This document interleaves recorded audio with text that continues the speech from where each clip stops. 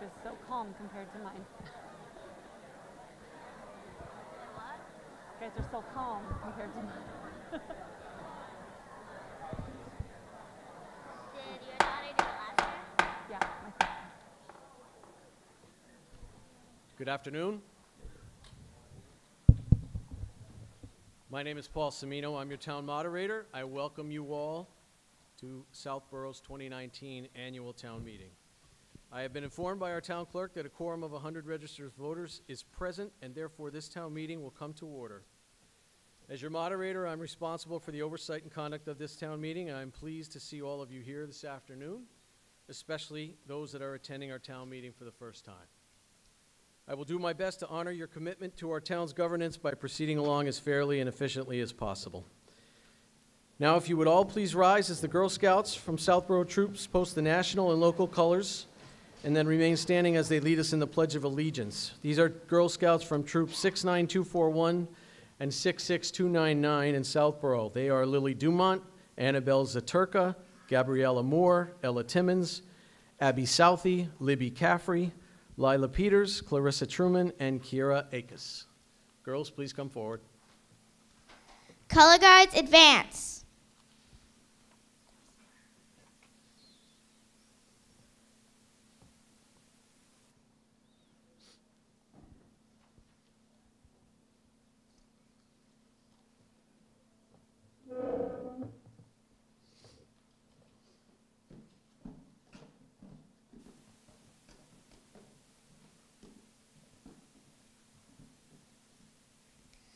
Color guards, present the colors.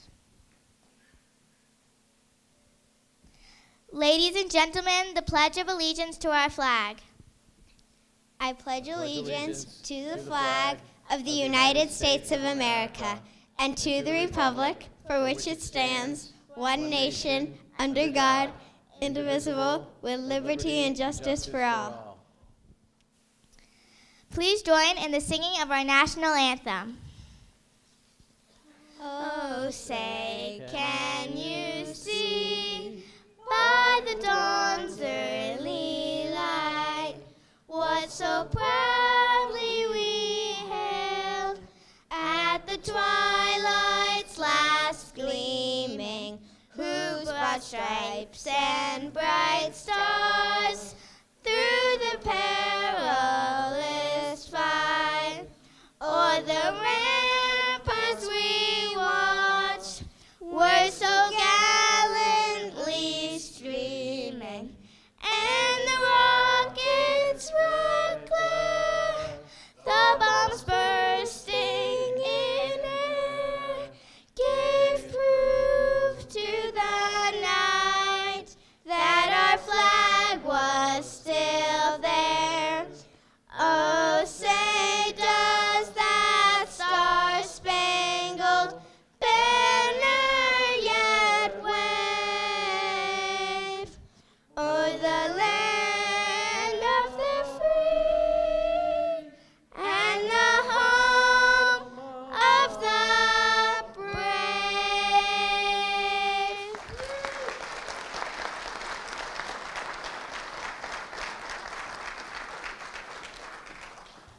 Color guards, post the colors.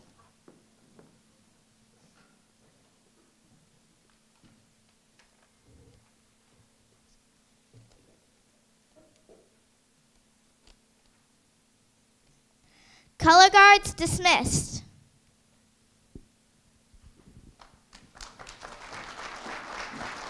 Count as of a few seconds ago, 2:38. Those are extra people. Thank you. Thank you very much to these young ladies. You may all be seated.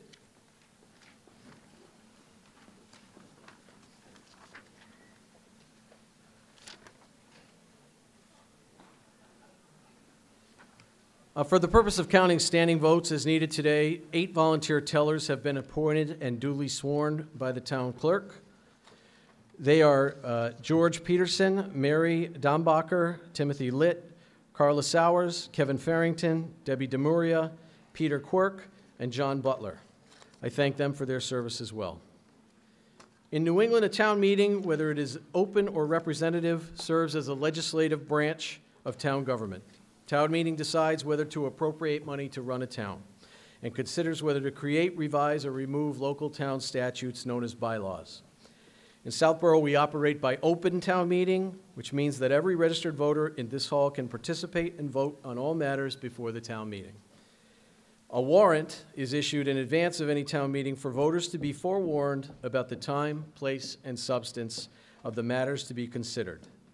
The warrant before us today is an orange-colored document, and in it you will find 35 articles to be considered. If we are able to move through the articles efficiently, my hope, and presumably yours, is to conclude this annual town meeting today. As we gather today on a Saturday, we are in uncharted territory as a town. Under our new bylaw that was passed last year, the selectmen fixed a town meeting week to begin on a Saturday in March, with the first day, today, being split into 2 sessions. The first session is from 1 o'clock until 5, and then following a 2-hour recess, we reconvene tonight for a second session from 7 p.m. to 11 p.m. if necessary. If we do not finish our town's business today, we will return on Monday evening, the 25th at 7 p.m. In keeping with our longtime town practice, each session will continue until either the scheduled end time, until the article under consideration at that time is completed, or if a quorum is called and fails. As always, unless otherwise determined by statute or town bylaw, the conduct of town meeting is governed by the rules and practices contained in the latest edition of Town Meeting Time and Chapter 41 of our Town Code. Our past practice has been to allow non-registered voters into the hall at the start of the meeting. Typically, these people are non-resident town employees, members of the press, students from government classes, and the like.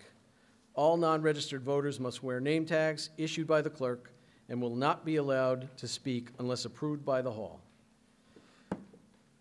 They are all sitting in an area on my right facing the stage. The non-registered voters present tonight are Brian Ballantyne, treasurer, Amy Berry, administrative assistant to town clerk, Haley Bryn, the Southborough Access Media, Mary Balso from Central Mass Projects LLC, Sarah Cassell, the director of Youth and Family Services, Paul Sibeli, town assessor, Melissa Danza, conservation agent, Trevor Dillman, Southborough Access Media, Ryan Donovan, library director, Megan Island, assistant director, Youth and Family Services, Lori Esposito, administrative assistant to the Board of Selectmen, Karen Galligan, DPW Superintendent, Vanessa Hale, Assistant Town Administrator, Michelle Jenkins, Assistant Town Clerk, Christine Johnson, Superintendent of Schools, Heidi Krieger, Town Accountant, Tom LaFlamme, IT Manager, Pam LaFrancois, Senior Center Director, Lori Lively, Building Commissioner, Greg Martineau, Assistant Superintendent of Schools, Joe Morrow, Interim Fire Chief, Heather Morris, Trottier Audio Visual, Marika Munsif, Economic Development Coordinator, John Parent, Facilities Director, Christine Penzone, Trottier Audio Visual, Jonathan Phelps, Metro West Daily News, Paul Pazinski, Board of Health, Sarah Pergluski Walsh, Algonquin Regional High School Principal, Mark Purple, Town Administrator, Corinna Quinn, Town Planner, Eileen Sanchez-Himes, Assistant Library Director, Lynn Spencer, Spencer Sullivan Invoked, Brian Stearns, Veterans Agent, Terry Underwood, Southborough Access Media, and Ken Paulus, Police Chief. I also have Highton Southey and Judy Southey, parents of Girl Scouts, Scott Hamilton, Mary Jo Hamilton, Paul Stanton, who is here in regards to the Peggy Tuttle Award, and Chris Lusto of Assabet Valley.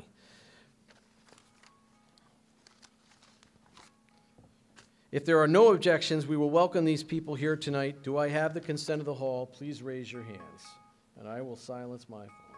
You got it? Yeah. Thank you very much.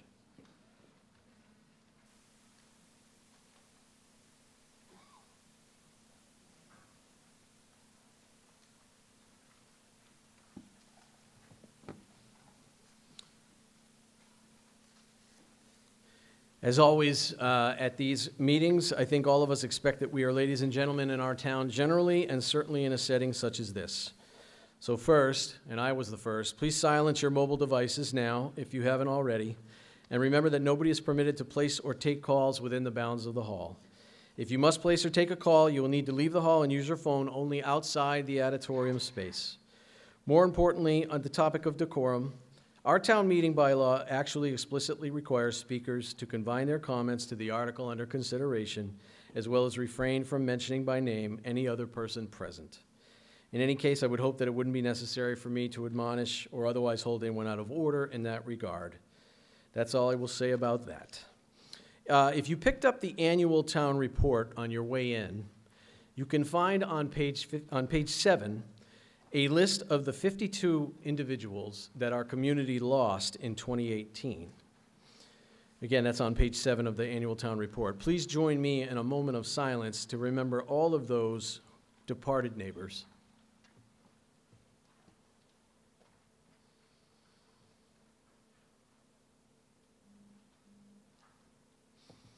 Thank you very much.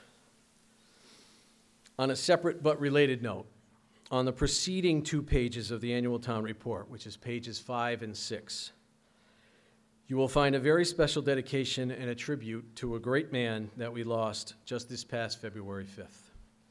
Former longtime town moderator, John Wilson.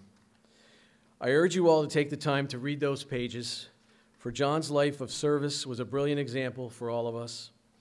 Many of you knew John, either personally or at least as the man who stood up at this podium for over 2 decades, leading our town meetings with grace and humor, or expertly coordinating and emceeing our Memorial Day and Veterans Day exercises every year, among many other ways that John served our town.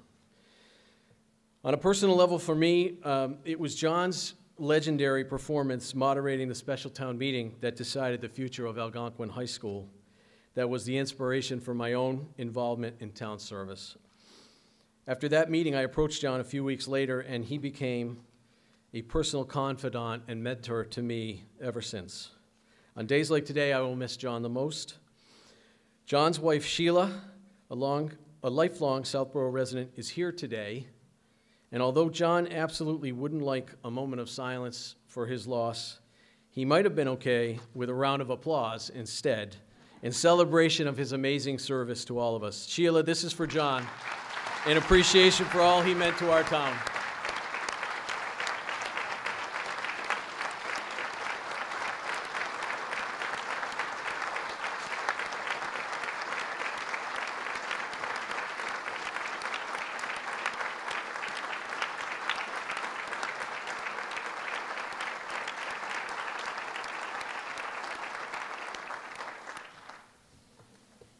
Thank you, everybody.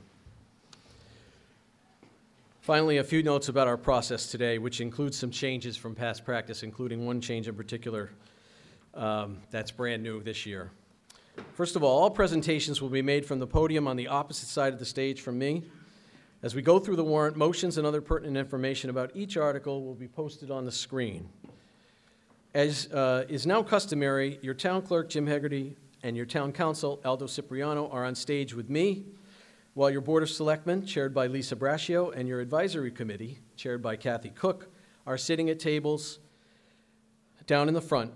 All of us up front are registered voters like you, but that being said, it's a good reminder that the primary and most prominent function of town meeting does not occur up on the stage or down the front tables, but it occurs out there through your questions, debates, and votes. Thus, as we proceed through each article tonight, any town meeting member can go to any of the microphones, first state their name and address, and then speak to the article or ask a question. Any town official wishing to join the debate will wait in the queue to speak to an article, as do any other voters.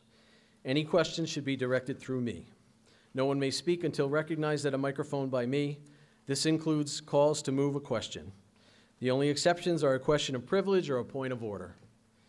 If you wish to raise a point of order, you still must come to a microphone to be recognized. If someone moves a question, I will determine whether there has been adequate discussion and may forestall that motion for the time being. Please note that I will not be explicitly asking the Advisory Committee or Board of Selectmen whether their position on any issue is support or non-support, simply because that information is either printed in the warrant or depicted on the front screen or both. Tom, could you put an article up just so I can show that, please? well, this is not an article, but right here in this upper left corner, advisory support, selectmen support, that will be on each slide. So that information is available to you. Can everybody see this upper left where I'm pointing? Of course, if any of you wishes to hear further about the selectman or advisory's position on a matter, you certainly may ask that question. I intend to focus our discussions today, which means that we will hear from anyone wishing to speak to an article, pro or con or otherwise, until I have determined that things are getting repetitive or belabored. At that point, I will suggest that we proceed to a vote. For each vote, I will remind you of the quantum of vote necessary to pass, for example, a majority or 2/3, and then call for the vote. If I can gauge the prevailing vote from here, I will announce it, including declaring a 2/3 majority if necessary. If any 7 voters rise to question my assessment of a vote count, or if I deem the vote too close for me to call, I will ask the tellers to come forward to count the votes. With that, I have examined the call of the town meeting, the receipt of the officer's return of service for the posting, and the return of the mailing. Under our rules, the moderator must read the entire warrant, either at the beginning of the meeting or prior to the motion introducing each article, unless a motion is made to dispense with that reading. Therefore, I now move to dispense with the reading of the call of the meeting and the officer's return of service, and to waive the reading of the separate articles of the warrant. Is there a second? All in favor? All against? That motion carries. All right.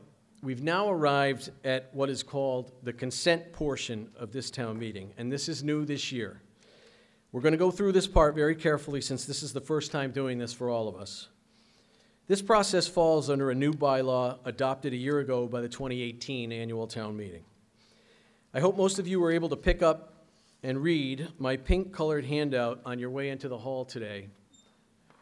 It's a two-sided sheet. It has a very clever title from the moderator. Please read. If you weren't able to pick it up, that's okay. I will explain everything as best I can, and we'll certainly take any questions you may have. Under the new bylaw, the moderator may propose to the hall one or more groups of warrant articles to be considered together as a block, so that several articles that the hall considers routine may be disposed of one time in a single vote. Theoretically, this could save us considerable time for other matters on the warrant. Note that as the moderator, I only propose the list, but the hall must approve it. Therefore, before asking for that single summary vote, I will first go through the list one by one, and I will ask if any voter wishes to hold any article in the proposed consent group. If there is any hold, then that article is simply removed from the group, and it will be taken up as usual in the balance of the warrant. So, on the back of the pink handout is a list of the specific articles that I am proposing to group together today. The list is also projected on the front screen. Again, after we go through the list, what remains in that consent grouping at the end will be voted as a single package. Then we will proceed through the rest of the warrant. So I hope that this process is clear, but let me stop here if anybody has any questions about what I've just described. All right, a couple of additional important points before we read the list. Article 1 on the list is to hear committee reports. Take note that if we pass the list, we will still hear the committee reports. We're simply passing the article to do that, so we don't lose the committee reports by this process. Article 2 pertains to accepting donations from nonprofits. As some of you may know, there is an article further down in the warrant, Article 35, that speaks to our pilot process and seeks to make some changes there. This Article 2 does not in any way preclude consideration or passage of Article 35. This is just a routine authorization of selectmen to accept pilot payments, whatever they may be. Any sponsor of one of the articles you see on the list has already consented to their article being on the list. So the individual sponsors of the articles are aware, and frankly, if they hadn't consented, they could just hold it and take it off the list. So it obviously makes sense that I spoke to them ahead. In our bylaw, it requires a vote of town meeting to take articles out of order in the warrant, a vote of the hall, if we are to take any articles out of order in the warrant. Clearly, that's what's happening here by operation of this process. So I'm not going to hold a separate vote on that particular piece of our bylaw. Obviously, if we vote to do this, we are clearly assenting to taking articles out of order, but I just wanted to make that clear. So I'm going to go through the list. If anyone has any doubt at all, please feel free to hold the article. This is not intended to preclude discussion or in any other way, move things along that you don't want moved along. Okay. So for inclusion on our consent list, Article 1, to hear committee reports. This is the annual consent to hear reports from town bodies. And as I'll go through them, just shout out hold if you'd like to. Now, Article 2, acceptance of donations, the annual acceptance of payments from nonprofits in town. Article 3, short-term borrowing. This is the annual authorization to the treasurer for short-term borrowing against anticipated revenue under state statute. Article 4, to allocate bond premiums. So when we have premiums on our bonds, which is a nice thing to have, the state requires that we match those additional monies to the capital project associated with the bond. So this article accomplishes that. Article 6 is the annual authorization for selectmen or school committee to enter into contracts greater than 3 years, but less than or no more than 7. The Article 8, Water Enterprise Fund, creates a new Water Enterprise Fund, which is a state law best practice. An enterprise simply means revenue related to a certain subject is reserved for expenditure on that same. Article 9, funding of union contracts. This is an annual funding article for new union contracts that have been entered into prior to today. Article 12, transfers to the water fund. This transfers the water, what's currently in the water budget into the new enterprise fund from Article 8. Basically, if you pass Article 8, now we've got to fund that new enterprise fund, and that's what's done by Article 12. Article 14 is the annual funding of retiree vacation and sick time benefits. Article 15 is capital repairs, and that's an annual funding article for capital repairs and maintenance. I believe the amount is the same as last year. Article 16 is a golf revolving fund. It creates a revolving fund to apply golf course revenue to golf course expenses. Article 7 is spending limits, spending caps, which is an annual article to set spending caps on all of the town's revolving funds. The list of those is printed in the warrant. So even though there may be more money in a revolving fund, the town does limit how much can be spent per year. And finally, Article 28, which is the public trees bylaw. Article 28 codifies our current practice, and putting it into a bylaw is required in order for the town to eventually be designated a quote-unquote tree city. There's no cost to the town to create this bylaw, and that's what Article 28 is about. So I didn't hear any holds. I don't know if I have any questions about the process, but if not, then, sorry, there's a hand? Yes, sir. John Butler, 4 Davis Road. Could you hold 8? Could I pull 8? Hold 8. I'll hold 8, yes, sir. 8 is held.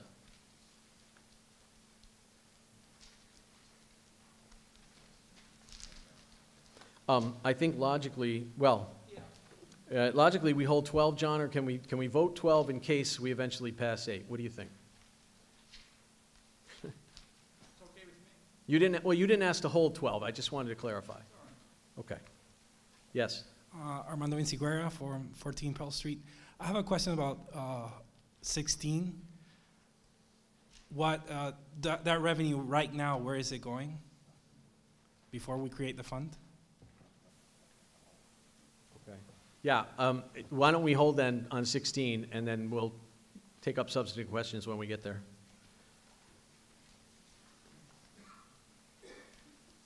And whoever knows the answer to that is somewhere in this hall, and before we get to 16, be ready, because it's not me. Yes, sir. Yes, Art Lamy, 12 Bigelow Road. Item 28, does this mean you can't cut down a tree in your what's this one all about? All right. Can we hold that? We're going to hold it. Absolutely. Mr. Morris, you'll be ready for that. Any other questions? All right, so I have left then articles, what? Wow, nice job, Tom. So, all kidding aside, Tom LaFlamme, our IT guy, he's been straight out for 2 weeks, and this is how he rocks and rolls. So the list is now updated, and you'll see now we are going to vote 1, 2, 3, 4, 6, 9, 12, 14, 15, and 17. All those in favor of passage of this list of articles, this is a majority vote. Please raise your hand. All opposed? Terrific. For something brand new, I think we did a pretty good job with that. We will now, thank you for that. We'll move to hear reports under Article 1. Ms. Cook.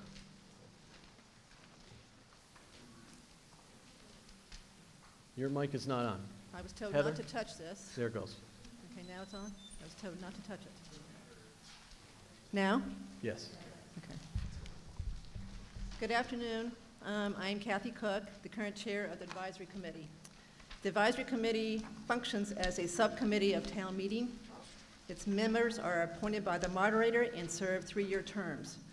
Advisory is a legislative committee and has no executive authority. Advisory has 4 primary functions. First one is to develop and present a balanced budget to the town. The second is to review all warrant articles, including the non-money ones. Authority to review all aspects of town operations. And the fourth one is to maintain the reserve fund and authorize expenditures from that. The reserve fund is intended to be used for any emergency or any unexpected expenditures during the year. Advisory has reviewed all articles included in this year's warrant and has made a recommendation to either support or not support each one of them. Each advisory position is shown in the printed warrant.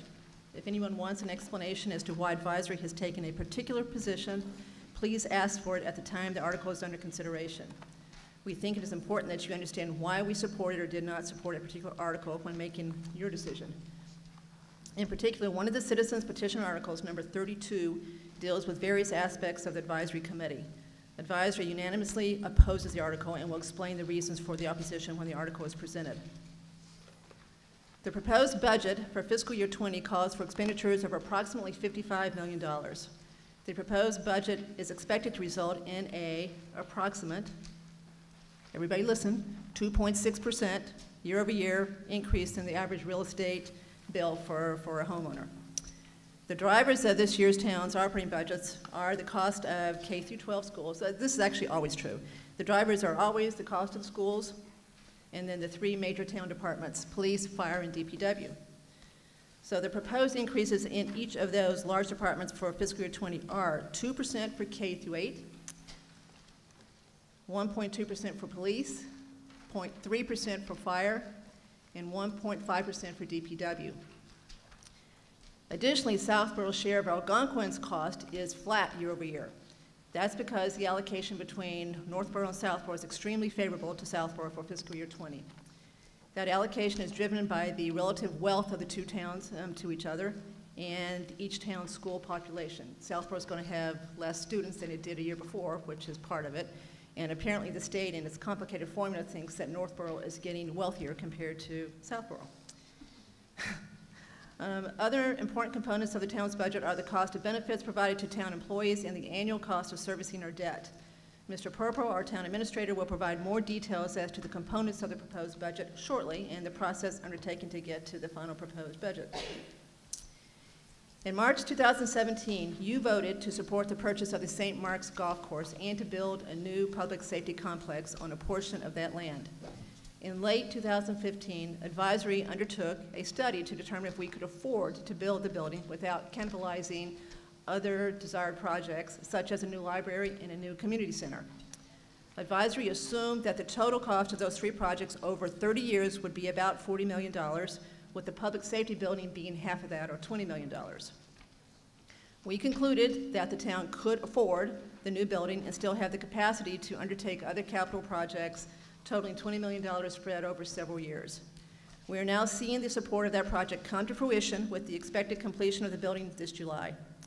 The conclusions reached by Advisory in 2015 remain valid. is evidenced by the final cost of the building of approximately $19.2 million and a year-over-year increase for the first year that the debt is in our budget for just fiscal year 20 of 2.6%. The chair of the Public Building Safety Committee, Mr. Malinowski, will present a report to you next that provides more details about that project. However, our work is still not done. We need to work to continue to control the year-over-year tax increases so that they remain reasonable. We also need to stay focused on the town's obligation to provide post-employment benefits to its retired employees. We have a large unfunded liability for those benefits. And if anyone wants to see the details of that, if you take a look at the financial statements that are posted on the town website for 6/30/18, you can read the footnotes that really go into great detail about what that unfunded number is. It's large. But we are chipping away at the liability by funding all current payments in each year's budget and adding an additional $250,000 each year to a savings account. We have many capital projects on our wish list, and we'll need to carefully schedule them to avoid an undesirable spike in real estate taxes over the next few years. You can find a list of that wish list being contemplated on page 69 of the budget book prepared by the town finance team. In case anyone doesn't know what the budget book is, it is the book prepared by Mr. Purple and his team that is also purple, that's sitting on the counter out there. So we go into great details about what people want to have done in the next 5 years. Lastly, in an effort to keep the year-over-year increases to a reasonable level, advisory intends to focus on several new ways to generate revenue and/or reduce expenses over the next few months.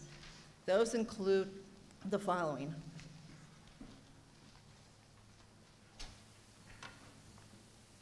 So these are potential revenue generating opportunities. So the first one is we're going to consider adding a local optional meals tax. The rate can go up to 0.75%, which means on a meal check of $50 you pay 39 cents or 38 cents more. On a $100 you pay 75 cents more. You already pay 6.25% to the state of Massachusetts when you eat at a restaurant, so this would be added on top of it. So the total cost would be 7% added to a check. We think that would generate between $100,000 and $150,000 each year of revenue. The second one is one that's been discussed a lot lately and will be discussed later in Article 35. Advisory also agrees that we need to review our pilot program, our payment in lieu of taxes program, to see if there are ways that we can work with the not-profits to generate some extra revenue to basically offset the services that they all use. We also want to review transfer station sticker fees. We want to review all the town revolving funds. We want to review the collection rate of ambulance billings. We think we may be able to find ways to increase that. And then lastly, we want to review all town-owned buildings and surplus land parcels to see if there's some way to generate some one-time revenue by selling some things. There's quite a few parcels of land that may fall in that category. So that's our list of revenue generating opportunities, possible ones. Next, the slide is going to show, the next slide is going to show.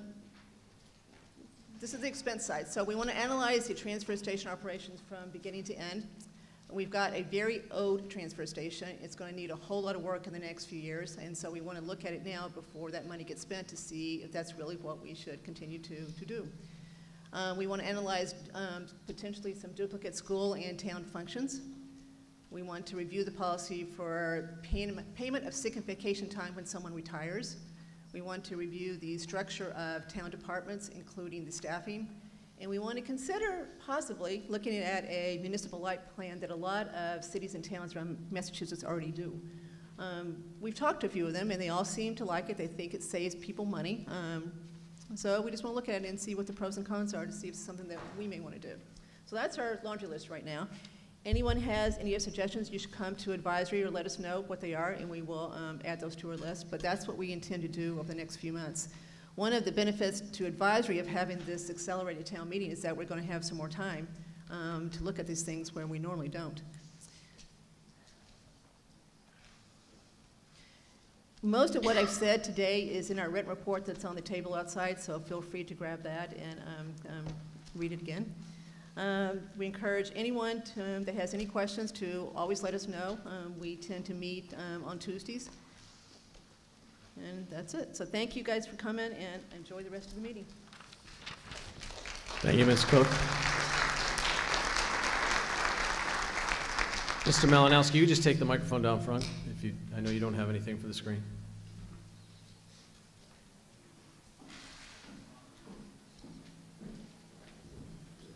Try it again. No, you don't have to turn it on. It's being controlled in the back. All right. Good afternoon, everyone. My name is Jason Malinowski, and I stand in front of you as the chair of the Public Safety Building Committee, which consists of 9 residents that are appointed by the Board of Selectmen that have worked very collaboratively as a team to bring the public safety building to fruition. About 2 years ago, I stood in front of you as then chair of the Public Safety Study Committee to advocate for this project. A year ago, I stood in front of you to say that we had received the bids literally the day before, and that the funding was looking good. As Ms. Cook alluded to today, the funding of the project looks to be on pace to deliver substantial savings to what we had originally planned. As of today, we are expecting to not spend about $3 million of the authorized funding for the project, which over the course of the 30-year bond will result in approximately $2 million of additional savings in interest that had been planned.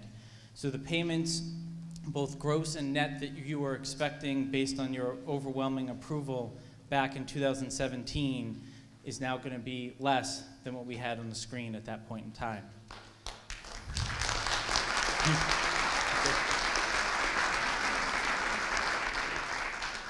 Furthermore, we're going to deliver a well overdue and world-class facility for our police and fire safety personnel. And to bring this to fruition, I just wanted to also recognize not only the hard work of our committee, but countless departments, both in town and as well as our consultants. And we're really keeping a close eye on how our consultants are operating to make sure that your money continues to be spent in a very prudent manner as we move towards our July move-in date. We look forward to celebrating the opening with you either late summer or early fall once the departments have had time to move into the facility and get acclimated to their new facilities. But I also wanted to, in closing, recognize 3 individuals that have been very helpful to us from the town throughout the process. Town Administrator Mark Purple, Police Chief Ken Paulus, and a special thank you to retiring Fire Chief Joe Morrow, whose efforts throughout the process, not only bringing it forward, but really up until his final days of employment with the town, have been very beneficial to bringing this project forward with such success. So thank you to all of you.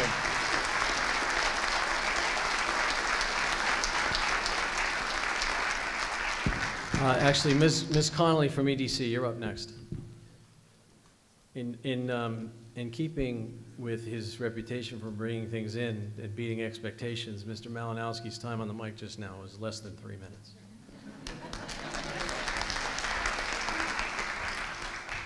EDC, Ms. Connolly. Thank you. Good afternoon. I'm Julie Connolly. I'm the chair of the Economic Development Committee. I just wanted to give you a very brief update on what the EDC has been up to this year and what our plans are going forward. A quick overview of 2018, we continued our efforts to work with our local businesses. We are promoting our Shop Local guide that we're sharing with both residents and businesses. That's a snapshot of it. It's now mobile, so you can access it directly from your phone, call businesses straight from your mobile device. What I want to spend most of my time here today is updating you on our downtown initiative. This started back in 2017, toward the end of the year, when the EDC members were getting a lot of questions about what are you going to do about the downtown. And so we started by putting out a survey we were happy to have 427 responses to it.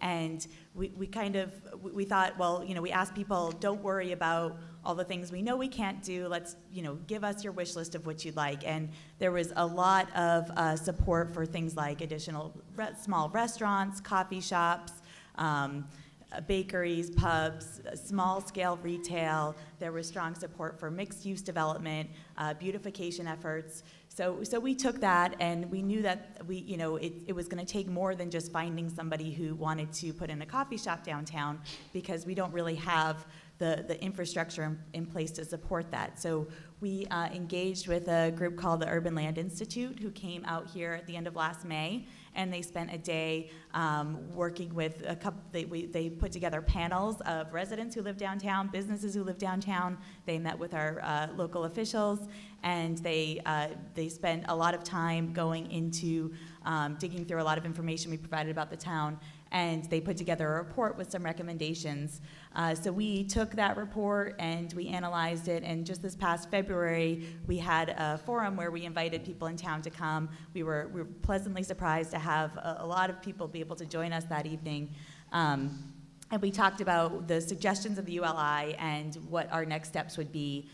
We talked a lot about creating the downtown as a sense of place, as sort of that crowning gem of our community where people can come together with their families to have coffee, to attend events, and how we can make it a nicer, more attractive place to come while keeping the historical feel that is so important to all of our residents.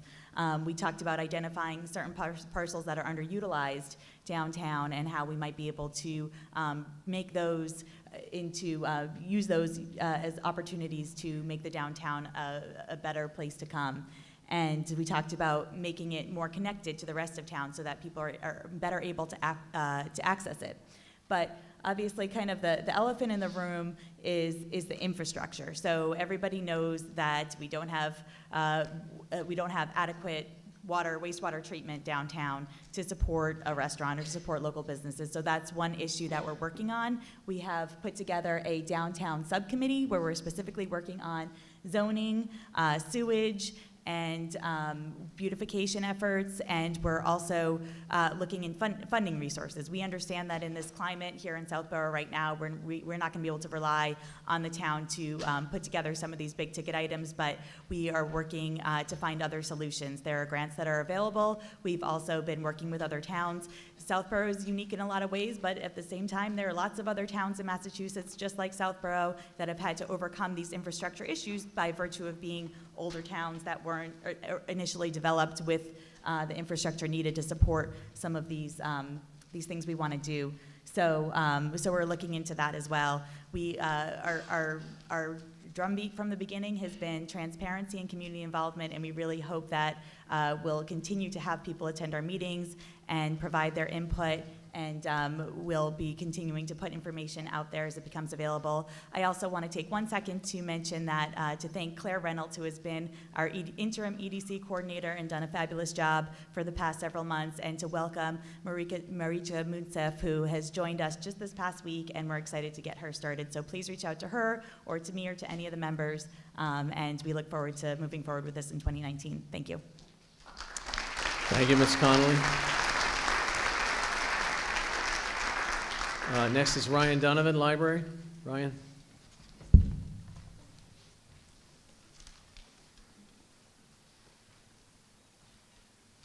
Hello, I am Ryan Donovan, the director of the Southborough Library. I am here to provide a brief update on what's been happening at the library. I would like to thank everyone after the devastating flood on September 18th. Patrons and residents have been so understanding and supportive. Special thanks go to the Friends of the Southborough Library and to David Garden for hosting a benefit concert at the Fay School last November. One of the positive changes we are now making is moving our young adult collection downstairs and opening a brand new teen room. Despite not having access to a children's room for over 6 months, children's librarian Kim Ivers was able to continue offering a consistent and ongoing program for our youngest library patrons. While challenging, our temporary children's space upstairs offered materials and events for kids with as little disruption to normal library operations as possible. The library asked for feedback in a new community survey last fall in 2018. 355 people responded. We heard you. You want more programs at the library, a lot more. As always, please continue to let us know what we can do to improve your library. Please join us for a strategic planning forum on Tuesday, April 2nd at 7 p.m. Candidates Night will take place on Thursday, May 2nd at 6:30 p.m. We hope that you can join us. The library has several new groups to join. Hungry? Join our new cookbook club. Like science fiction? Listen in on our new audiobook club. Both meet once a month on Thursday evenings. But don't fall to pieces. Our new monthly puzzle club now connects on Friday mornings. In the last year, the library hosted well over 300 programs for our users. We now offer a bi-monthly chess program on Saturday afternoons hosted by our assistant director, Aileen. Want the hottest books? Get them right now at the Southborough Library. Come in and check out our new Express books. They circulate for 2 weeks with no renewals. Finding a current bestseller to check out has never been easier. The library continues to seek grants. In 2019, we will host a series of expanded monthly crafternoons for ages 10 and up. We are also offering a new Story Fest week promoting literacy for children, all thanks to the Southborough Community Fund, a fund of the Foundation for Metro West. The Southborough Cultural Arts Council is supporting a vision board collage creation event, as well as Wednesday evening series of ballroom dancing in June. Despite physical limitations with our downstairs exhibit area, the library was still able to host exhibits from local artist Laurie Blanchard, collage artist Jackie Hawk, and our most current exhibit, Inuit masks from grade 4 NARI students. Later tonight, the library is seeking approval for a historical restoration project via the Community Preservation Committee. This is the next and final phase of the library facade restoration project following our assessment request at town meeting last year. We hope that you will consider supporting this article to help preserve the library's historic exterior built in 1912. Please make an investment in your library's history. The Peggy Tuttle Award for Library Service Distinction is named in honor of library staff member Peggy Tuttle, who contributed over 30 years to the library. This year's recipient and long-term library volunteer, quote, demonstrates her library's support by delivering books to infirm patrons in her neighborhood that do not have transportation. In addition to delivering, she also returns library materials for friends and neighbors that are unable to get to the library. Please join me in congratulating the 2019 Peggy Tuttle Award winner, Dot Spiro.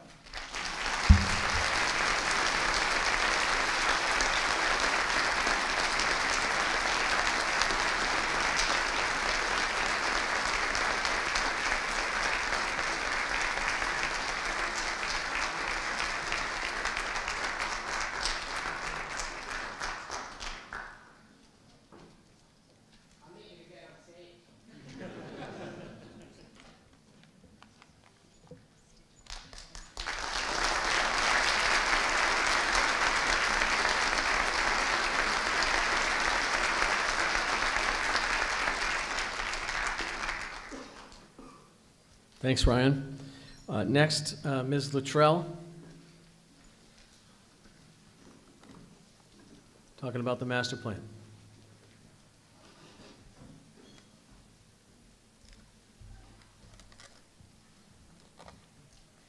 Good afternoon, I'm Mimi Luttrell, a member of your elected planning board. And I wanted to update you on an endeavor the planning board is taking to update the master plan, which was last updated in 2008. The master plan is a long-term visioning document that is the basis for decision-making in the future and helps guide town growth while helping to preserve what we all love about Southborough. To create a vision document that represents our community, the planning board established a master plan committee comprised of stakeholders representing a diversity of ideas and viewpoints. This is the group of very talented and enthusiastic volunteers who make up the Master Plan Committee. I'm the chair. Judith Watson of the Conservation Commission is the vice chair. And Kathy Bartolini from the Economic Development Committee is the secretary. Our first meeting was held on March 6th. Our next meeting will be held on April 3rd at the Senior Center. All our meetings are open to all, are posted on the town website. We welcome anyone to attend. We will also be holding public outreach events, so I ask you to look out for those. Thank you very much.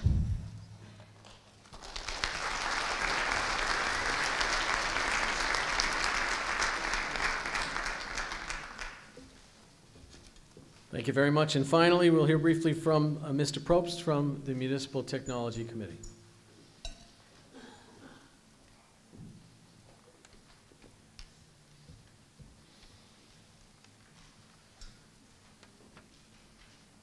Ladies and gentlemen, good afternoon. My name is Matthew Probst from the Municipal Technology Committee.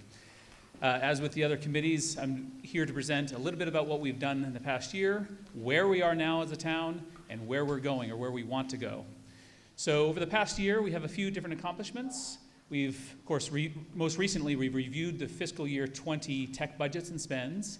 Not just the budgets, but the actual technology behind that, with expert opinion, making sure that the technology spends are good for a long-term strategic direction for the town.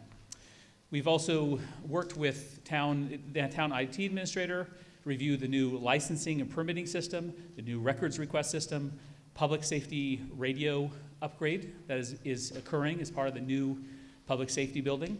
And for that, we pulled in an external expert on radio systems to make sure that the radio vendor is selling us what we need as a town.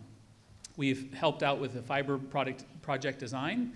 That was from last year, an article last year for spending and buying some fiber for the town to connect and to connect several town buildings and to save the town money. And it's enabled even more savings than we expected. We've been able to decommission a couple of servers, computer servers in the town, saving us additional costs. We helped the library with a screen. We've assisted with a security incident in the town. That was a disclosure incident. We've also, of course, highlighted for the importance of security, resiliency, privacy, et cetera, across all town IT systems. We've appointed reps to the cable committee and the master plan committees to bring a tech perspective to the town.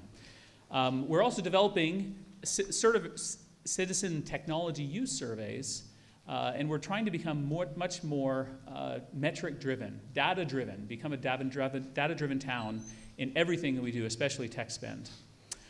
We've completed the first year's draft of a 5-year strategic tech plan, and you're welcome to go to the town website to review that. And I'd like to review right now basically the results of that plan. So we've outlined it for 5 years, where do we want to be, and we've driven it down to, we've boiled it down to a number of key metrics and key results.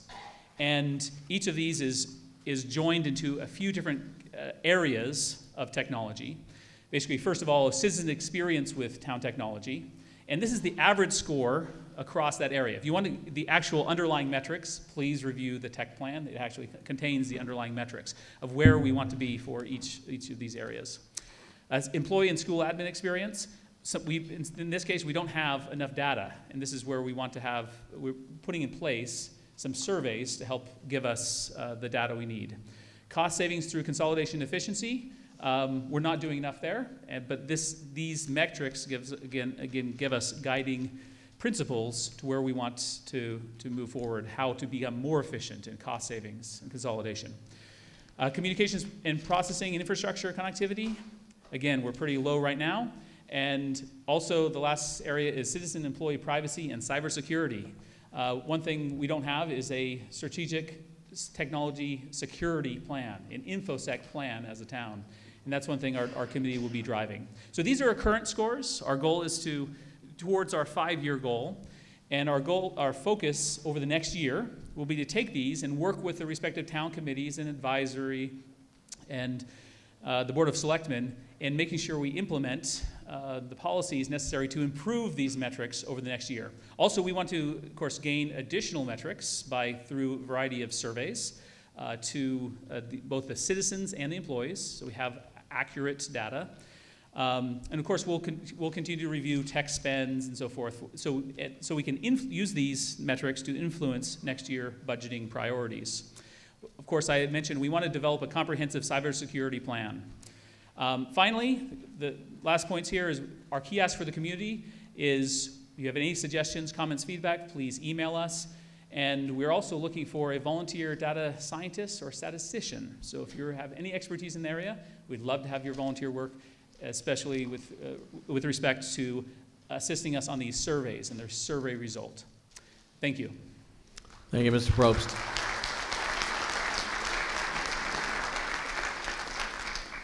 We now move to Article 5, Ms. Braccio. Thank you, Mr. Moderator.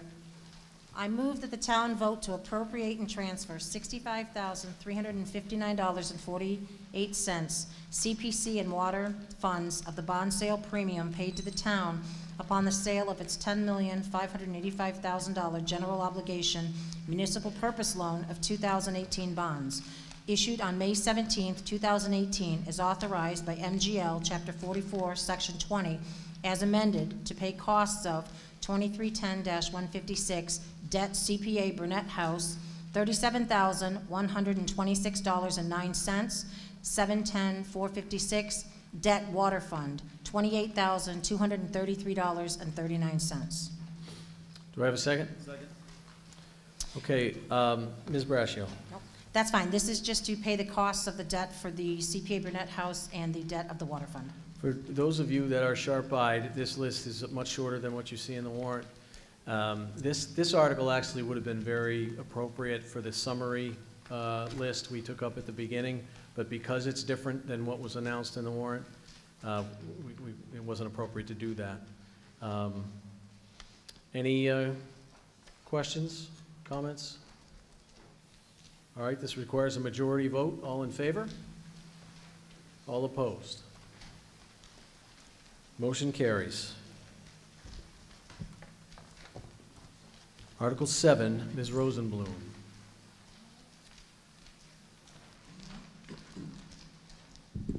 Good afternoon, Betsy Rosenblum, 5 Strawberry Hill Road. I'm the chair of the Personnel Board. The Personnel Board, if you don't know, administers the town's personnel bylaw, which is also known as the Salary Administration Plan, or SAP. You can read more about what we do in the town report at page 22. Among other tasks, it's our job to review the bylaw every year and make recommendations to the town meeting. Our recommendations for the FY20 SAP appear in bold in the warrant, Article 7, starting on page 10. There were also 2 handouts outside, thanks to the clerk. He has them printed in our signature blue color.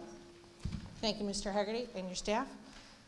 One is the SAP showing the full track changes. This is something we started to do a couple of years ago so people could see what goes out as well as what's coming in. The other is a section-by-section explanation. I got it down from 10 pages last year to 6 pages, so that's progress. Given the number of articles in the warrant, I'm not going to do a formal presentation. I do want to acknowledge and thank the other members of the board, Russ Milholland, Jay Dietz, Barry Rubenstein, and Dorian Jasinski. I was now planning to move the article as printed in the warrant, but an astute member of the public stopped me on the way in and pointed out a typo, more of a scrivener's error in the SAP. If you turn to your handout or to the warrant to Schedule A in Section 20, the full-time position salaries. There is a little mistake there. It says hourly rates for full-time positions, and you'll see they go up to $130,000. This is not the federal government. This is just Southborough. Ms. The word Rosenblum. hourly should read, oh, sorry, did I just insult someone who works for federal? Forget I said that. Don't make jokes extemporaneously on town floor. That should read annual. Ms. Rosenblum, hold on Yes, a second, sir. please. So first of all, my mistake, because I was distracted when you took the mic. You did need to make the motion to put the article on the floor. And what you're talking about right now is basically an amendment to it. Motion so let's, to amend. let's, Okay. let's do So I was some supposed to housekeeping here. preface my remarks by, I'll get this straight by next year, That's Mr. all right. Moderator. Thank you. If you could make your motion, please. I move Article 7 as printed in the warrant. Do I have a second? Okay. I move to amend, right? Article 7? It's printed in the warrant? By striking. I'm looking for your permission Okay, to continue. so by striking X and substituting Y, put it in that form, Okay. please. I move to amend the Personnel Bylaw, Article 7, Section 20, Schedule A, after the table for full-time salary graded positions. Strike the word hourly. Insert the word annual in its place. Do I have a second? All right, the motion.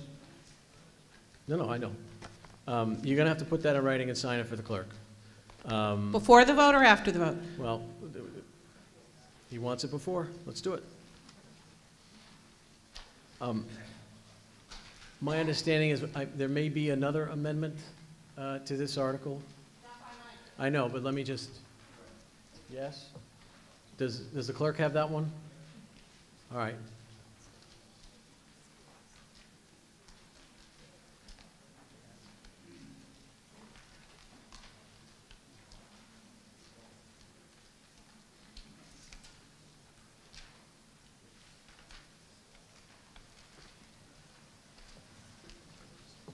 Ms. Malinowski, does your amendment amend what Ms. Rosenblum is amending right now? No. Okay, so we'll hold on that.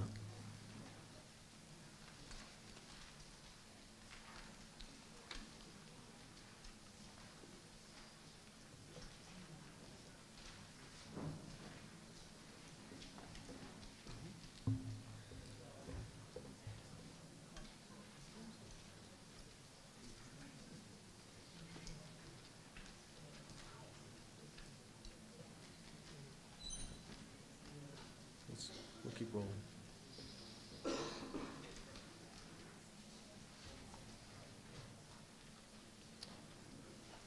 I know it's hard to see, but the amendment itself is updated in real time on the screen.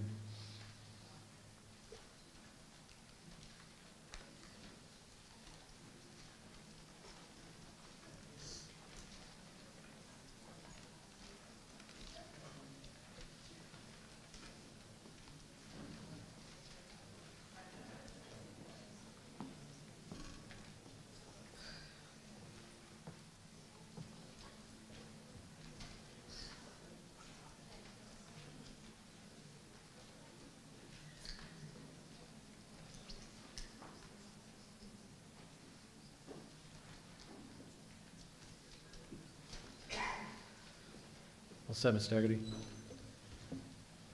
Mr. Hegarty, all set? Okay, so the motion to amend is to strike the word hourly and substitute the word monthly on the table in question. Annually. I'm sorry, annually? Annual. Thank you. Any comment or question on that limited motion to amend? All right, all those in favor, this is a majority vote, all those in favor of the motion to amend, please raise your hand. All opposed? Motion carries unanimously. All right, with that amendment. Thank you. Okay, thank you, Ms. Rosenblum. Yes, Ms. Malinowski. Chelsea Malinowski, 1 William Clary Lane, also a member of advisory. I'd like to move to amend the main motion under Article 7 by striking the words energy management stipend for $6,000. Advisory.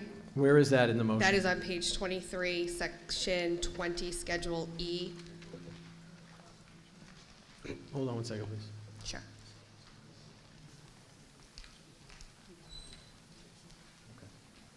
All right, the clerk is asking if you are speaking on behalf of advisory, or are you just here as a private citizen? I am speaking as part of advisory. Yes, and I understand that your motion, your amendment is already submitted to the clerk, It correct? is. All right, go ahead, speak to it, please. Okay. Advisory appreciates the amount of work and value that the employee has done for the energy management stipend. However, there are concerns for the precedent the stipend sets for the town.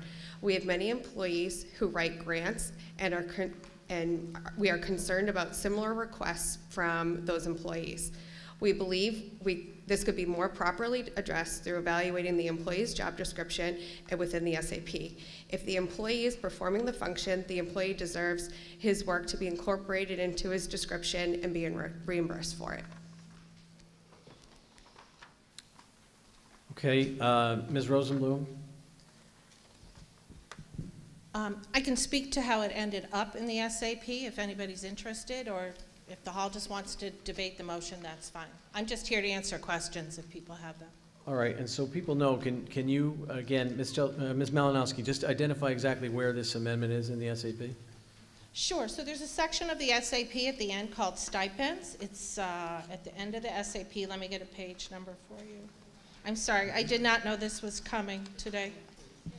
Thank you. Schedule E, miscellaneous annual compensation on page 23. So there is a number of pre-existing stipends. You see energy management stipend in bold. So just a little bit of background on how stipends get into the SAP for you to, again, it's not in the SAP, it's for you to approve. It's to this body. It's a town bylaw. You are the legislature. The personnel board merely makes recommendations. In the normal course of things, and I've been on the board now about 1.5 years since September 2017, members of the personnel board do not wake up one morning and say, ooh, I think we need an energy manager stipend. Typically, requests come to us to reclassify employees for any number of things that are covered by the SAP. So this request came to us from the town administrator. I attended 2 Board of Selectmen's meetings. I think it was 2 meetings where this was discussed and what I would consider fully vetted and approved by a majority of the Board of Selectmen. And that's when it came to us. We evaluated. We're 5 citizens. I think there were 4 of us sitting at the time. Listened to the arguments for and against. We had a memo from the town administrator, and we approved it by a vote of 3-1. One of our members was not present. I also attended an advisory pre-town meeting at which we discussed this, again, somewhat at length, and I was not present for the vote, but I understand that one of the members did have a problem with it. So by majority vote of the personnel board, it is given over to town meeting to decide. We were swayed by, I wouldn't say swayed in any negative way, but we did have a memo before us from the town administrator, and we acknowledge the work that was done. I personally, and any member of the personnel board who wants to get up and talk about why they voted the way they did, we were told that 2 years ago, this employee was tasked with this large responsibility and told that he would be compensated for it, and he was not. Originally, a figure was mentioned to me of $15,000 a year. Ultimately, my understanding is $6,000 was the figure that was arrived at through negotiation and compromise. But to be clear, it's not the personnel board's call. It's our call to recommend it to you. It's your call whether or not to vote it. Thank you very much. I actually have to go to Mr. Butler next, and then Ms. Faniff. John Butler, 4 Davis Road. I think that what I would like to hear specifically addressed is the answer to the question that was posed by the member of advisory who recommended this amendment. And the question really is, why administratively handle a compensation issue in this way in particular, rather than as a salary increase for a particular position? It seems to me as though there has to be a strong reason for this sort of exceptional handling of it, and not merely that someone took on some additional responsibilities. If so, why not roll it into their regular compensation? Could someone speak to that specific question of why do it this way? Mr. Butler, did you? I thought you at the beginning of your remark you were asking advisory for. Well, I guess this came through the town administrator, the board of selectmen, and to the personnel board. It would seem that if advisory is questioning that it maybe shouldn't be handled this way, then presumably somewhere in the approving chain of command would be able to answer why we should handle it. Yes, sure. Okay, Ms. Rosenblum, do you want to speak to that, please? To mind now, so this position, so 2 things. What we were told by the town administrator, my understanding is, this is a package of effort that could be done by a different employee next year. So the idea is that the stipend goes with the work, not with the position. That employee could choose to retire next year. We certainly hope he does not. But if he were to move on or not be here for any reason, the next person may not undertake to do this. They may not be asked to. My understanding from Mr. Purple is that in many communities, this has become a separate job. in which case you'd be looking to spend a lot more than $6,000 to hire someone to do this function.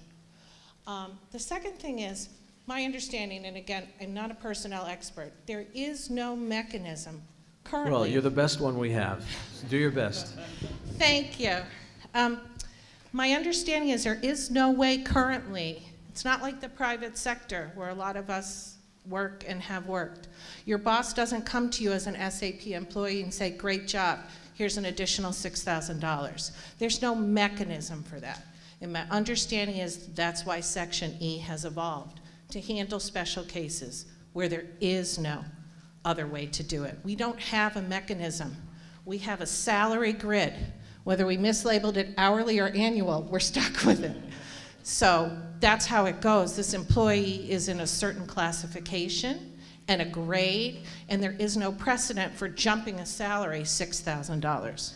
And I would welcome, I mean, everything I know about this came from Mark Purple, so if it's appropriate, if the selectman would like to speak on it or have him speak on it, I'm kind of at the limit of, I do have a memo which I could read out loud to you from the town administrator, but maybe it would make more sense to hear from the folks that orchestrated this in the first place. Thank you. All right, thank you, Ms. Faniff. Can we turn on the center mic down front, please, Heather? Not.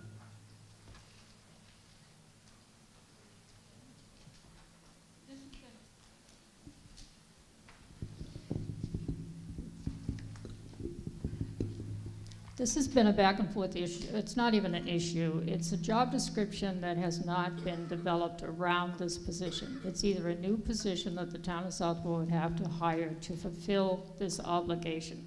With the time frame that we had with town meeting and the review of the job description, this was a mechanism to address that.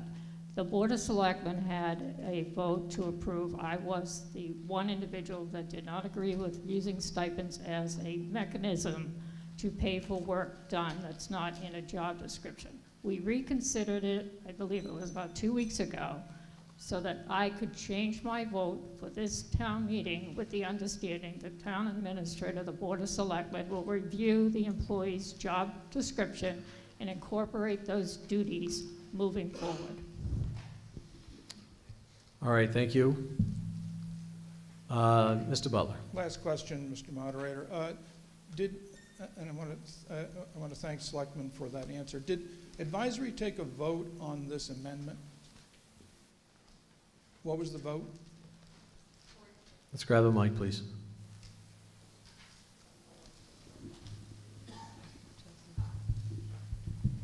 We did take a vote on the amendment just before the town meeting began, and it was 4-2. In favor? In favor of the amendment. Yes, sir, over here. Hi, Carl Geyer, 146 Middle Road. Most of you are probably sitting here wondering what the heck is this all about? What this involves is a couple of town meetings ago, we passed some warrant articles so Southborough could become designated as a green community.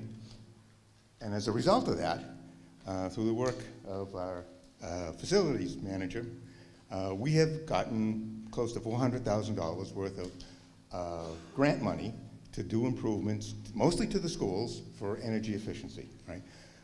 I'm not sure if we delete this and not pass this, if we will stop that effort. I know there's more things on the table, and hundreds of thousands of dollars are at stake if we don't apply for these funds, right? So I hopefully, we won't find ourselves cutting our nose off despite our face for $6,000. So I hope we can find a way to solve this problem. All right, thank you. Ms. Rosenblum, anything new beyond what you've said? Yeah, just if the voters are interested, when I first found out about this, I did look up. There is a Green Communities website where the town publishes the grants. So if anybody like me likes to see primary sources, the state lists us as having 2 grants, one of $142,865 and another just last year, July 18, $250,000. All right, thank you. Let me try to frame. I do want to add one thing, Mr. Moderator. Personnel Board voted on this. I went before advisory. I think a majority of advisory, that was the pre-town meeting a couple weeks ago.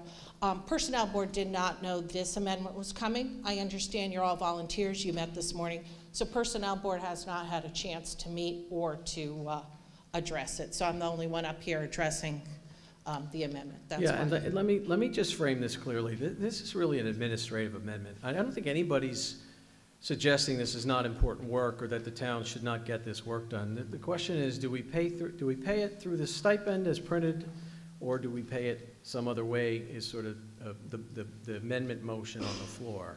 So I don't think we need to talk about whether the work is important or not. I think we all agree that it is. All right, I think this will be our last comment. Go ahead. Margaret San Giorgi, 3 Meadow Lane. I just want to make sure that I understand correctly. The employee has already done the work. He was promised money. He is now going to be denied that money, and he will not get paid for the work he did if we take this amendment. Correct. Well, he won't get paid under this table. There may be some other way. I think that's the suggestion of advisory, but I understand. Yeah, so we're going to deny him the money that he was promised. Yeah, I don't think that's correct. I think the mechanism is in the SAP right now. Advisory suggesting it can be done some other way. Yes, they said that they were going to add it to a payroll in a future date. That does not pay for past work done. Okay, fair enough. I'm gonna stop it right there, Ms. Rosenblum. I think we're ready to vote. Thank you. Any other comment or question from anybody who has not taken the mic? Yes, ma'am.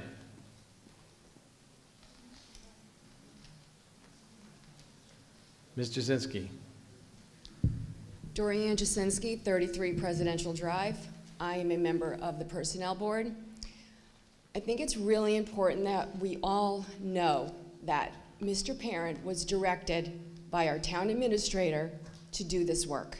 He was promised compensation. He's been doing this work for 3 years. He has saved the town in grant money, I think over $400,000, and we have another grant that looks like we're getting it. That's another $200,000. We've already brought in, I believe, Mr. Purple, over $20,000 this year alone in savings that the town actually has the money for. $19,000. He was promised compensation. He has done the work. It's not in his job description. Maybe we need to change the job description and compensate him by changing his grade and raising his salary. But right now, this gentleman has done right by this town. And in my opinion, we need to support him and we need to pay him for the job he has done. Changing it going forward is great, but this gentleman has done a lot of good for this town, and we have a lot of money coming in from grants going forward because of what he has done. I'm asking you all to please approve paying the stipend. Thank you. Thank you. Mr. Challen. Roger Challen. Microphone challenged, Roger Challen. 29 Oak Hill Road. Two quick things, and Ms. Cook's behind me, she may answer one of them. Could advisory confirm that the main concern about this line item is a precedent issue? And my second question is, I suspect this hall is very much in support of making sure this gentleman gets his money. So what I haven't heard, and maybe I just missed it, is there, if this isn't the way to do it, is there some other way to do it that has already been identified? Because I think that, that seems to be the important issue. Ms. Cook, you were next. Kathy Cook, Chair of the Advisory Committee. I think we are misunderstanding what is being proposed here. There's no proposal on the table today to pay the person who did the previous grant work for that work. The $6,000 is prospective. It's for the year ending fiscal year 20 for the work that would be done during the fiscal year 20. So we're not trying to pay him for the work that's been done in the last 3 years. And advisory's concern is what Mr. Challen suspects. We are concerned about the president. We've got others that are also applying for grants. The library applies for grants. The schools apply for many grants. Person at the senior center applies for grants, so we just don't think it's fair that we single out one person who is going to apply for grants and not consider everyone else. We want the grants to be applied for, so the speaker before that was worried that we weren't going to do this, I absolutely want the grants to be applied for. And maybe there's going to be a better way we can find to do all the town's grants down the road. We're not there yet, but the concern is what I just stated, is the president said it because there are others also applying for grants that aren't being compensated separately for that work. Thank you. Anyone else? All right, what's before us now is Ms. Malinowski's amendment, which is on the screen, which is to strike the line you see on the screen in the SAP. This amendment requires a 2/3 vote. All those in favor of the amendment, please raise your cards. I'm sorry, majority vote, I'm sorry. All those in favor, please raise your cards. All those opposed to the amendment? Okay, the amendment fails. We're now back to the main motion, which is the salary administration plan with Ms. Rosenblum's amendment. This also requires a majority of vote. All those in favor, please raise your cards. All opposed? All right, that motion carries. We're on to Article 8. Mr. Kalinda. Did we vote on 7 as a whole? Mr. Moderator, I move that the town vote to accept the provisions of Chapter 44, Section 53F1/2 of the Massachusetts General Laws establishing the Water Fund as an enterprise fund effective July 1, 2019. Is there a second? All right, Mr. Kalinda. Mr. Moderator, as recommended by our town's auditor, this formally creates a water enterprise fund which segregates water revenue and expense from the general fund. It's considered best practice. All right, and Mr. Butler, you held this, so I'm going to go to you first. Yes, John Butler, 4 Davis Road. I held this partially because at times in the past, town meeting has passed things and said later on, hey, we didn't know we did that. The warrant doesn't specify what the general law contains. A couple of questions, therefore. First of all, right now, water rates are normally or conventionally approved by the Board of Selectmen approximately annually. Does this change the governance of the water department specifically with regard, in any way, or specifically with regard to setting rates? And I have 1 or 2 other questions to follow if we could. All right, can we speak to that one, Mr. Counsel? All right, so we're being asked what is the substance of the statute that we're adopting here?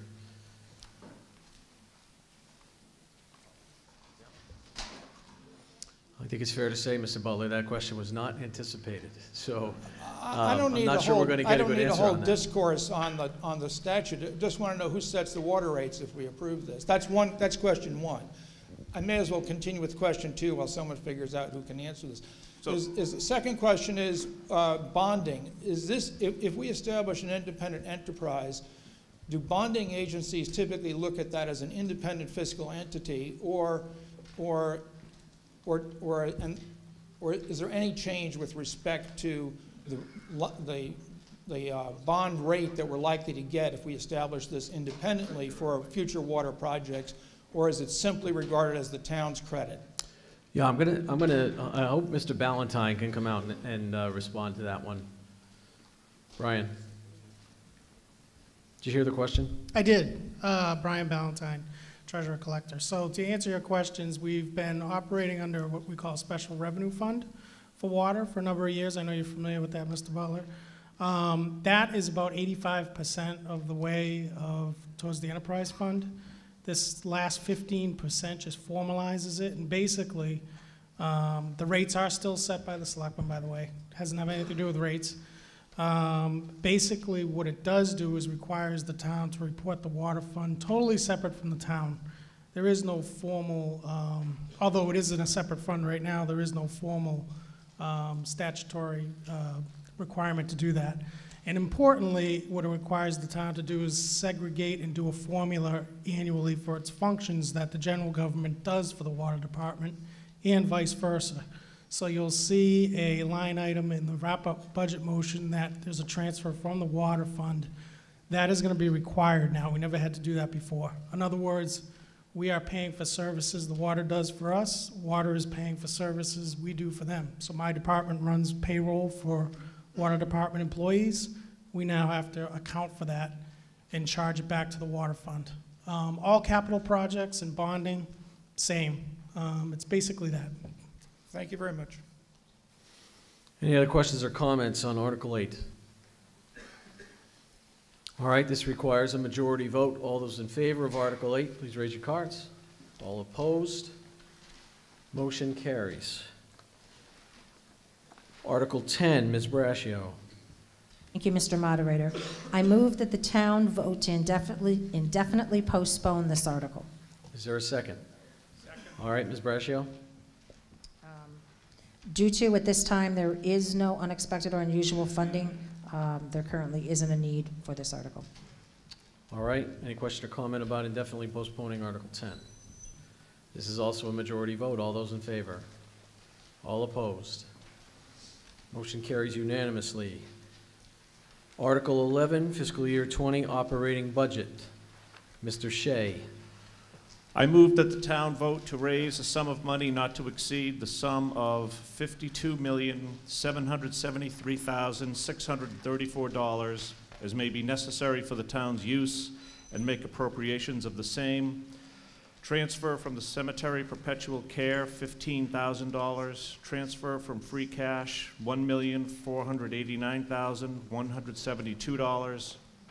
Transfer from overlay reserve, $273,111. Transfer from Fay PS donation account, $10,000. Transfer from donation account Harvard, $10,000. Transfer from ambulance fund, receipts reserved, Fund 23, $407,000. Transfer from septic betterment fund, $52,079. Transfer from reserve SBAB fund balance, $30,836. Transfer from water enterprise fund, $131,239. Transfer from fund 2261-911 revolving, $45,000. Transfer from 3487 DPW fuel tanks, $83,030. Transfer from premium reserve funds, $220,789.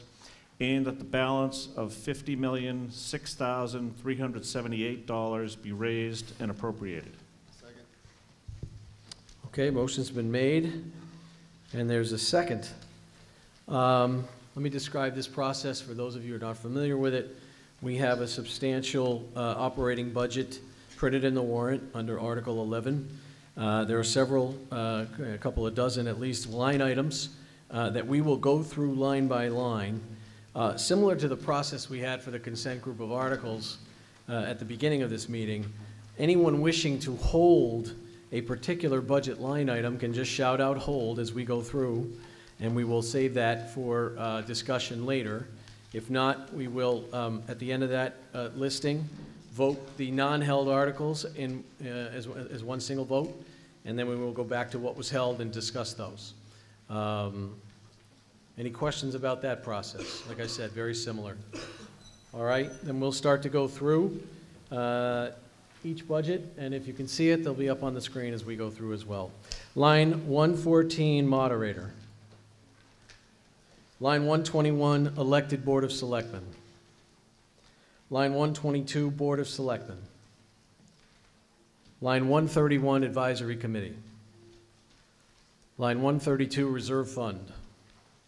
Line 135, Town Accountant. Line 136, Audit. Line 140, Elected Board of Assessors. Line 141, Assessors. Line 145, Treasurer Collector. Line 151, Legal. Line 152, Personnel Board. 153, Special Legal Counsel. 154, Municipal Technology Committee. 155, Technology. 159, Other Operation Support. 160, Elected Town Clerk. 161, Town Clerk. Holding 161. 171, Conservation Commission. Wait, did you miss economic? Sir, you need to go to a mic. No, I didn't hear you say 162. I said it. Oh, I'm holding 162 economic. What? Well, I've read up through 161. Oh, 182, I'm sorry. All right, we're not there yet. We're holding 161. 171, Conservation Commission. 175, Planning Board. 176, Zoning Board of Appeals. 177, Open Space. 182, Economic Development Committee. Holding 182. 192, Public Buildings and Properties Maintenance. Holding 192. 210, Police Department. 220, Fire Department. 241, Building Department. 291, Civil Defense. 292, Animal Control Officer and Animal Inspector. 400, 420, Department of Public Works. 510, Elected Board of Health. 512, Board of Health. 541, Council on Aging. 542, Youth Commission. 543, Veterans Services. 610, Library. 630, Recreation Commission. Holding 630. 691, Historical Commission. 692, Memorial Day. I don't have a line item on this one, but it's debt principal and debt interest. Line 910, Employee Benefits. 930, Budget Capital. 941, Court Judgments. 945, Liability Insurance. 300, Elected School Committee. 301, Southborough Schools. 302, Algonquin Regional High School. 304, Assabet Valley Regional Tech High School. 305, Norfolk County Agricultural High School.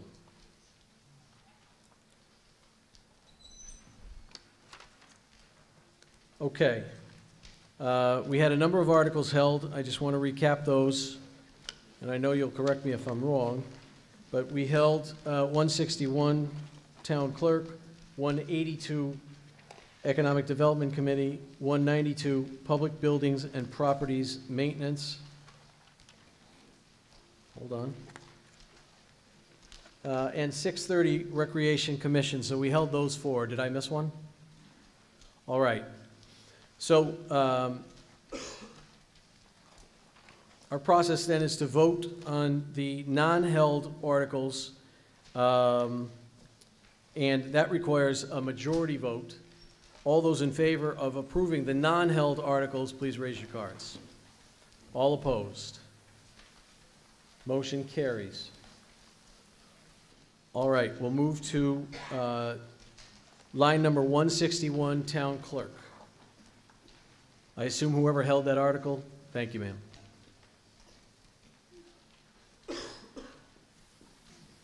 Hi, good afternoon. Marnie Houlihan, 26 Clifford.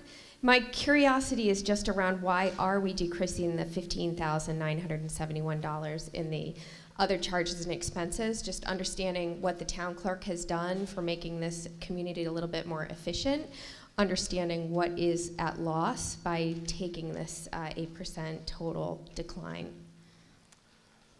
All right, I suspect you're the, yes, the question is why the 8% decline, how did we do it, and what have we lost, if anything? I assume you're the person to answer that question, Mr. Hegarty.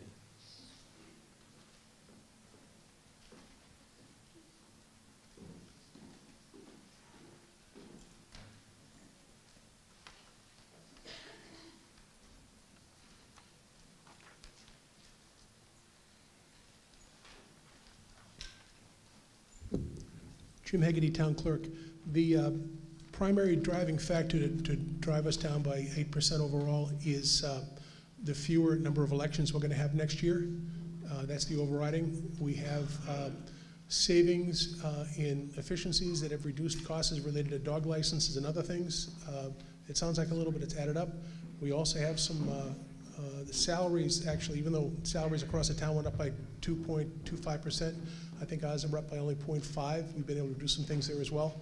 So we're actually, I know this sounds a little oxymoron, well, whatever the term is, we're actually increasing the services, but the costs have gone down. There is one wrinkle in here that gets a little convoluted. The state, Secretary of State had legislation in for early voting, and that is in my budget here. It gets convoluted when we have to spend the money to support early voting, and it's something we don't know about at town meeting, and then they reimburse us after the fact, and it goes to reserves and all the rest of it.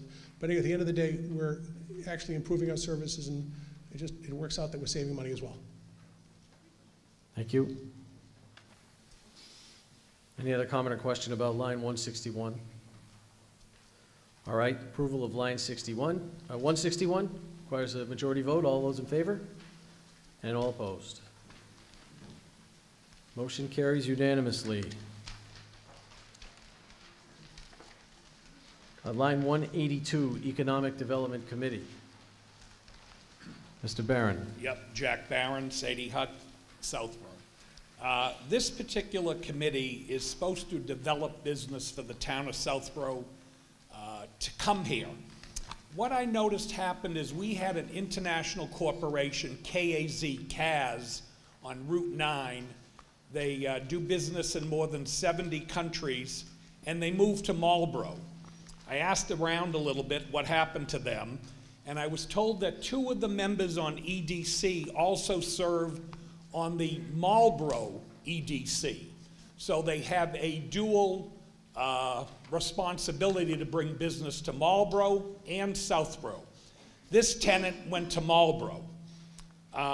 So I, quite honestly, I don't know how to amend the money, but I'm also not thrilled with the way the Amazon project, I understand Southborough with several other towns made a proposal to have the Amazon business come to this town. I think something like that should have been brought up before town meeting because it would have dramatically altered the way this town is, period, if you bring 75,000 new jobs to an area.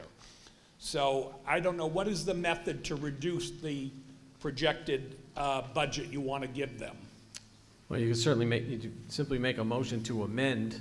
Okay, then I will make 160 or 182. I will make a motion to amend 182 and reduce it by $10,000, and also seek the Board of Selectmen to review dual membership in dual towns on that board. All right.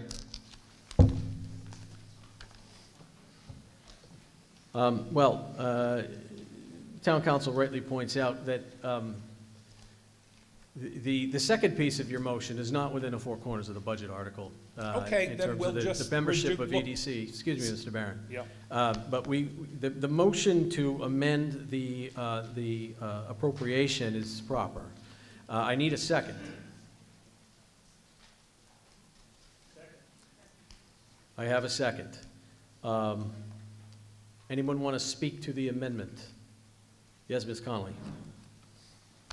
Oh, sure, go ahead. Good afternoon, Okay, Julie I'm Connolly. sorry. Yep, hold on, Ms. Conley. Mr. Barron, we need you to put your motion in writing and sign it for the clerk, please.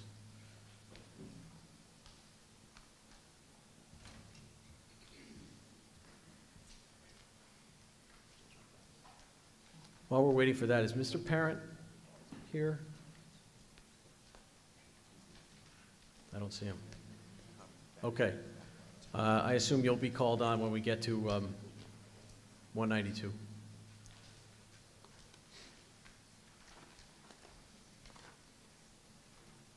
And then someone from Rec just be ready to go on 6:30. Thank you.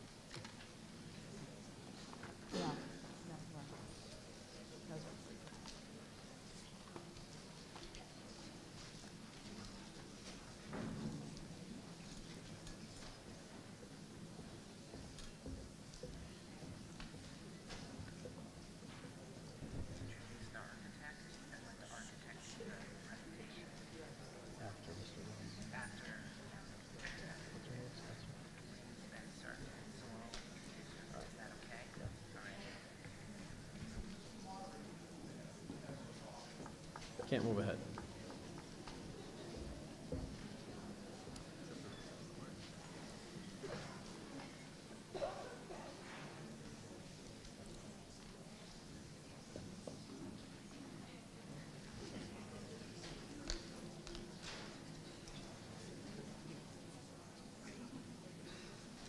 Jim, let me know when you're all set.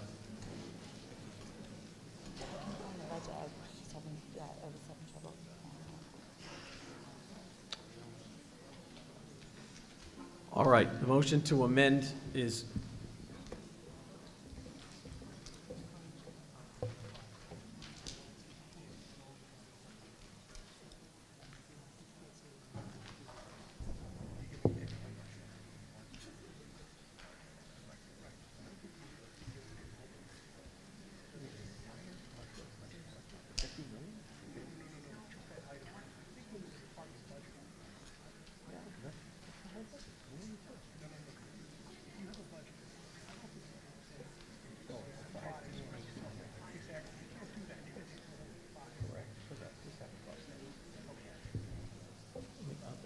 Mr. Barron, where'd he go?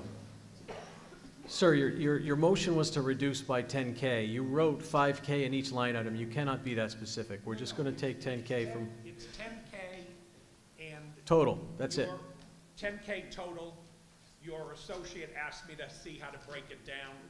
You can break the 10K any way you want. Who's my associate? Oh, all right. All right, so that... Yeah, we're, however Jim wants to do it. Yeah, it's a total of 10. It's not further broken down. Ms. Conley, please. Thank you, Mr. Cimino. I just wanted to clarify some of the information that Mr. Barron provided. We have one individual on the Economic Development Committee who also sits on a Marlborough Economic Development Committee. That individual is bound by his professional and ethical obligations not to have a conflict of interest. He has appropriately recused himself in any votes that show any conflict of interest, and I have full confidence that this does not present a conflict of interest to the town. As far as CAS specifically, it is my understanding that CAS was looking for a bigger space. We did work with them. We were not able to provide a larger space in the town of Southborough. Marlborough offered some economic incentives to bring them in there, and that was the deal that they accepted. We simply didn't have space in Southborough to accommodate them. We did try very hard to work with them, and it just wasn't possible given what we have as inventory here. As far as the Amazon deal, Southborough and I believe it was Northborough, Hudson, Marlborough were approached regionally by the state economic development commissioner for the state of Massachusetts, who specifically asked us to work together to put together a Metro West proposal. The timeframes were very, very short, and obviously nothing could have been done. We couldn't have just brought something in here. We would have had to go through the appropriate channels, but to put together a preliminary proposal, that was a request that was specifically made by the state, and we fulfilled that request in consultation with the surrounding towns. Thank you very much. You're welcome. Sir. John Wood, Vice Chair of the Economic Development Committee. The budget this year, we came in at less than 0.5% up from before, which is actually under where we were a couple of years ago. And it's purely just salary. The amount of work that this committee puts in is crazy. We're trying to bring in small business, keep the tax rate down, and with the taxes going up the way they are, this is the best time to have economic development. So I hope you support our budget. Thank you. All right, Mr. Kalenda. I don't think you're on. Thank you, Mr. Moderator. The Board of Selectmen wholly stands by our Economic Development Committee. They have a very conservative budget, striking $10,000 from a $30-some thousand budget for no apparent reason that I'm seeing would be, none of us on the Board of Selectmen support that, and we encourage the Hall to strike it down. Any other comment or question on the amendment? All right, so yes, Mr. Barron. Well, first of all, I want to thank the young lady for confirming that one of the members did also work on behalf of Marlborough. When the CAS development situation was in place, I believe Mr. Pizzoni, a second gentleman, was also involved in Marlborough. Thank you for confirming also that you did do the work for the Amazon project. I think we could have come together for a quick meeting, so you could have presented it to us, and we could have put in our 2 cents on whether we wanted something like that for the town or not. So once again, thank you for confirming what I said. All right, we have before us Mr. Barron's amendment to budget line 182 to reduce the total from 38,735 to 28,735. This amendment requires a majority vote. All those in favor of the amendment, please raise your cards. All opposed? Okay, the amendment fails. We're now back to line 182, approved as printed. Although also a majority vote. All those in favor, please raise your cards. All opposed?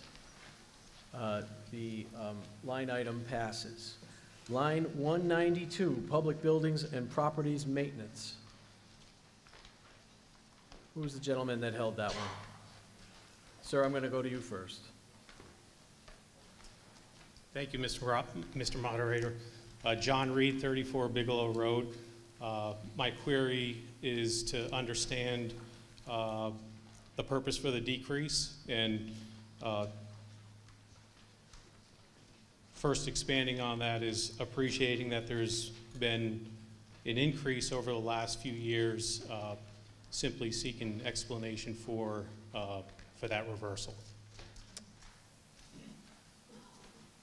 Are we going Ms. Galligan, Mr. Parent? You want to speak to that, please? What's the reason your budget is being reduced 3%? Hi, John Parent, Director of Facilities. Very simply stated, with the new public safety building coming into play this year, we were able to lower cost expectations of what we're going to need to put out. So just one other question, and this perhaps ties to the mention of some of the debt being retired soon for schools that are aging. Does the new public safety facility, does that adequately offset the need to increase the amount of maintenance for other aging infrastructure within the town? Mr. Parent? I am the Director of Facilities on the town side of operations. School operations would handle the school buildings. Okay. This is a good time for maybe Ms. Johnson to get up and address that question. Sure. And let the hall know what you're thinking today. Thank you.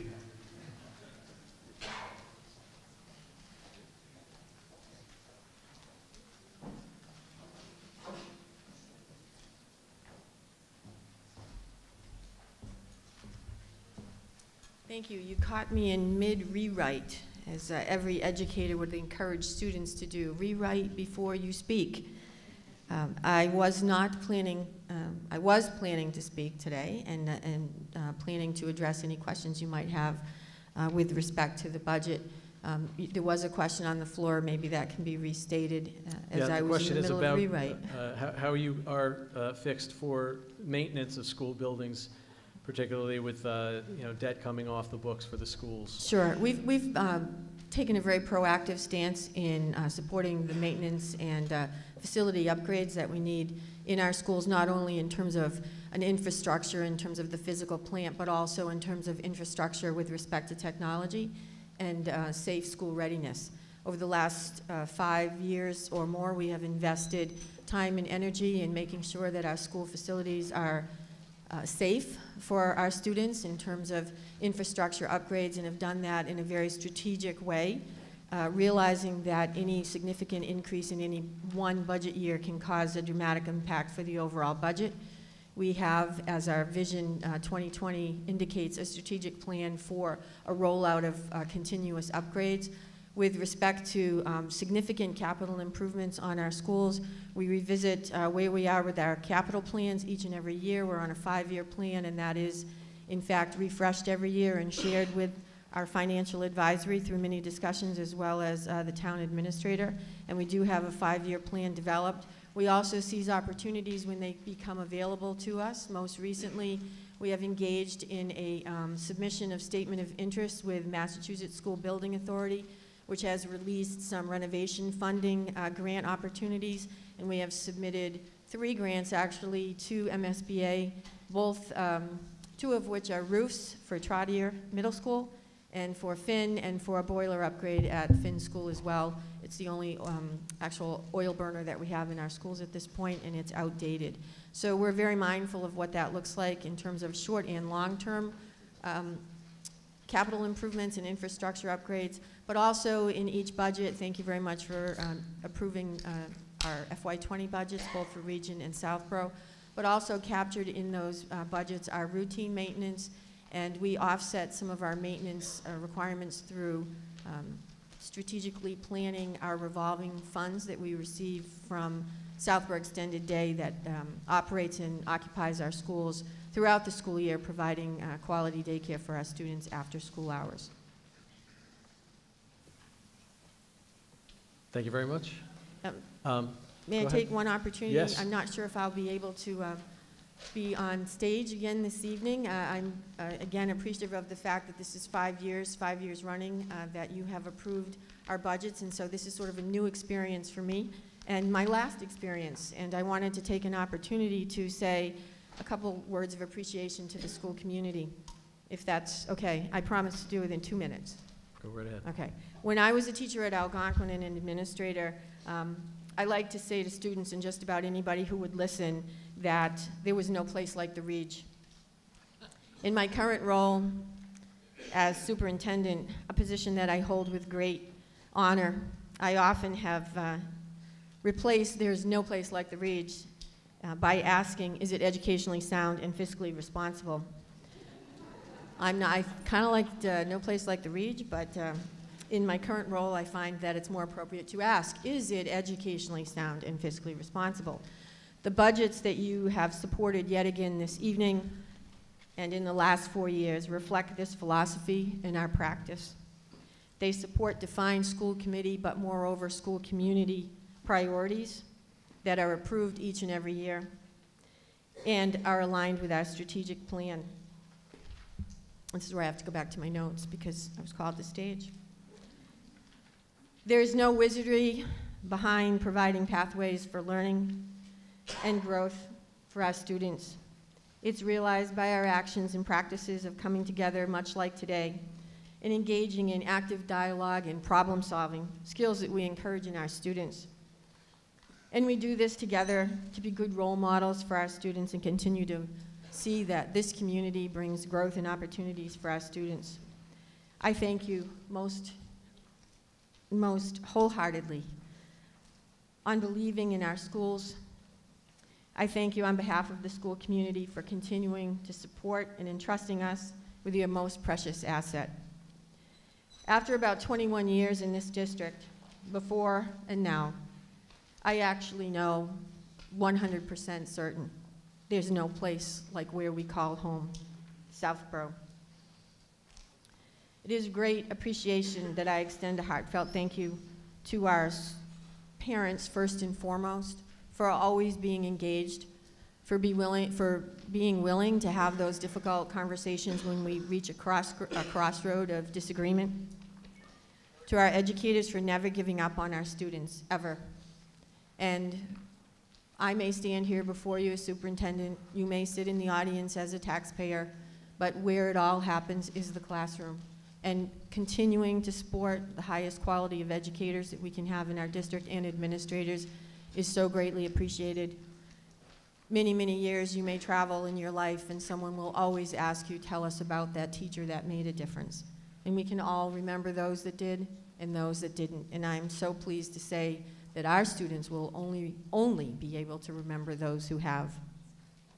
I thank the school committee. It is a tireless, sometimes thankless position that you hold, but we gather on Wednesdays once a month. We're on TV. It's cable if you want to catch a show.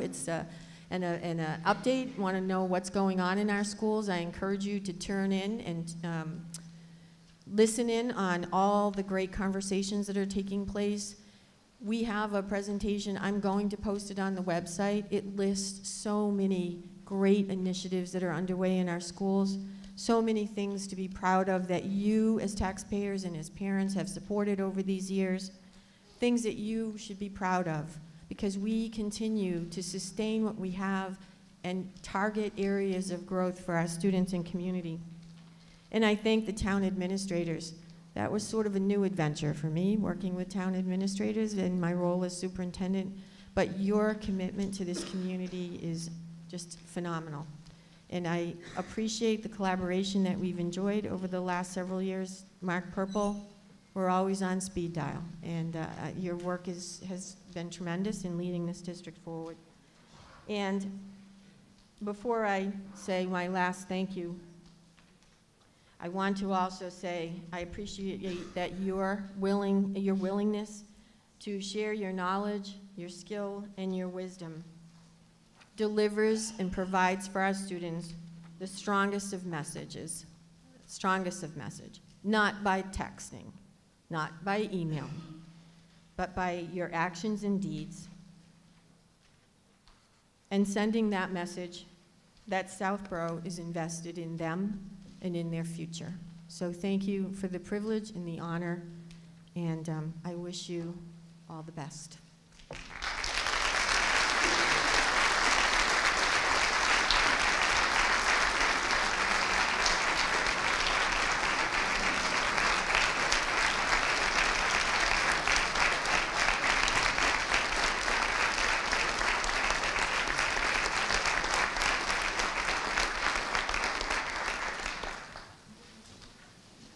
Thank you very much.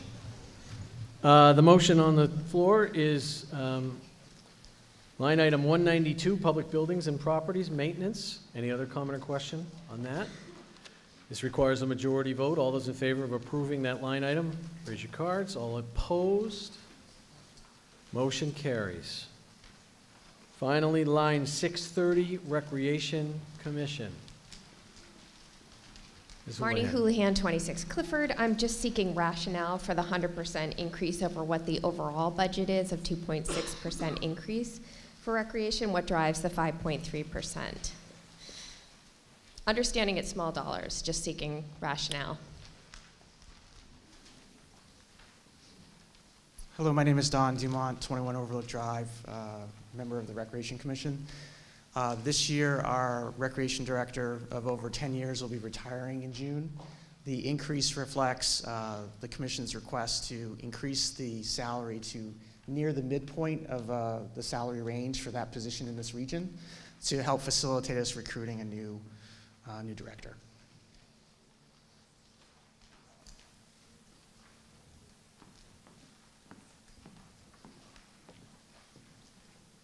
Thank you, sir. Any other comments or questions regarding line 630? Okay, this requires a majority vote. All in favor of approving line 630? Raise your cards. All opposed? Motion carries. Mr. Shea.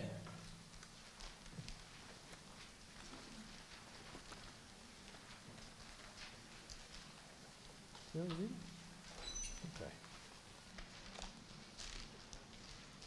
All right, my mistake. We had a wrap up. We held 4 articles. Typically, if there were changes, we'd have to move forward with that. So that disposes of the operating budget for 2020.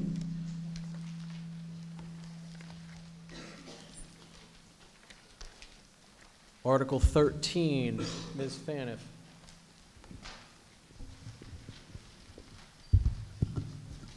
Mr. Moderator, I move Article 13 to see if the town will vote to raise and appropriate or transfer from available funds a sum of money for general government capital items for the following purposes as printed in the warrant and displayed on the screen behind me.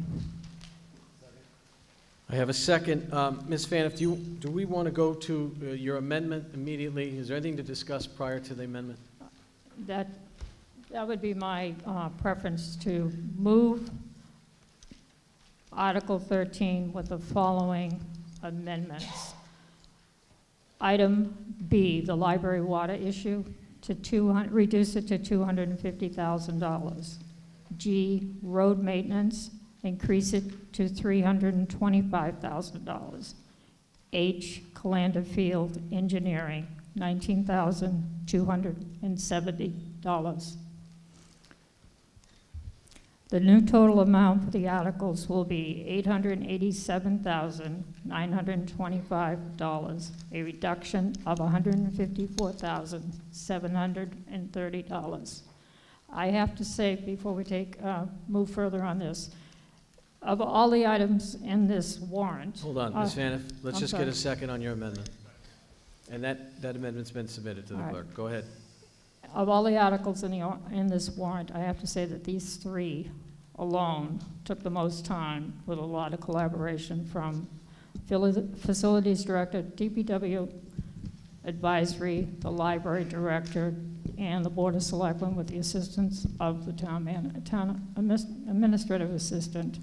And up until just the other day, these were the finalized numbers. Sir, do you want to speak to the amendment or to the overall article?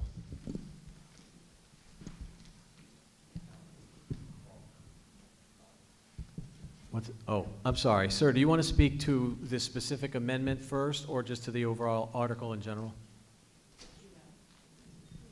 Yeah, I can't hear. Okay.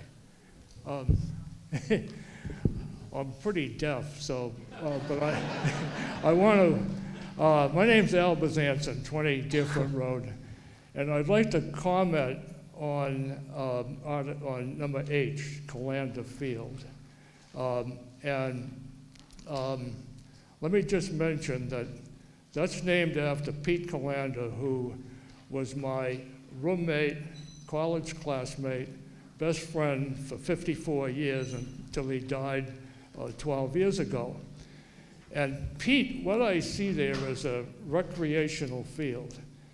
And Pete, by the way, was all about open space. In fact, he built pretty much by himself, by hand, a 9-hole golf course on that property behind there. And I know about that because I helped him. Now, this brings me to a point. Recreational space.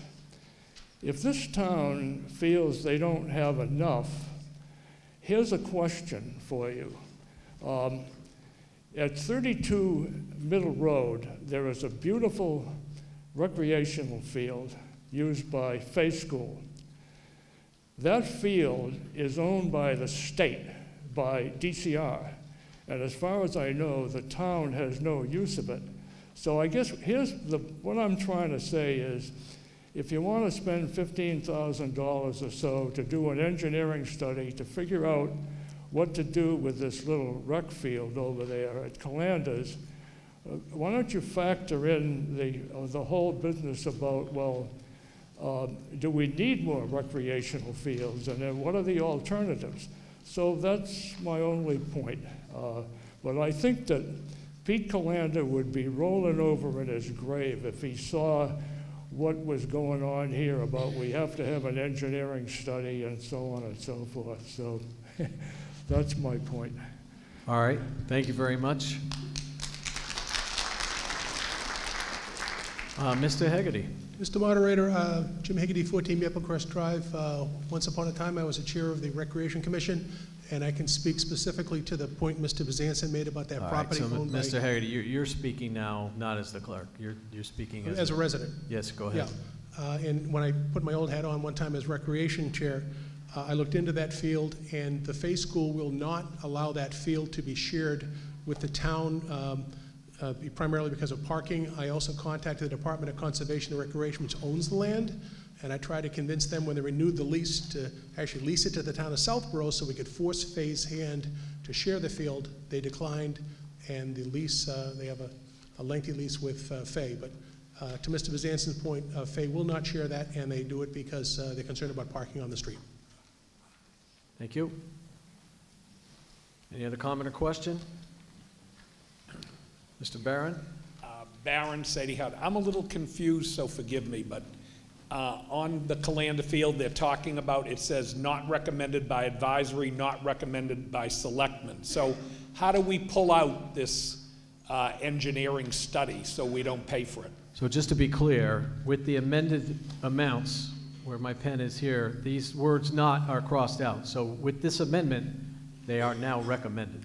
Oh, I see. All right. Well, what if I was to say I don't think we should spend the money on that field engineering? Well, you can move to amend Ms. Faniff's amendment. Well, I don't want to tie up the meeting over this, but I do think we should skip that field, and I think some people who are very familiar with it could explain to you that that field was built as a water retention field when excessive water came off of Carriage Hill, and it would never be adequate to have children, seniors, elderly, or animals permanently playing on it. So I don't know if you want to have the whole, if you want me to make the amendment, is there a way for me to do it without tying up the meeting and you can move on to other things? Well, you've got to make the amendment, put it in writing for a clerk's signature.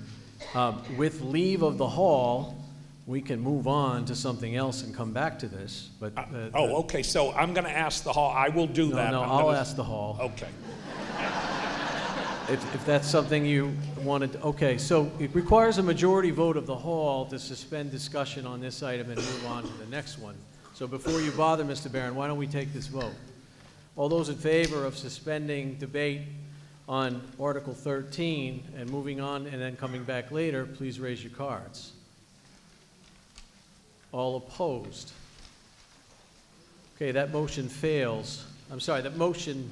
the motion to move on fails. So, you could still make your amendment, but we are going to wait.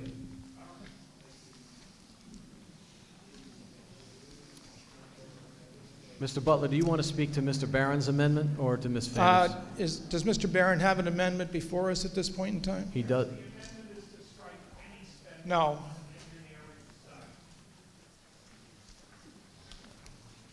Mr. Hegarty, never mind. No, we're going to wait for Mr. Barron's amendment to be formalized. Then we'll talk about Mr. Barron's amendment. Depending on what we do, we'll go back to Ms. Faniff's amendment.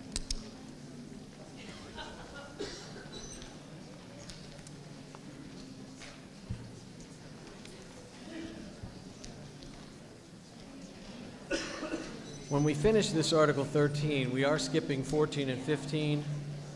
And 17, so we'll be moving along quickly.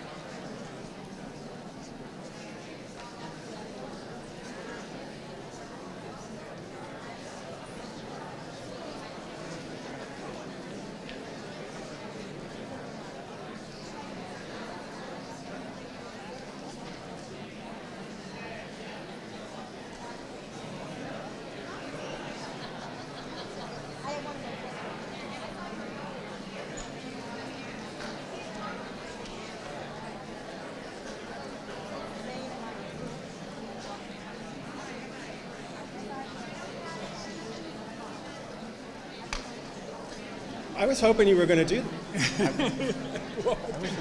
Shut their bikes open. I was hoping you were going to do that because that's totally ridiculous to spend that money. Well, but it'll lose because I can see they want to spend. All right. The amendment on the floor, now officially presented by Mr. Barron, is to strike line item H, Calander Field Engineering Study, from the overall.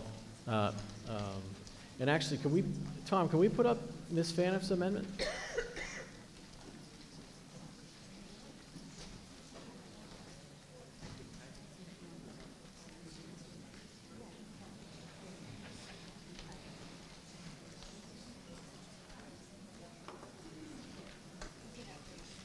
Okay.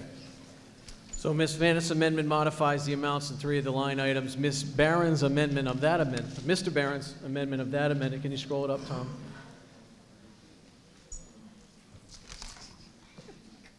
Strikes the last line item H, basically rendering that amount 0. Any comment or question? Mr. Weischer. I'm actually waiting for the library water issue. Well, you're eager. I'm sorry, what? I said you're very eager. We're a little ways away from that. Okay, I'm just standing here, hanging out. Well, no, there's people behind you. Oh, okay. I would like to if I could. Oh, yeah, thank you. Yes, sir. Don Dumont, 21 Overlook Drive, member of the Recreation Commission. So the Calander item here is a follow-up from last year. For many of you who are here, there was a proposal to go in and repair the field for damage over the last decade or so since Mr. Calander donated the field to the town. There was concern raised as to the viability of the field and what efforts were undertaken to outline what repairs were needed. We've taken that feedback and have proposed in this item to contract with an engineer on a multi-step process. So they will perform 3 phases to assess the field. At each point in the process, they will report back to the commission and to the board the status of their progress. If at any point in those 3 phases they determine that their efforts cannot result in an adequate repair of the field, the process will be stopped as part of our proposal here. As they proceed through and complete it, we expect to have a design assessment that would outline that there is a way to repair the situation on town-owned land only. This is only for work to be done on the town land that would address and mitigate the issues caused by water coming down the hill. Bear in mind that even with that solution, anything along the lines of a field requires maintenance over a time period. And so even if something is repaired, you have to maintain the solution. So for example, remove brush and weeds and ensure that the drainage is maintained properly over time to prevent any further issues. And so that's the complement to doing this. Anything along these lines requires ongoing maintenance to prevent your investment from deteriorating. So hopefully with this proposal, we'll be able to have a favorable outcome and be able to come in the future for another attempt to try to restore this field to optimal condition. It is one of the best fields we have in town from a design and drainage perspective. It just hasn't been maintained. Thank you. Ms. Luttrell was next, and then Mr. Challen. Mimi Luttrell, 19 Oregon Road. I just wonder if the Board of Selectmen and Advisory could speak to the rationale behind why initially they did not support this at $15,000, but now at $19,000 they do. Let's go to, it's Ms. Faniff's amendment. Let's go to Selectmen first. Thank you for that question. When this originally came before the board, we had incomplete information. So at that time, there was a new quote that has since come out, more accurate, that is for the $19,270. So that is how that number was arrived. I would also like to add that at this town meeting last year, One of the things that I had asked for was for process to be followed and for recreation to get in the capital plan. They've done that this year, and on top of that, with this article, there are 3 different footholds in this article that in between each phase that's going to take place in this article, they're going to come back to the Board of Selectmen, they're going to go back to advisory, they're going to update on their findings on this field. So in that respect, I think as a whole, this board continues to be in support of it at the $19,000. And again, I thank them for following the process that this hall had asked them to do last year and come back to you with additional information on the field and kind of what the plan is for this field. As they've said, it's an important field to them. If we can take care of the issues through this study, in the long run, it's a shorter, it's more cost-effective to be able to make use of a field that was donated to the town if we can alleviate the water issues and maintain the water issues on the field. So thank you. Mr. Challen. She answered my question. Okay. Yes, ma'am.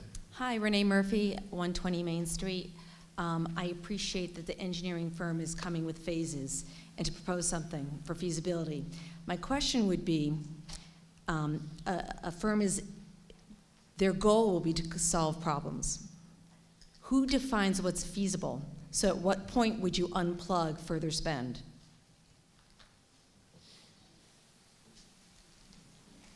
Yes, I think that's a question for you, Mr. Dumont. So there are 3 phases to the project as outlined here. One is data collection. There's also a schematic assessment, and then there's a sort of an overall design of the construction. The first phase is probably the one that's most likely to generate a go, no-go decision. If by analyzing the field and with the requirement that it can only be solved on town land, if they're unable to actually make those dots connect, that would be the initial element for the project to cease at that point. We feel pretty good at this point, having had, this will be the 3rd engineer look at it. The first 2 did it on without fee. This one will be formal with an appropriate engineer, stamped information, someone with the appropriate licenses to make such a determination. Thank you. A follow-up question. Yes. So this spend is on trail to a request for further spend. Is there a max dollar that would be considered feasible to repair the field? Without having the assessment completed, I don't think I can answer that question. We're obviously not requesting any additional funds other than the stage gate approach here. I think maybe I'm not phrasing myself clearly. It's not waiting for a proposal. It's before we even see a proposal, do we have in mind what we would consider a max feasible spend? So you want to know exactly what the maximum... It's like having a budget to go grocery shopping. I don't wait till I go to the cash register. So if we go back to our study from last year, I think the range is between $150,000 to $200,000 for a complete project completion. So this represents, I think, about approximately 5 to 10% of the overall project. Obviously, there is no approval to proceed without making it through these stage gates. Yes, ma'am. Jenny Pete, 9 Atwood Road. My understanding is that there is a subdivision that's uphill of this field, and my question is the study going to consider ways of infiltrating the stormwater runoff from that subdivision that is presumably impacting the field? Mr. Dumont, you should stay up there.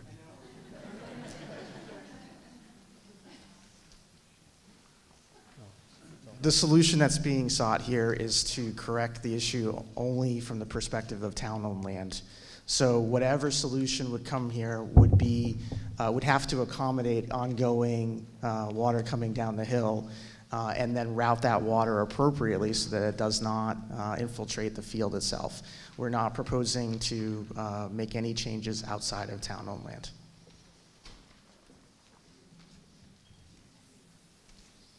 Mr. Challen. I'll do better with the mic. Roger Challen, 29 Oak Hill Road.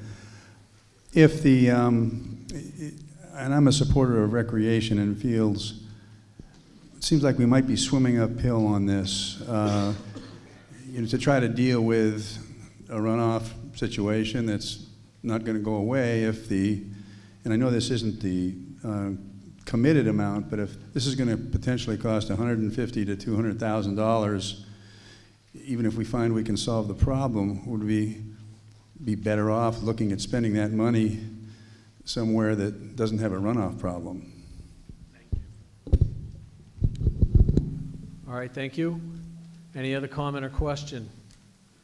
What's before us is Mr. Barron's amendment to Ms. Faniff's amendment. Mr. Barron's amendment would strike the entirety of line H on the table in the motion. Mr. Barron's amendment requires a majority vote. All those in, sorry, what?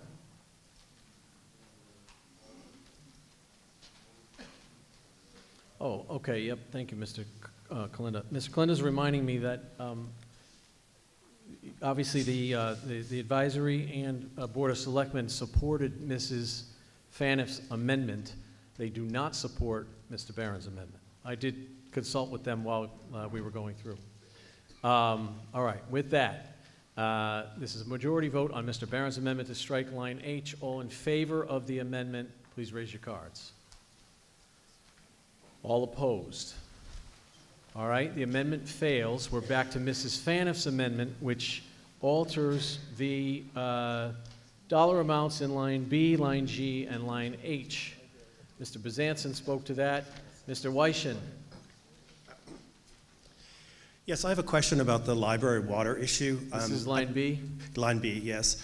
I'd like to have the library weigh in on this as to whether they approve this amount, and I'd also like to hear from the Board of Selectmen as to why this was reduced by a substantial portion, given the fact that the library has serious water issues.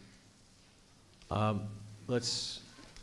Donovan, you were somebody with you prepared to answer that question. Go, please.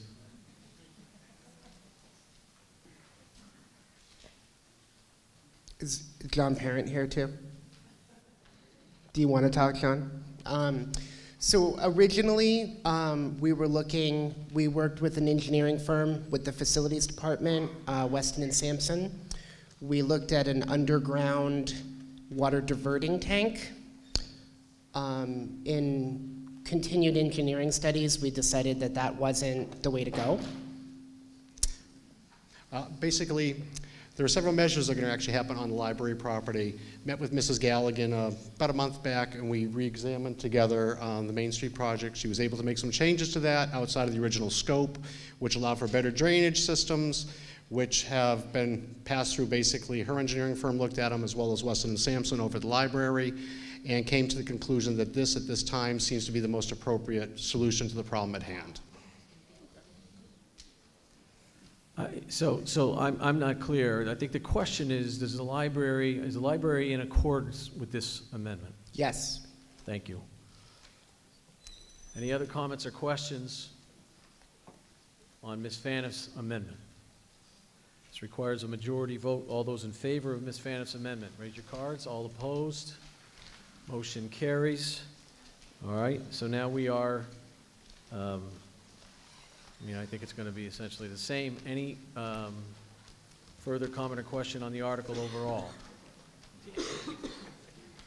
All right, then, all those in favor of Article 13 as amended by Ms. Faniff, as you see on the screen, please raise your cards. Majority vote. All opposed. Article 13 passes. Article 16, Mr. Kalinda.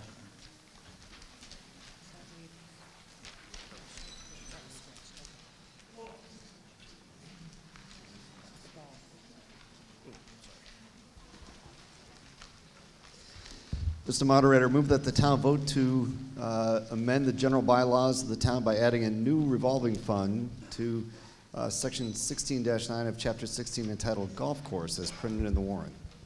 Is there a second? Mr. Kalinda. Mr. Moderator, this will simply create a revolving fund to apply golf revenue to the golf course. Sir.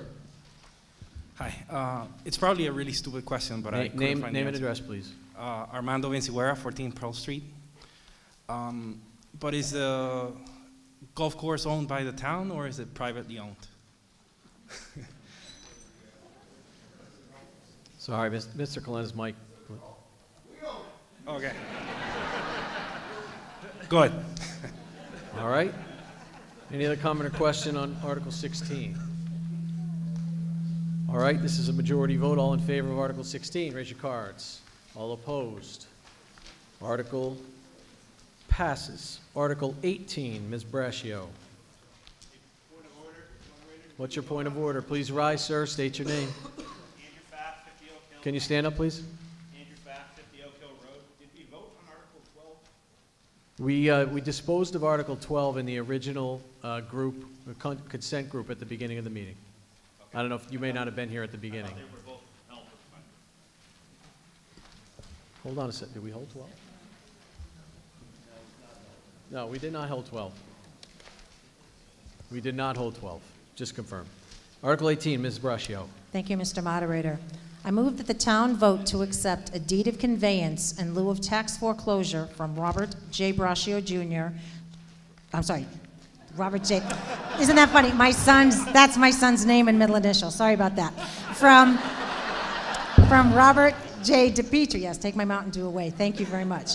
Trustee of, he'll appreciate this. Trustee of Southborough Realty Trust, owners of certain parcels of land located at 0 Kimberly Lane, Assessors Map 9, Lot 16, and Map 9, Lot 34, pursuant to the authority of Massachusetts General Laws, Chapter 60, Section 77C as amended, being a portion of the same premises referred to in a deed recorded on May 21st, 1993 in the Worcester Registry of Deeds, Book 15-201, page 248. Said parcels contain 1.97 acres and 1.34 acres, respectively, more or less. Is there a second?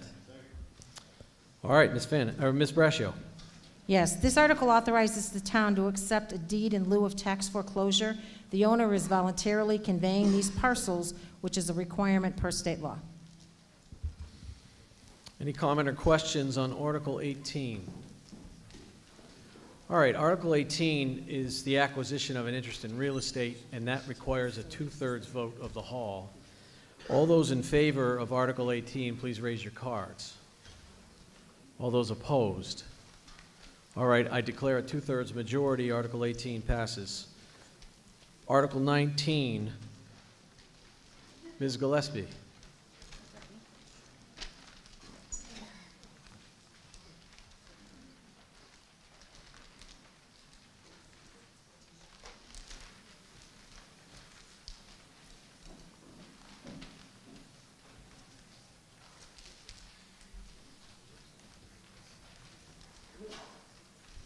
Hi, I'm Freddie Gillespie, Chair of the Community Preservation Committee. I thought we were further up, sorry.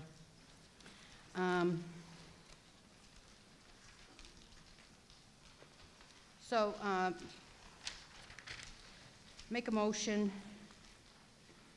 to see if the town will vote to accept the report of the Community Preservation Committee for the fiscal year 2020 community preservation projected receipts and act upon the recommendations of the Community Preservation Committee as printed in the warrant. This is our annual budget where we put the required percentages into the different accounts for the open space, historic preservation, community housing, and we have some admin. So does the whole thing come up on the screen, or do people just read it? That's the motion. That's as the printed motion. in the warrant. As This printed is in the warrant warrant. Article 19. I lost my sheet, sorry. Comments or questions? So this is, please stand wherever that came from. Yes, point of order, Mr. Hamilton. What is it? You are absolutely correct, sir. Do I have a second to Ms. Thank you. Comments or questions on I count on that, Mr. Hamilton. I appreciate it. I'm not kidding. Article 19, comments or questions? All right, all those in favor, this is a majority vote. Please raise your cards. Thank you. All those opposed? Motion carries unanimously. Article 20, Ms. Gillespie. Excuse me, Mr. Moderator? Yes? Dan O'Rourke, 5 Ledge Hill Road. I'd like to make a motion, since we were just talking about the Calander Field, I'd like to make a motion to move Article 30 forward, so we can discuss that now. What's the reason for wanting to move it forward? Since we were just talking about line item H on a previous article, I think it would be appropriate to continue the discussion now based on that Article 30. Article 30, you guys, you can flip to it in your warrant. Article 30 is a citizen's petition to form a Recreation Resources Committee. Taking an article out of order, as I mentioned earlier in the day, requires the consent of the hall, and it requires a majority vote. Hold on, don't quote me on that.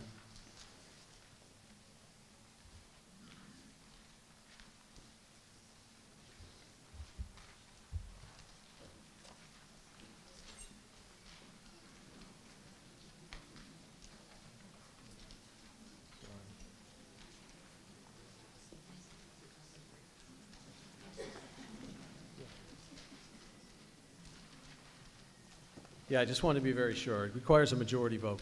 So this would be a motion to move Article 30 ahead of Article 20.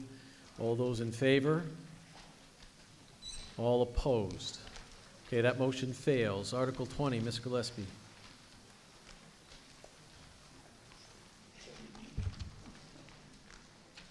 Did we get a second? Did you make the motion? I'm sorry.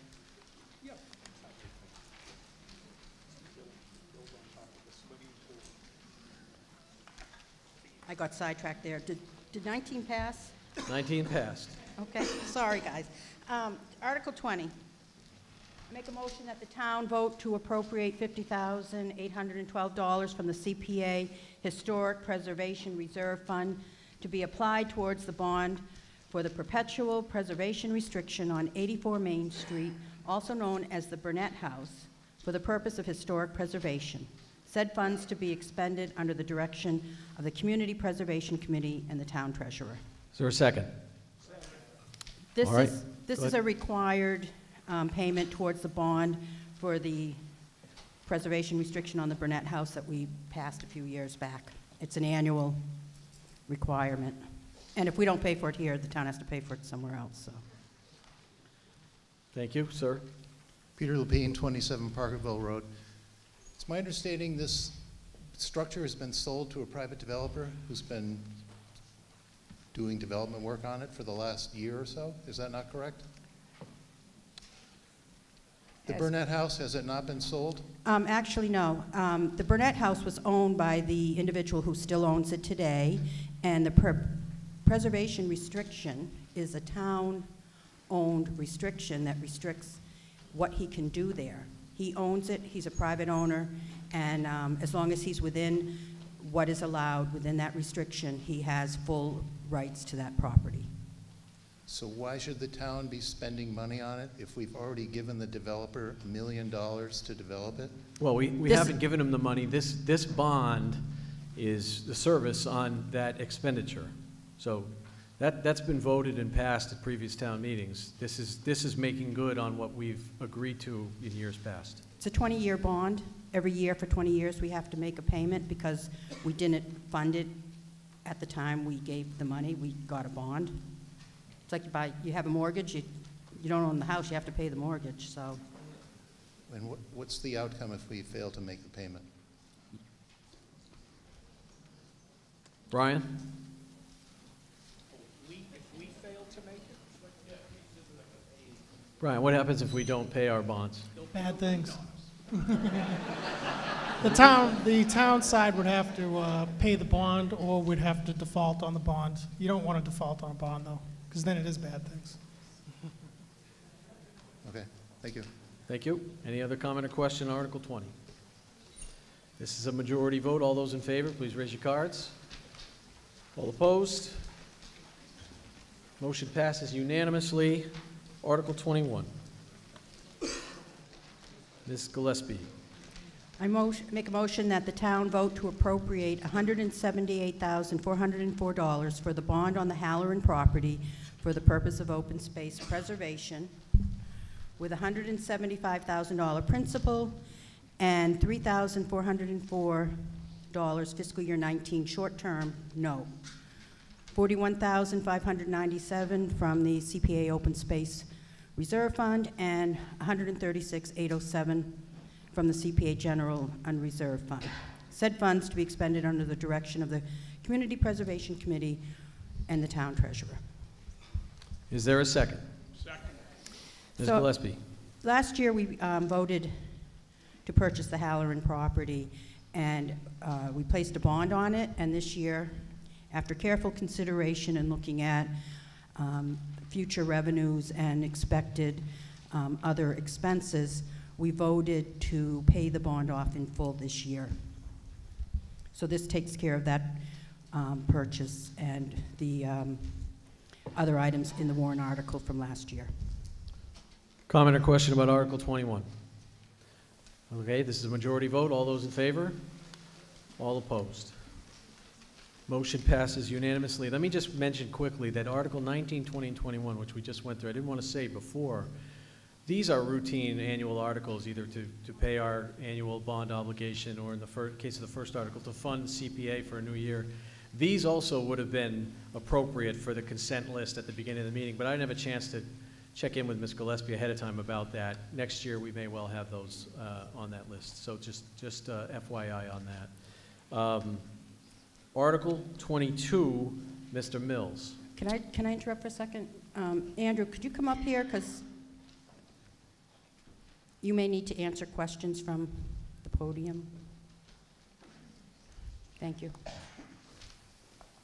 Andrew Mills is the vice chair, and he's going to be putting this motion on the floor and giving the part of the presentation.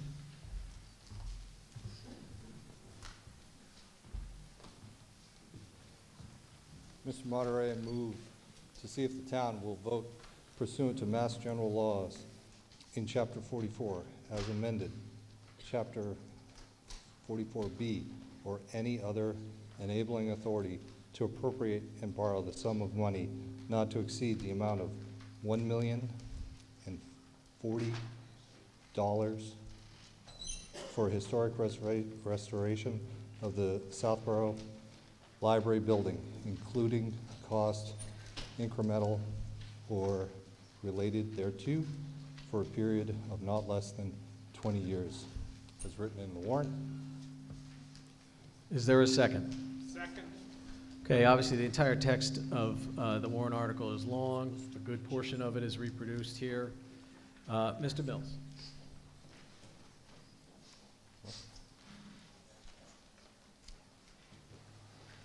So there's probably going to be a discussion on this one. Can you take that mic up to where you are?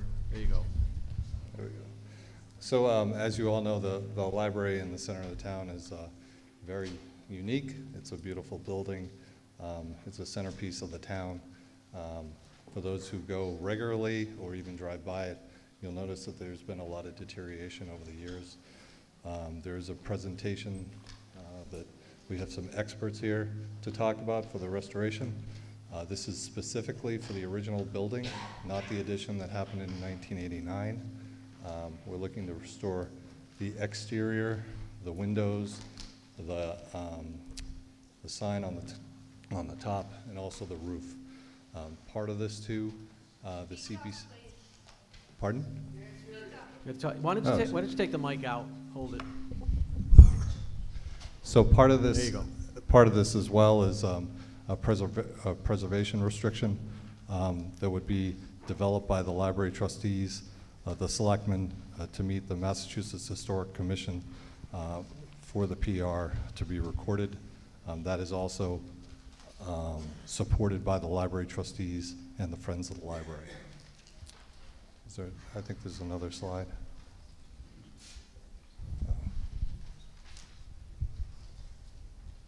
So here you can see the the front of the library over the years. There's been a lot of deterioration. the repointing is going to happen on the bricks, the front facade in general, and restore the stairs that most people can't use, or it gets shut off in the winter as well, and then also the windows. And I'm going to pass it off to some of the experts who would be helping in coordinating the restoration project.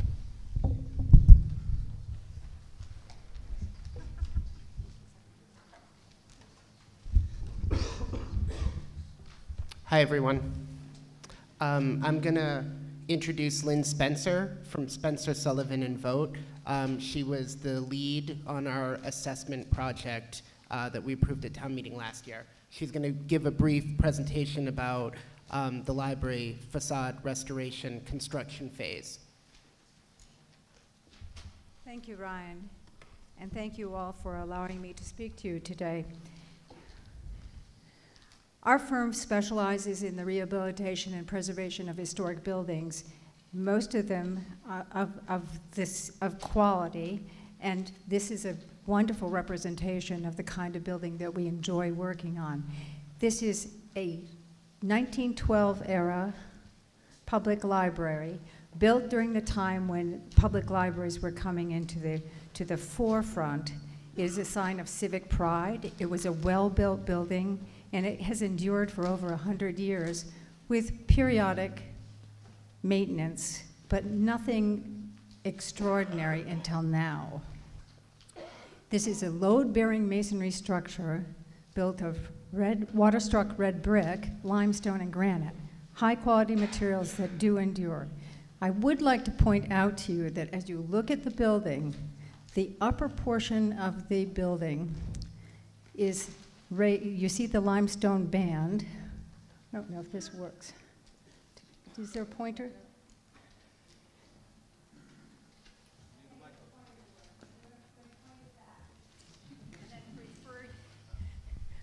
For those of you who can look at Google Earth, you would actually see that that forms basically a bathtub on the roof, because the roof itself is about 2 feet below that topmost limestone band.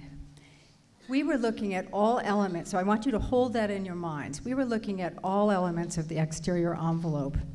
And in general, the masonry work is in relatively good condition for not having been repointed in over 100 years.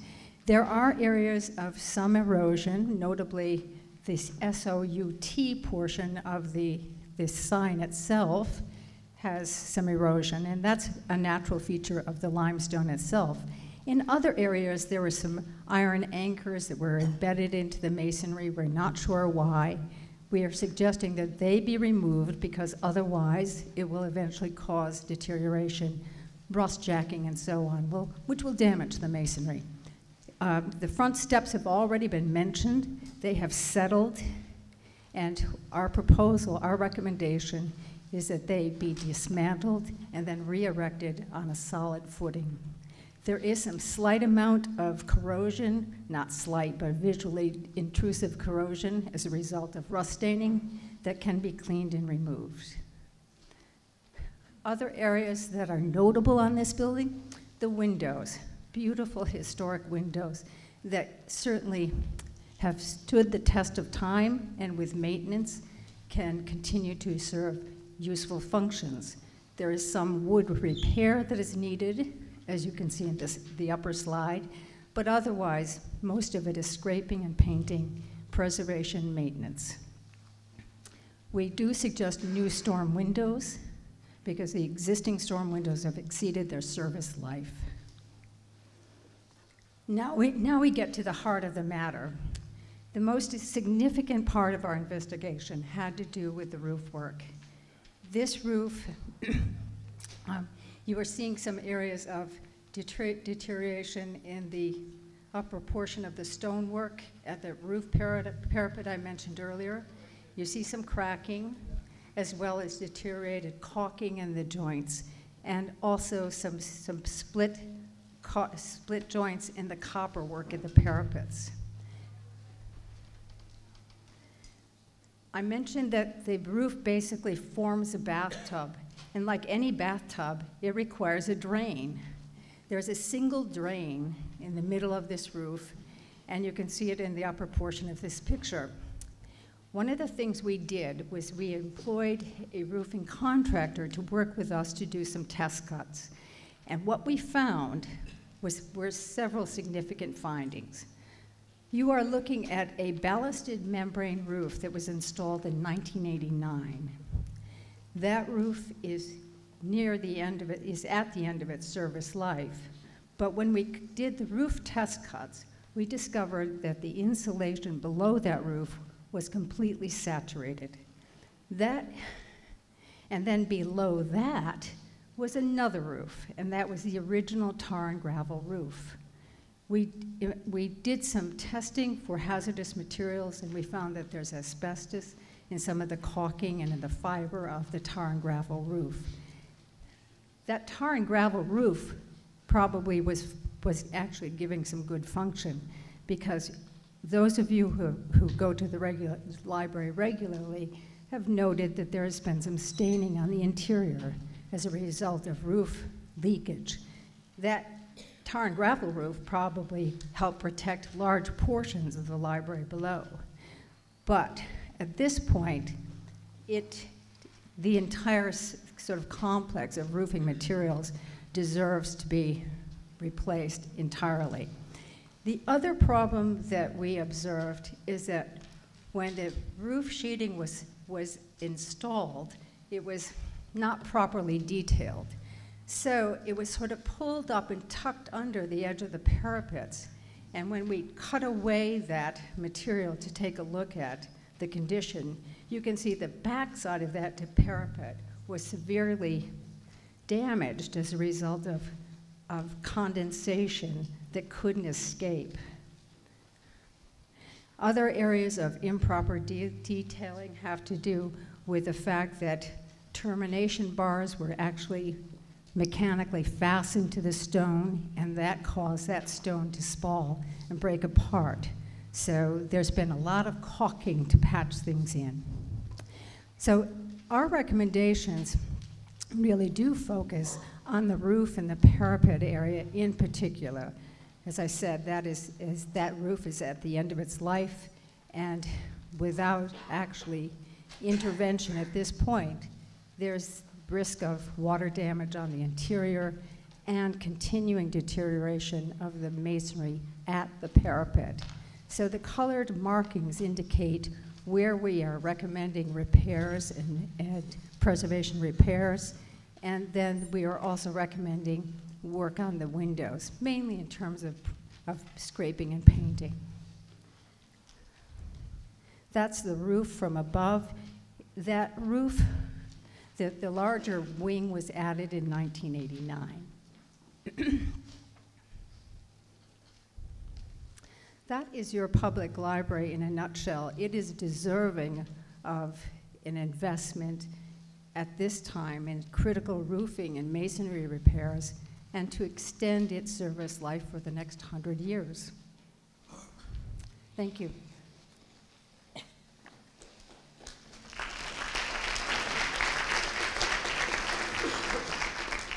Okay, thank you.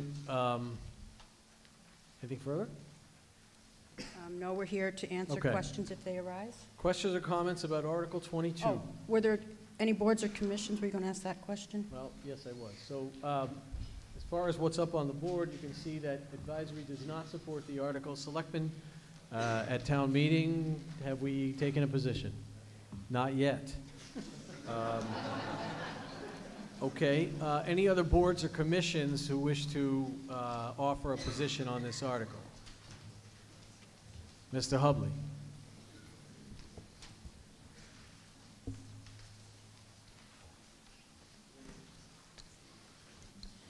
Joe Hubley, 6 Winchester Street, Chairman of the Historical Commission.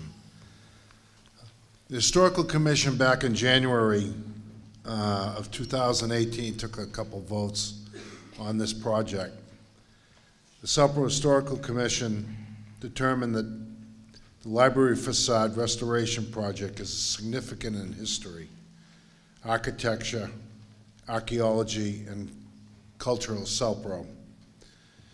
We also took a vote that we reviewed the CPA project, the application for the library facade, and we support the project described in the application that was filed with CPC.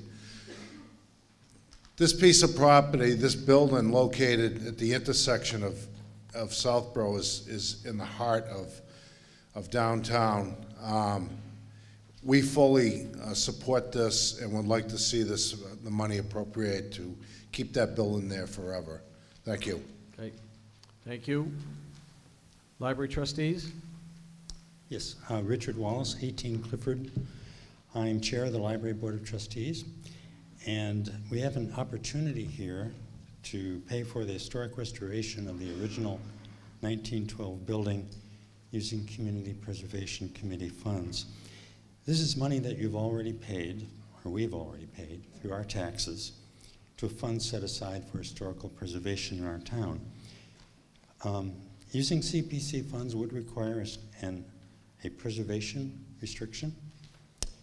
That restriction will protect and preserve the original building, but will not prevent us from renovating or constructing a new addition to the library. If we choose not to use CPC funds, and we want to prevent our library from deteriorating, we would need to request capital funds from the town, probably affecting the tax rate. So many of you have shown your support for the library in the past, and we are grateful for that. I'd like to thank the volunteers who helped us get ready for the opening of our children's room this morning. But you've shown that you value the library as a cultural resource and consider our original building as an important part of our architectural heritage. I hope you will help us protect that resource and preserve our heritage today with a vote in favor of this article. Thank you. Thank you. I want to clarify one. No, we're not done. Don't worry, sir. One thing that needs clarity, because it is relevant to the quantum of vote on this article, and Mr. Mills, rightfully alluded to as printed in the warrant. But this article, in addition to the funding, requires that the town seek and apply a preservation restriction to this facade, as was just mentioned, as a condition of using CPC funds. So when we get to the vote, that aspect of the article bumps this to a 2/3 vote because it is an interest in real property. So I want to make sure that folks are aware of that. Now I got to go over here first, and then we'll come over to you, Mr. Clerk. Go ahead, sir. Sure. Ethan Aruda-Lupert, 189 Middle Road, first town meeting. Thank you. How are we doing so far? I'm okay. It's good. I'm actually just looking for clarification. So one of the main goals of this project is replacing the library's roof. However, back in the 2020 budget, in line 930, there's a library new roof item for $175,000. So I was wondering how those are different. Mr. Donovan. So Article 22 covers the historical restoration of the 1912 roof. The 1989 addition, there's an additional section of the roof that is not historic. So that money covers the 89 addition. Okay, thank you. Thank you. Yes, sir. Jim Caleri, 51 Central Street. I think this is my 50th town meeting.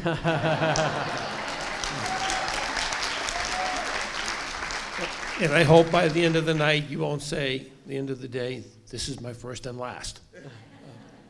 The concern I have for the Board of Selectmen advisory, we now know we got a bad roof in this building.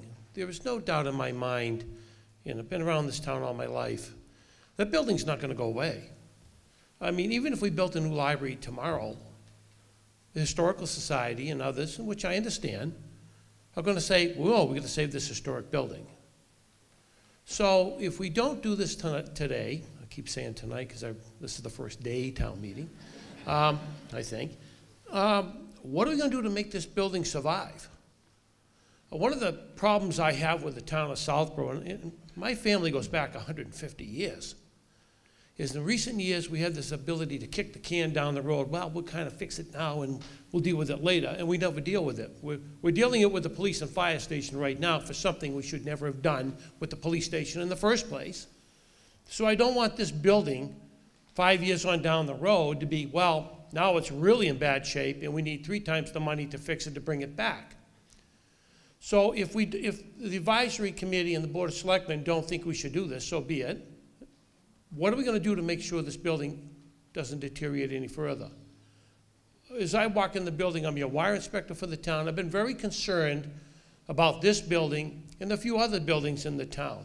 So I decided when I came here today that if this came up, and I was going to express my concern that this can, if we're going to kick it down the road maybe to next year for a fiscal reason and we can at least prevent further deterioration of the building, so be it.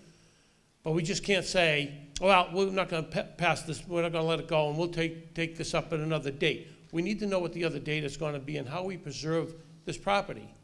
Because have no illusion, this building is not going to get torn down in my lifetime or yours.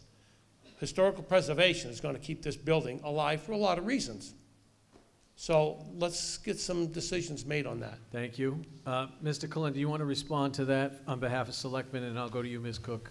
I would, and often, if not always, Mr. Caleri is exactly right, and this is another one of those instances. We also don't want to kick the can down the road. In fact, we're trending support for this particular amendment. The challenge has been whether or not we should put a preservation restriction on it. If we go with the CPC funding, it'll come with a preservation restriction. Nobody in the hall can even amend that piece. What we've been talking about was, is it sustainable for another year? Can that roof continue? You're correct. We've kicked this particular can down the road for some time, and the roof is still holding. It's not going to always be that way. We would be taking a risk, I think, to go another year. But it could very well also hold for another year. If we were to fund it through another article next year at this town meeting, which we would be committed to do, I would be committed to work towards. It could be bonded for 10 years, and it would be paid. We're going to pay for it one way or the other, whether or not we do it tonight, or, for instance, we do it next year through a bonding mechanism. The challenge I've had all along is, why should the town restrict itself by putting a preservation restriction? And I'll add one thing, and this has been my challenge for some time on this particular issue, because we are very supportive of the library. But if for instance, the Peters Annex, the high school, that is now the police department, if there was a preservation restriction on that, would we have been able to sell it to St. Mark's and then build our new public safety facility? That's my concern for the residents of, 25, 50, 75 years from now that may want to do something with that library, who are not in this hall tonight. We would be restricting the town forever if we put a restriction on. So I'm looking for clarification on the absolute need for a restriction and whether or not it would make sense to do this tonight, or do we do it through, say, a bonding mechanism for over 10 years next town meeting? Ms. Cook. Okay, Mr. Rooney's going to speak on behalf of advisory in response to the question. So advisory struggled with this. We spent numerous hours with the library and with facilities. And our concern is the concern that was expressed by Mr. Calenda. We are unanimous in our support for the library, but we are concerned with the in perpetuity, the fact that this is forever, and the restriction attendant to this article. We specifically asked CPC, could we use CPC to do this project without the restriction? And the answer was yes. So the money would be available to do this without the restriction if this hall was so inclined, but the CPC is not going to amend the article to remove the restriction. Our concern is forever is a long time. And in 5 years, 10 years, 20 years, if the library receives state money to build a new facility, or if the library receives state money to renovate and remodel this existing building, is this restriction going to unnecessarily restrict their ability to do that work on this site because of the restriction? So that was the indigestion that advisory had about attaching this money or agreeing to this article for in perpetuity. It's the forever that advisory ultimately agreed not to support this article. We support the money, we support the CPC money being used for this purpose, but we don't support the preservation restriction in perpetuity. Thank you, Mr. Rooney. I think I need to go to Ms. Gillespie on a point that you just made. Go ahead, Ms. Gillespie. Just to be clear, the question was asked, was the CPC obligated to require a preservation restriction on the property? And the answer was legally no. It's best management practice to do so. The CPC thoroughly reviewed this. We went in front of the selectmen and heard their comments. We went in front of advisory and heard all of their input. We went back, had another meeting, and thoroughly reviewed it again. And we decided unanimously, again, to support the article as written, which cannot be amended on town meeting floor by anyone other than the CPC, that is unanimous in agreement for a dollar amount of over $1 million on a historic preservation project. We would not be doing our duty for community preservation to not ensure that the historic resource we were spending money on remained a historic resource. Somebody even suggested that, well, in 15 years when the library needs to be redone, we might want to tear it down, and we'd still be spending money on the 20-year bond. Additionally, for, sorry, I lost a train of thought.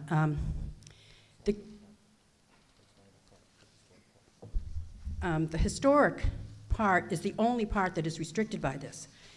The library has full ability to tear down the new addition, to add on to it, to build up. It does not restrict the ability to make additions or renovations to the building itself beyond the facade of the historical resources.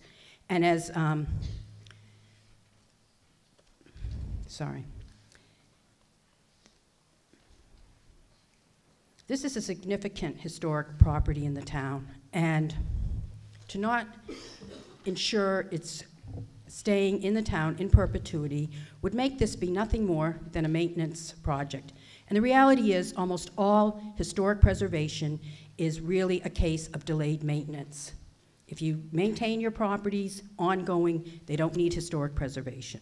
When you get to a place where you haven't restored it, some of this in 100 years, it requires historic preservation.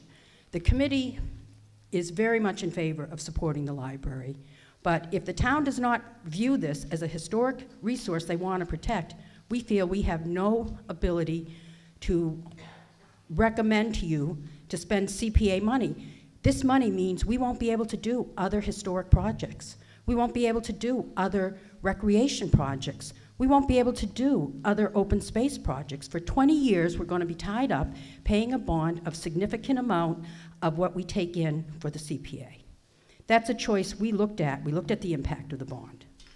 So it's your choice. If you don't want to have this building stay in perpetually historic, you can vote no and hope that next year town meeting's going to vote to raise your taxes by, I think, 2%? 500, the building alone to do the roof without any of the other work is like $570,000 without CPA money. Now, if that's what your selectmen and advisory are recommending, that's your choice.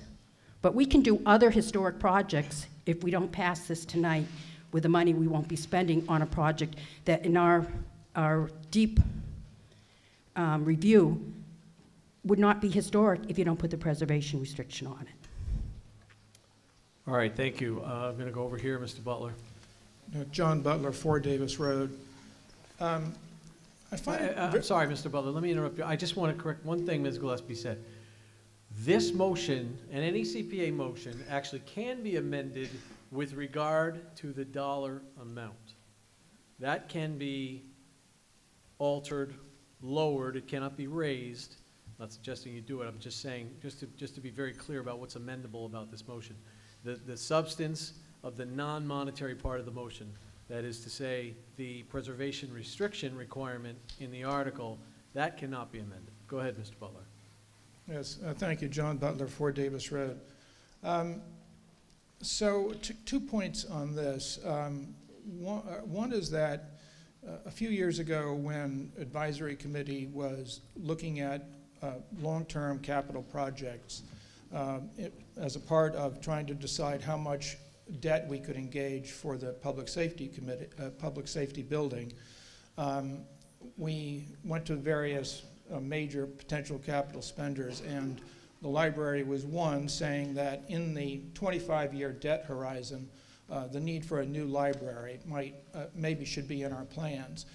This is very, very far from approving anything, but we just needed to have some frame of reference for how much spending we would need.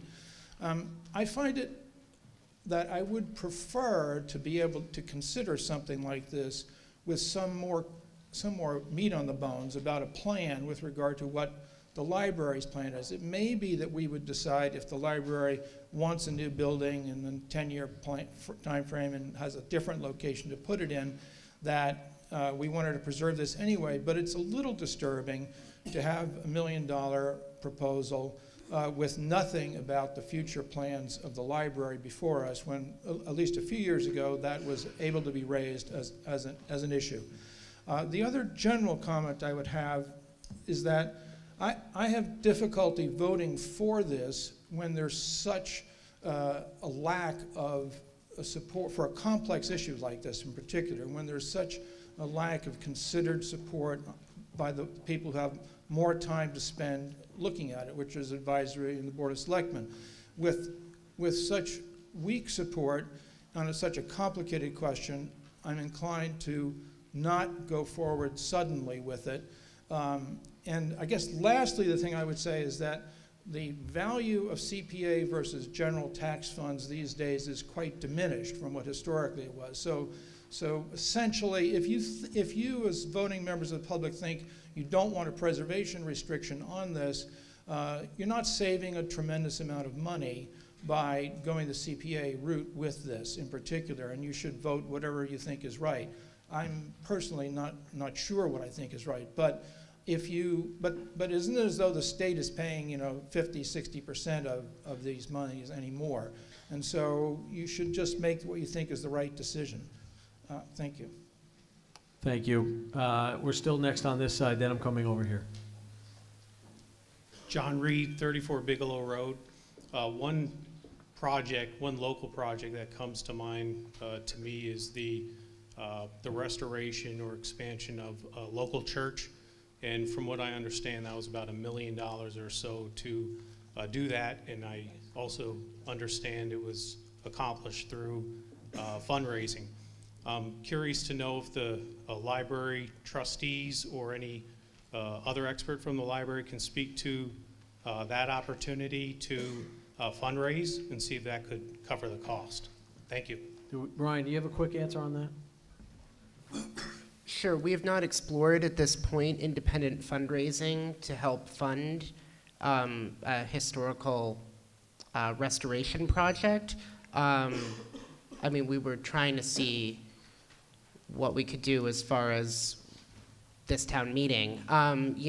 We could explore that possibility, the trustees and I, in the future, but we haven't explored independent fundraising for this particular project at this time. One of the trustees is welcome to respond as well. We are applying for local grant money to help. We need to sort of get the project funded initially before we can explore some of the historic state grant applications. All right, thank you. Right over here, sir. Thanks. Mark Murphy, McNeil Drive. I'm also a member of the Community Preservation Committee. I just wanted to comment on the funds we're considering. Funds under the Community Preservation Act are tax dollars, to be sure, but there's also some funding thrown in from the state, and it's really tempting to consider this just another source to use for municipal projects, even municipal projects upon which we can all agree are appropriate. And that's simply not the case. There are restrictions on the use of funds under the Community Preservation Act, and requiring the preservation restriction is entirely consistent with the purpose of the act and our charge as a committee. The idea that we'd use funds that are supposed to be dedicated for historical preservation for something that we're talking about, well, it might be knocked down in 10 or 15 years, so we really want to untie our hands. That to me is an inappropriate use of the funds, and I couldn't support that. The restriction is entirely consistent with the legislation, what we're supposed to do as a committee, and the entire purpose of this is to preserve historic resources, and that's what it would do.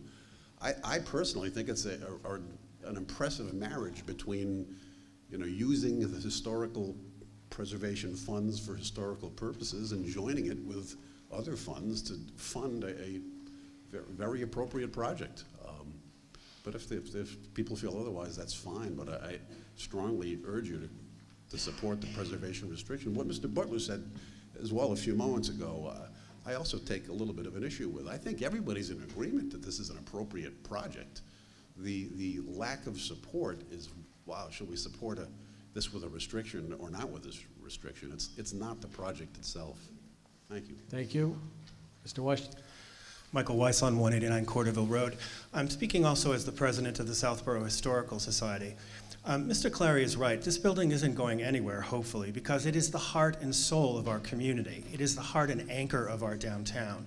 This facade is what is, let's face it, folks, the library is the only fun town building to go into.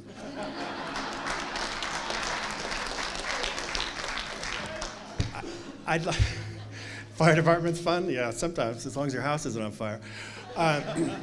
My point here is that a preservation restriction is entirely in keeping with this type of preservation of a facade. And also, it's limited only, so everyone understands, simply to the facade itself. If in subsequent years, the library needs to expand to the back or up or behind, there's no problem with that. And also, I'd also like to point out that this library was given by the family of Joseph Burnett with a deed restriction on the land that it remain a library. So if it were ever to be changed or moved, that would have to be something that would be dealt with. But let's hope we never come to that, because this building really is the heart and soul of our community, and we should and need to preserve it. It's in terrible shape. Thank you. Thank you. Right over here.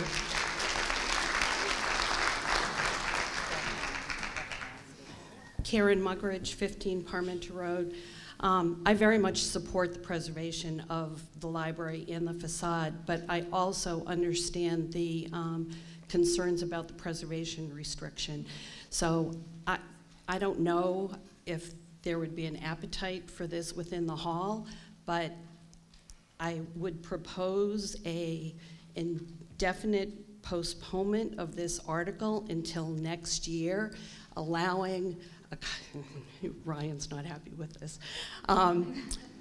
Allowing possible fundraising for the library to occur, or by the library to occur, and allowing the Community Preservation Commission to be willing to reconsider and come back proposing the article without the preservation restriction. So I'm making that motion. So a motion's been made to indefinitely postpone consideration of this article. Any comments or questions about that? Well, do I have a second? Second. Any comments or questions about the motion to indefinitely postpone? Yes, ma'am. Jessica Devine, 1 Pinecone Lane. I feel like maybe that motion came up because of confusion about what a preservation restriction actually is. maybe somebody could explain that and the pros and cons of it. It sounds like it would only be on the facade. So if we found out that, for example, the way the water works in the basement would be forever flooding and it becomes something that's not sustainable in the future and we have to build onto the side of the library, say, we would be able to do that, right? So we're literally just talking about a preservation restriction on the facade. So could somebody explain exactly the pros and cons? Hold on. What's the point of order? Please stand up. Please forgive me. The motion on the floor is to indefinitely postpone, and that should be the subject of debate. Well, she clarified her remarks that she believes the motion was made as a result of confusion about the restriction and the scope of it. I am about to go back to Ms. Muggeridge to have her clarify whether that's the case or not. I don't believe I'm confused. All right. Somebody else. Thank Okay, you. well, I'm confused. So if Well- somebody could explain that, because I don't know whether I support what she's saying without knowing. Yeah, no. Did I hear another point of order in the back? Marguerite. Please stand up, ma'am. Please stand up. Yes.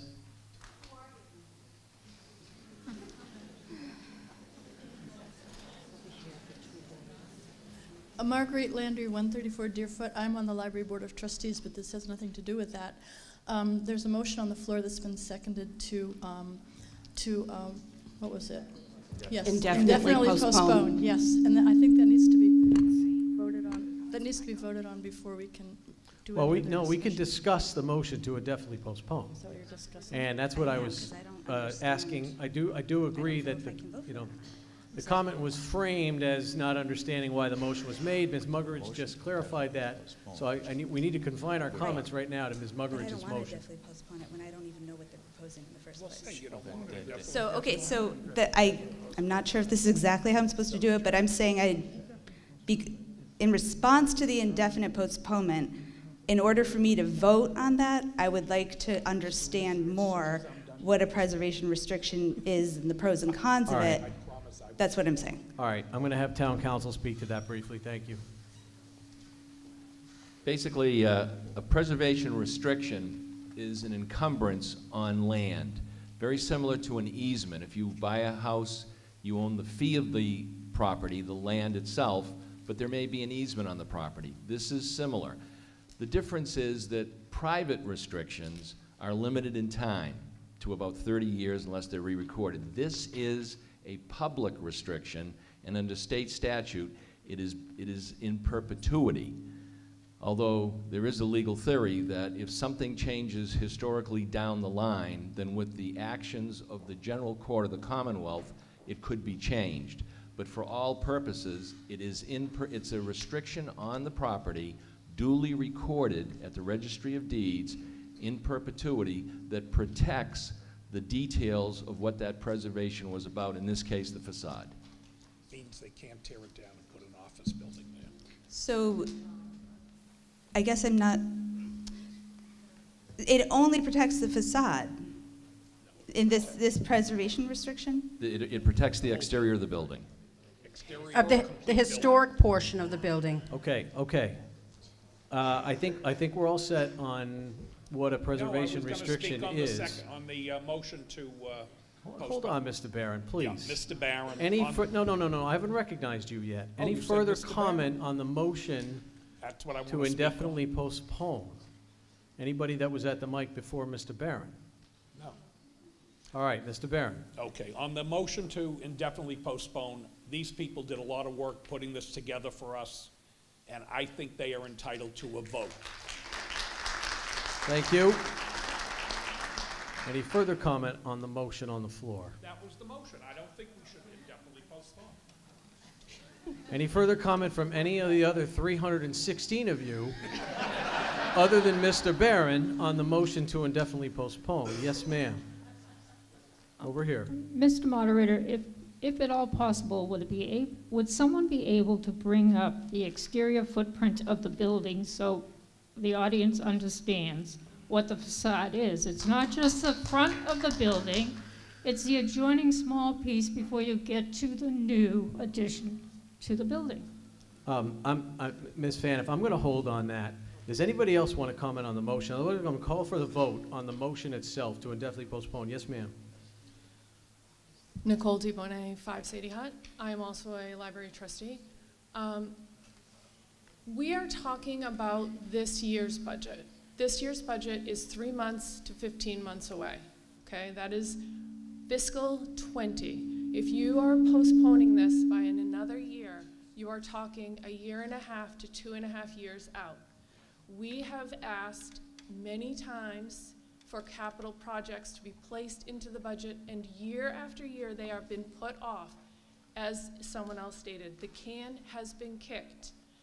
We have gone outside to find another solution because every time we have brought this as a capital project, it has been pushed off. We'll do it next year. We have heard the support, and this is where we have gotten the support, is from the Community Preservation Fund. This is not something we should push down another year. Another year, the building is literally rotting. If you don't solve these problems, it will continue to rot over the next 1.5 years, 2.5 years. We have had an entire floor closed for 6 months because we have not been able to fund the capital projects that have been necessary. Please do not support the motion to push this out another year. Ms. Muggeridge, I'm going to go to somebody else who hasn't spoken yet, right behind you.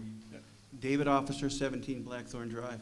And on the motion to postpone, my question is, and I don't know if anybody knows this, how urgent is that repair needed, and can that roof, is that me? Can we speak quickly to the condition of the roof? Thank you. Am I allowed to speak to Yes, this? please. I'll just remind the audience that when we did the test cuts on the roof, we found that the insulation, 4 inches of insulation, was soaked. I said that the roof below, which is the original roof, may be doing some duty. There's evidence of leaking within the building, and the possibility exists that there's damage to the roof deck because of the moisture-laden insulation. So I don't think this is a project to push off 1 year or 2. I think there's an urgent need now. Thank you. Okay, sure. Next at the mic, gentleman on this side as well. I have a point of order. What's your Mr. point of order, Moderator. Ms. Muggeridge? So on the postponement issue, I started out by saying I have no problem with this project. I have a problem with the preservation restriction. Maybe I'm not totally familiar with the upcoming article that's addressing the roof issue. If there is some, and I'm not in favor of pushing this out, which is the only, I see postponing it as a way of preserving the preservation restriction. Okay. If there And is some frankly, way, it's not if a there's proper some point way of order. for the community preservation people to take the preservation restriction off, and from what I've heard discussion before, they are the only ones that can do that, I will withdraw my proposal. Yeah, okay. The motion, the article's not amendable as is. The only way to withdraw would be to withdraw the article itself. Let's go to this gentleman right here. Ken Boyd, 10 Ashley Road. My question is more on how the $1 million 40 was derived at. Have there been bids? Is there a breakdown of the cost? That's going to be outside the scope of the motion on the floor to definitely postpone, but we'll come back to that if we don't. Ms. Rosenblum, were you speaking to the motion? Yes, I am, Mr. Moderator. Betsy Rosenblum, 5 Strawberry Hill Road. I'm rising to speak about Ms. Muggeridge's motion. I am not in favor of postponement. Full disclosure, I was a library trustee about a decade ago, and Nicole DuBonnet could not have said it better. We were kicking the can down the road 10 years ago. We couldn't get these things approved through the capital budget. A lot of people have worked very hard. They can't reach agreement, but that's not a reason to postpone it. And I urge everybody to vote against indefinite postponement and decide this. And to move the vote. I move the vote. All right, so heard the, I think you're making a motion to move the question. Move the question, thank you. On the motion on the floor, which is the motion to indefinitely postpone. It's not debatable, requires a 2/3 vote. So we're voting on whether to approve, actually, I'm sorry, we're voting on whether to stop debate on Ms. Muggeridge's motion. That requires a 2/3 vote. All in favor of moving the question, please raise your cards. All opposed? All right, now we need to vote on Ms. Muggeridge, her motion to indefinitely postpone. That is a majority vote. All in favor of indefinite postponement, please raise your cards. All opposed? All right, that motion fails. We're back to the original motion. Mr. Hamilton. Yes, you're right. Sir, I apologize. Now that we're back to it, please ask your question. All right, thank you. Just wondering how concrete those costs are and whether there's been any drilling down on the costs and breakdown of what's roof, what's steps and stuff, and whether any consideration's been done as far as staging the project, you know, dealing with the roof right away, perhaps the steps a year or two down the road. We speak to that, please. So the costs are available on the library, the cost estimate, which is detailed, it's available on the library's website. The costs were derived in 3 different ways.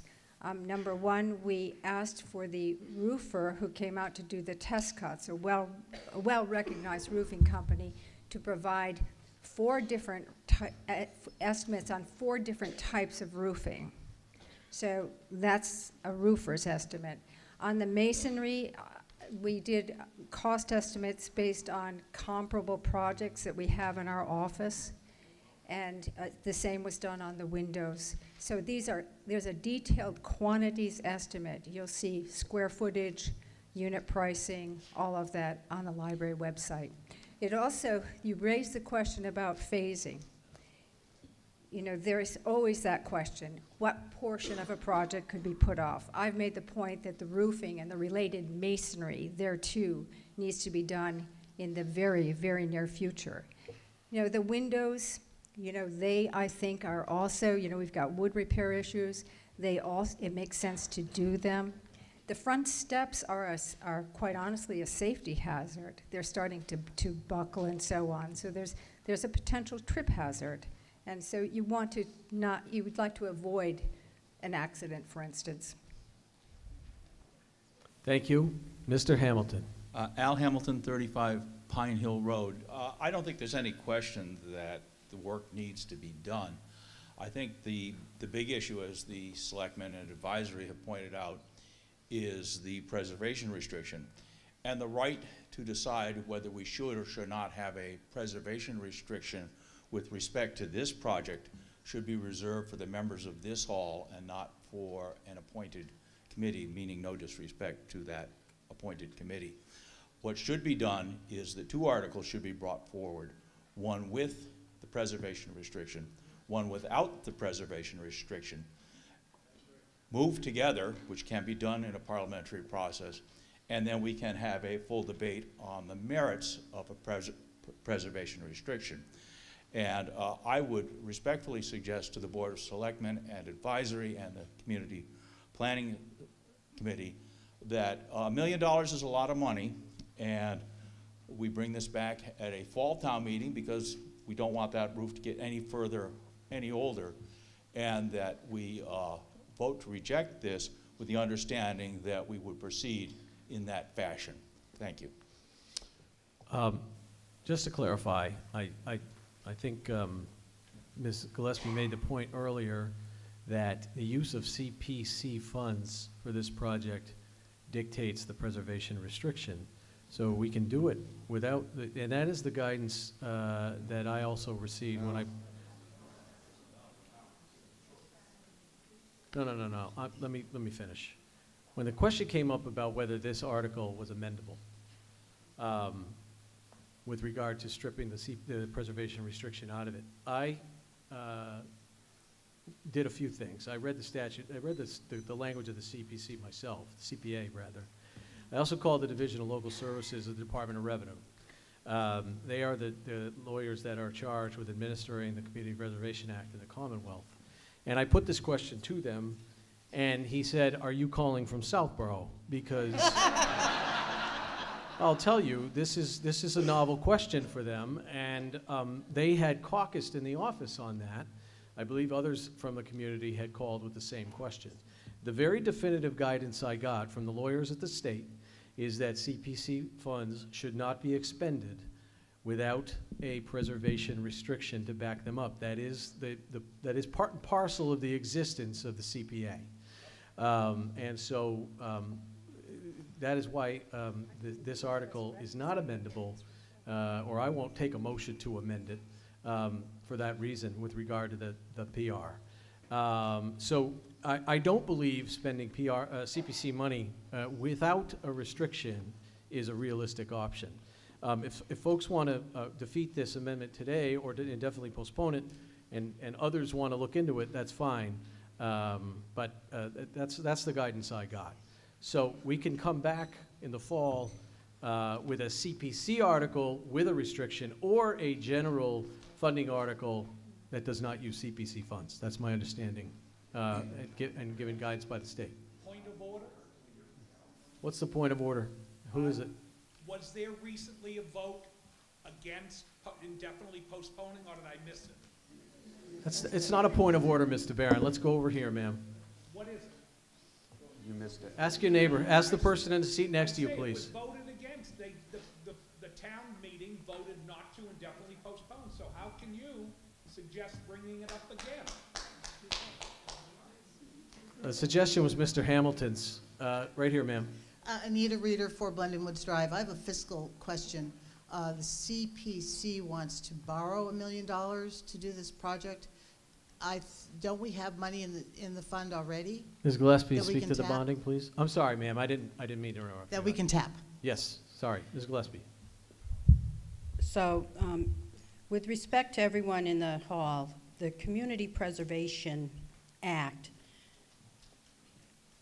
the legislation gave the Community Preservation Committee great responsibility and great power that is not typical of any other committee in towns.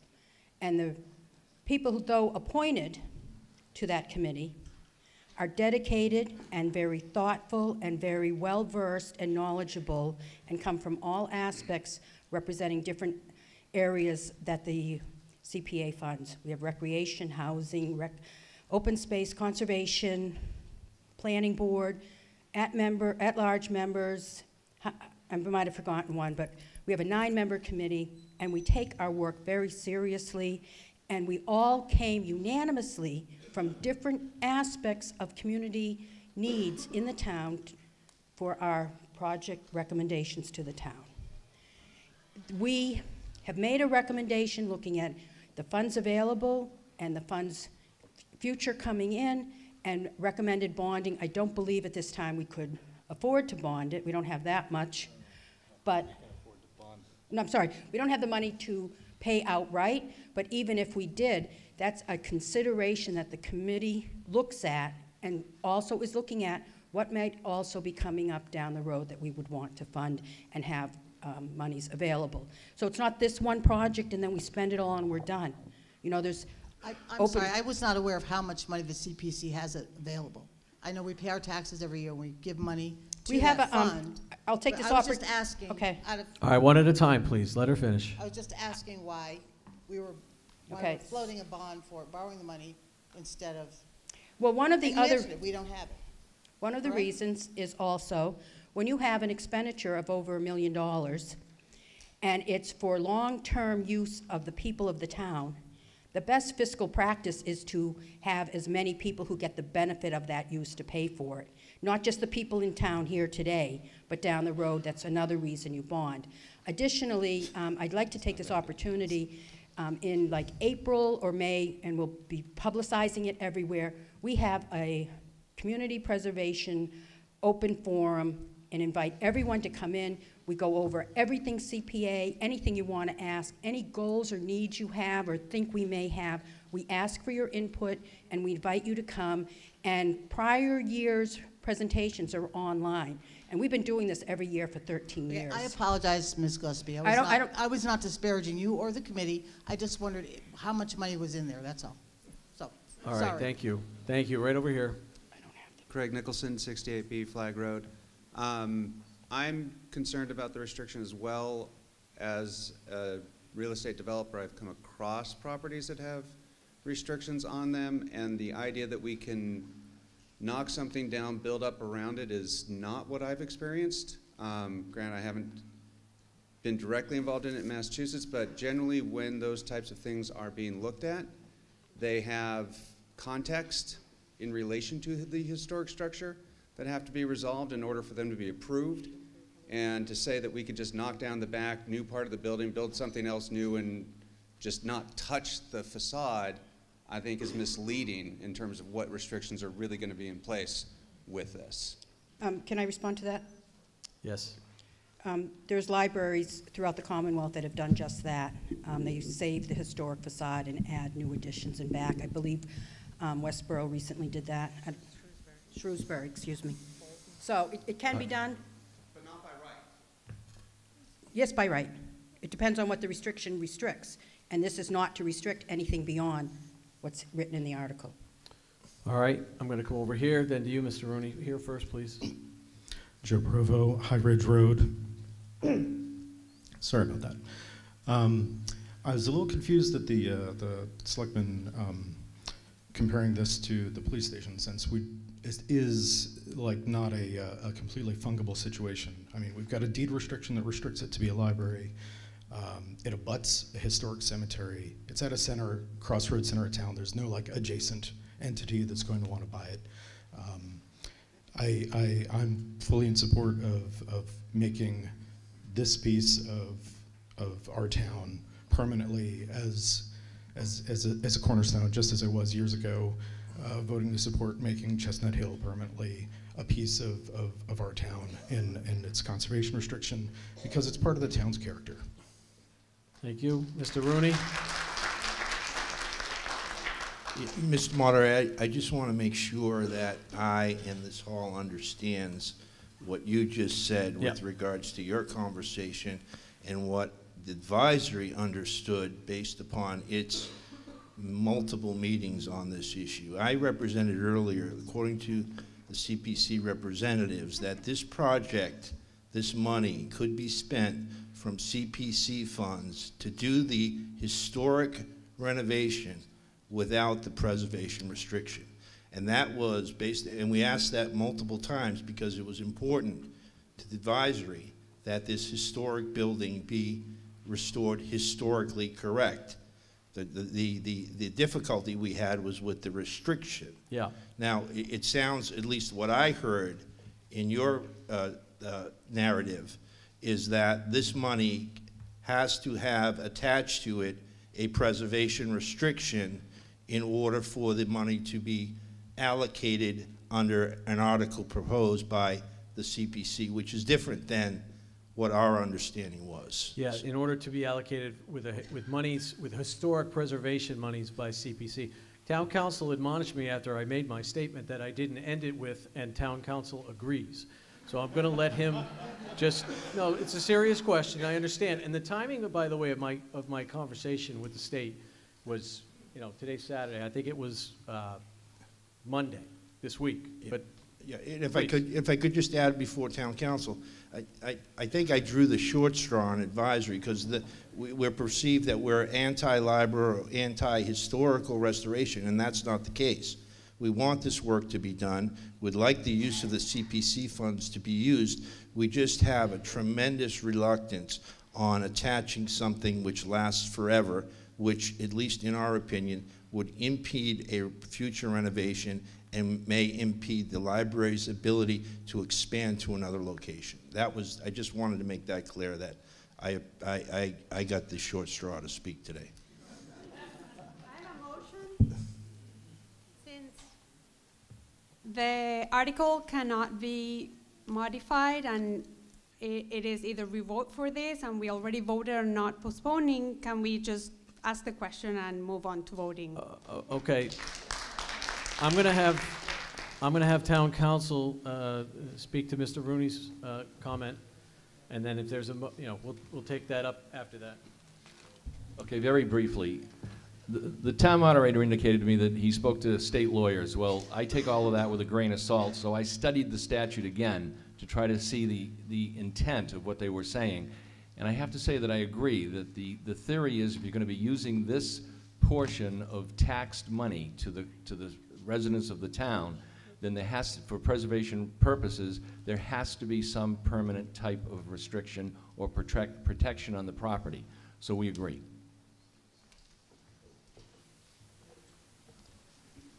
Ma'am, if you want to get back up, I don't want you to miss your chance, but I did quite understand your point. Name and address, please. My name is Alekna Sabati. I live in 14 Pearl Street. You want me to repeat my motion? Yes, please. My motion is to move for vote. Okay. On Article 22. All right. The motion's been made to move the question. There's been a second. I do have the discretion to hear this gentleman who's been waiting a long time. But, sir, I'm going to ask you if you have anything to say that hasn't already been said. It is actually a question about the windows, the facade. Go ahead. So the question is, first of all, I'm Matthew Probst, 31 Woodland. I'm very supportive of restoring the facade and preserving it and so forth. My question is about the preservation restriction on the windows. Those windows are certainly very beautiful, very old. Will they be preserved in a way that they can be energy efficient as well? My concern is that single pane glass windows aren't very energy efficient, and can we ensure that the building in perpetuity can have energy efficiency? All right. So I'm going to take a short answer to that question, and then we're going to take up the motion to move the question.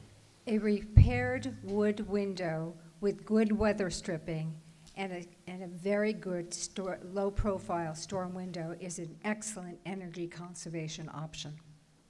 Thank you. So there's a motion on the floor to move the question. It cuts off all debate. It's not a debatable motion. It requires a 2/3 vote. If the motion passes, then we will immediately move to a vote on the article on the floor. All in favor, sir, I'm sorry, but I have to take this motion first. All in favor of the motion to move the question, please raise your cards.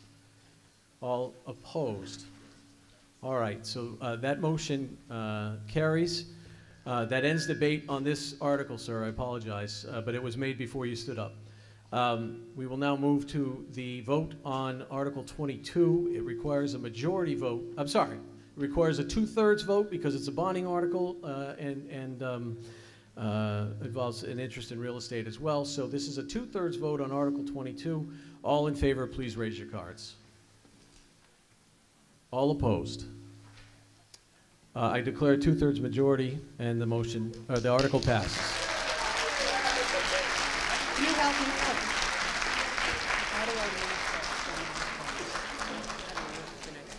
Article 23, Ms. Gillespie. No, I need the last. Sorry, I have a motion. What's your motion, sir? I'm Armando Vinciuera from 14 Pearl Street. I would like to make a motion to move Article 25 to discuss now because I think it's pertinent. Yeah, no, we have just a couple minutes left. We're going to take Article 23, and then we'll be back at 7 to finish the warrant. I just think it's pertinent since we have a bigger quorum now, and it would be. Ms. Gillespie.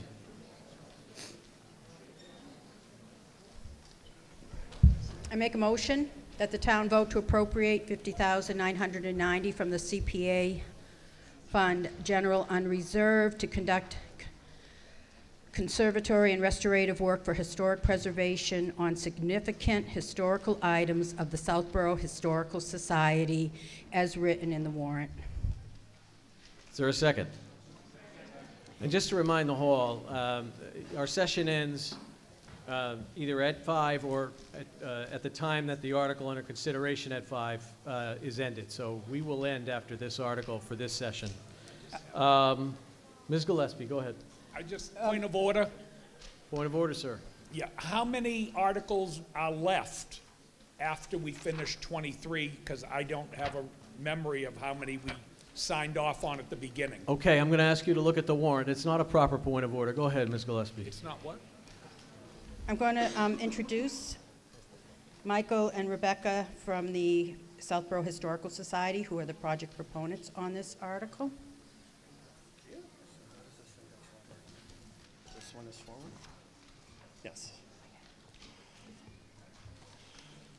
So,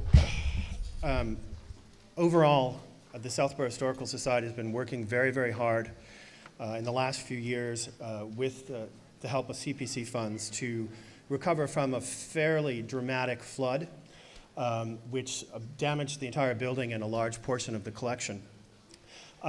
We have been working on the old burial ground restoration. We are developing an interactive burial ground map, the Civil War flag conservation, which we're going to be talking to you about now, as well as the Civil War veterans' grave markers. So of the request in front of you today, a portion of it is for the restoration of this William Buck's flag. The Buck family was an historic family here in Southborough. William Buck volunteered from Southborough to go fight in the Civil War. He fought in 3 major battles: the Savage Station, the Allen's Farm, Nelson's Farm, Malvern Hill, some of the bloodiest fighting of all of the Civil War. And then his luck ran out at the Battle of Antietam. He was shot in the head, did not die immediately, was taken to Philadelphia, where he died in the military hospital and was subsequently interred. So William Buck was hugely popular here in Southborough. He was much beloved, and this was a huge shock. Was one of our first Civil War dead. The people felt so badly about this that the officer, Peter Fay, went down, the recruiting officer went down to Philadelphia to get his body. He was disinterred, brought back here, and buried with full military honors in the burial ground. This flag was made for William Buck's coffin. It is an exceedingly rare survival of this type. It was handmade. There's 37 stars on it, all hand sewn, and it's almost the size of what you see here on this slide. It's 5 by 9 because it was made to cover his coffin. It is in very, very precarious condition at the moment. It was given to the town library, we think, in 1883 by Frances Buck, who was the cousin of William. She was the town librarian for 30 years when the library was still in the town hall. And when the library moved to its current building in 1912, this flag was transferred to the collections of the library. Now, over the years, it became somewhat forgotten, and in 2007, along with many other historical documents, it was transferred over to the Southborough Historical Society. Now, the request is to send out the flag. It's sent to a specialty company up in Andover, which is the company that does the flags for the Smithsonian, the U.S. Navy, U.S. Army, to preserve this and put it on permanent display at the Southborough Historical Society. I mean, this is an unbelievably rare piece, an amazing survivor, and really speaks very loudly to the sacrifice that this young man, 20 years old, made over 100 years ago in the early days of the Civil War. So our request today is for the restoration of this flag, and we can go into details if you have questions about that. And whoops, I just turned off the monitor. Isn't that fun? There we go. Oh. And the rest of the remaining half of the money is for the continued conservation of our collections. This has been an ongoing process. We have just completed the first CPC grant, and we predict that this will take another 2 years, which is the term of this request from the CPC. You see here some of the documents in their current mixed state photographs. On this one table alone are things dating back into the early 1700s and things dating from the 1960s. So parts of these collections are still in a huge jumble. We've been working very assiduously. And by the way, if you haven't had a chance to come and see the museum, which has now been reopened. It's open on Sundays from 11 to 2, or 12 to 2 generally, and by appointment. It's really an amazing transformation. I think you will be very, very pleased and surprised. So our request again is to conserve and continue the stewardship of our collection, to continue our understanding of our history and the people who shaped our town, and most importantly, to make these collections accessible to the public. Part of our process is bringing this stuff online and bringing this history back to life for the town of Southborough. Thank you. Thank you. Any comments or questions about Article 23? All right, Article 23 requires a majority vote. All those in favor? All opposed? Article 23 passes. I do want to, before we potentially adjourn for the afternoon, you know, our rules allow the hall to agree to keep going if we want to. But I'm not inclined to ask for that unless I hear a significant desire to do that. Otherwise, we will adjourn for now, or we will recess for now, and we will reconvene at 7 p.m. Mr. Barron, do you want to speak to that? Yes, I asked a question earlier. It would help some of us, me in particular, if you told me how many articles were left, and then I could make a decision as to whether we should extend this current meeting. Mr. Barron. Okay. Yes, sir. I think a lot of people left thinking that that was the last article before the break. They have children, they needed to go do dinner. I think extending it now after they've left, thinking that was the end, would be Yeah, wrong. I tend to agree with that, but if the hall demands it, we'll do it. Otherwise, we'll see everybody back here at 7. Do I have a motion to recess until 7 p.m.? Second? Okay, see everybody at 7. Thank you. Okay.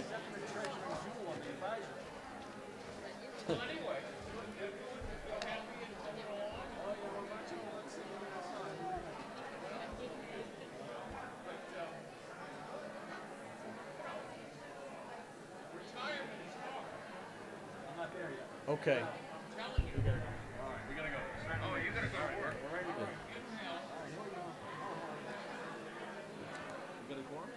Oh, yeah.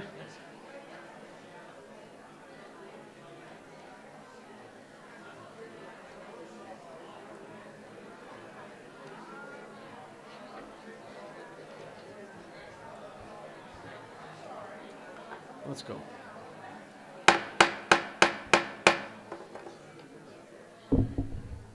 Good evening, welcome back. I'm informed by the town clerk that we do have a quorum.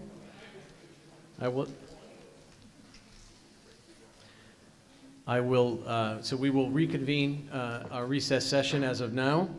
I do need to update the list of non-resident attendees for your approval. For tonight, we have Brian Ballantyne, Treasurer, Karen Galligan, DPW Superintendent, Vanessa Hale, Assistant Town Administrator, Michelle Jenkins, Assistant Town Clerk, Tom LaFlamme, IT Manager, Heather Morris, Trottier, Audiovisual, Mark Purple, Town Administrator, and Jay Tallerman, Special Town Council. Do I have leave of the hall to allow these people in the hall? Please show your cards. It's a majority vote. Thank you very much. Any opposed? Thank you very much. We were working through a couple of formal amendments on some articles to come, but we can reconvene or resume where we left off, which is Article 24, CPA. Please, Ms. Gillespie.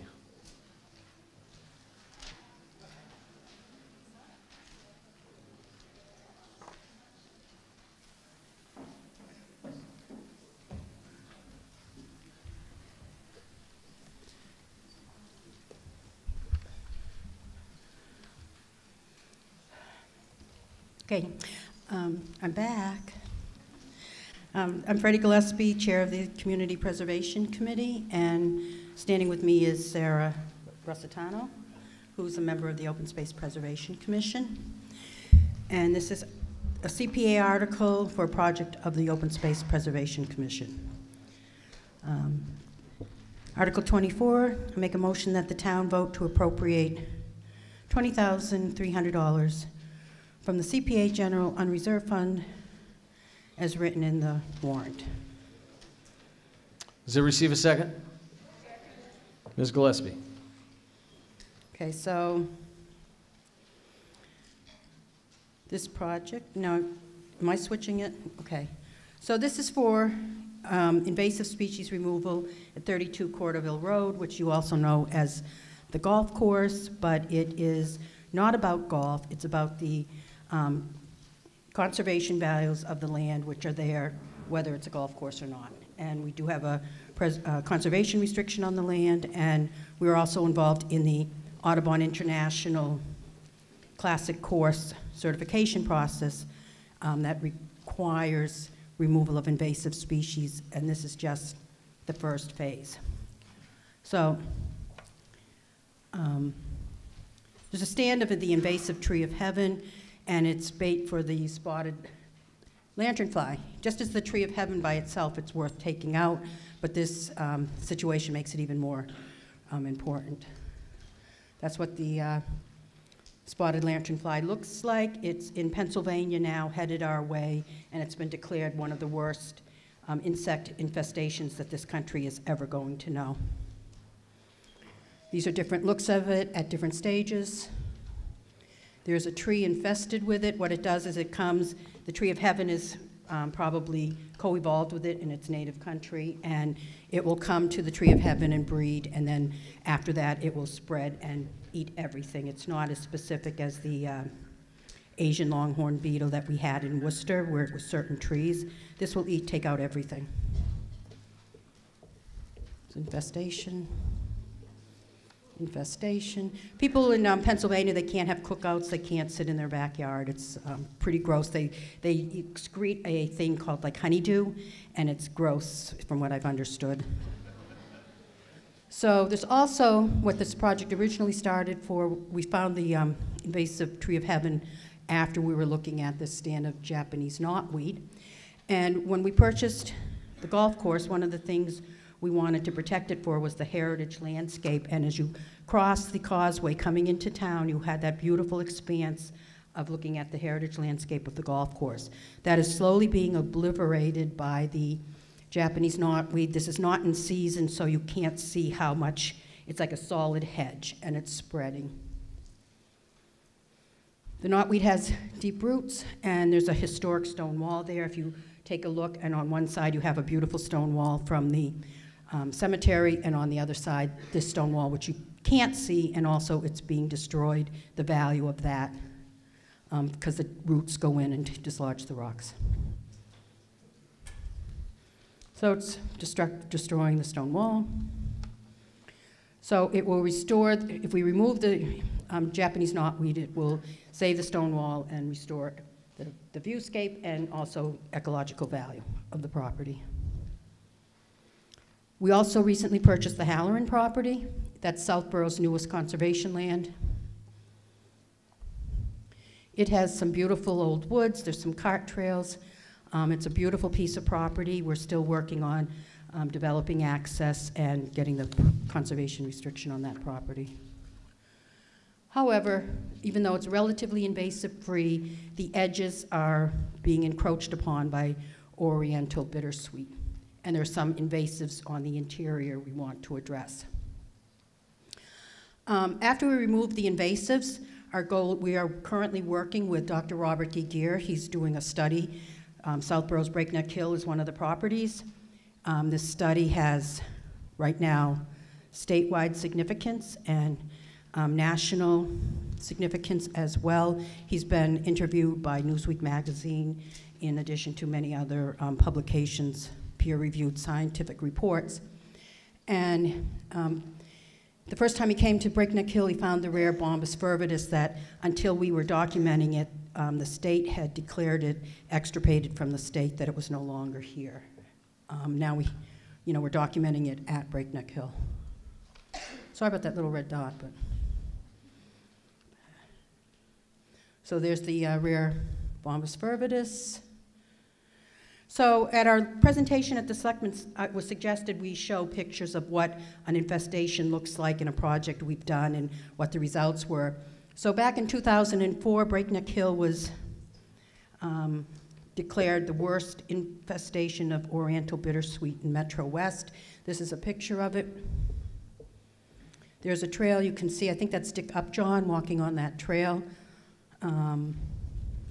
This is not a CPA grant, but it just shows you. So if we leave the invasives alone, this is what happens. They get worse. The ones bittersweet at the Halloran property would expand, maybe not to this level because there's more shade than the apple orchard, but it's still a problem. You get a monoculture, you don't have the diversity of species, birds, butterflies, other insects and animals that we want on our conservation land. We got a grant from the feds through NRCS, and after a massive restoration, that's the same view of what we've accomplished and how it looks today. And we continue to manage it. There's an additional, I think about 15 or 20 acres that still have invasive problem at Breakneck Hill. We have another project that's ongoing. That's what it looks like today after the area that we did the invasive species removal. That's just for an example. So for this project, our goal is to have this and this, but not this or this. Thank you.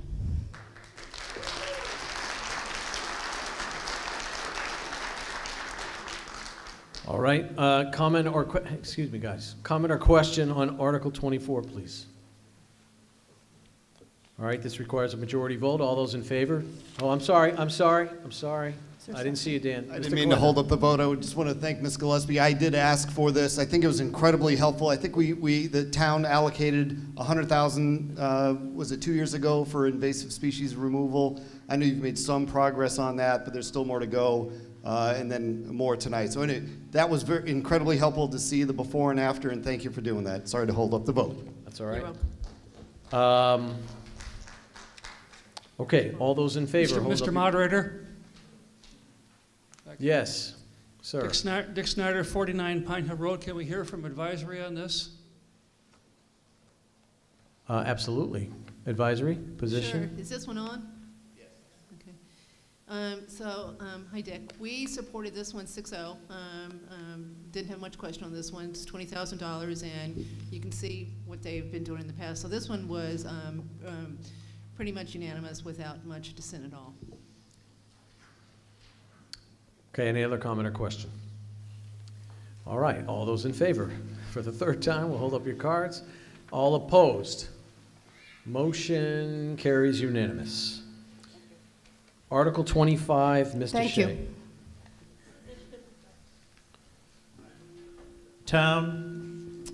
One more time. I move that the town amend Chapter 41 of the Code of the Town of Southborough, Massachusetts, entitled Town Meetings, by striking in its entirety from Section 41(1), entitled Date and Time of Annual Town Meeting, the current text, and replacing it with the text as printed in the warrant. Second. Receives a second. I understand we have an amendment. Is it ready to go?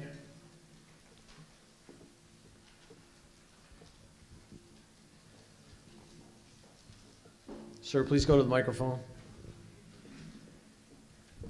Yes, thank you. Ken Boyd, 10 Ashley Road.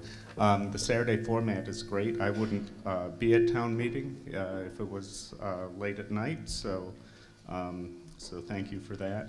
I do note, though, that the last Saturday of March will occasionally conflict with Easter weekend and Passover, so I move to amend Article 25 by striking the word last Saturday and inserting the word second to last Saturday.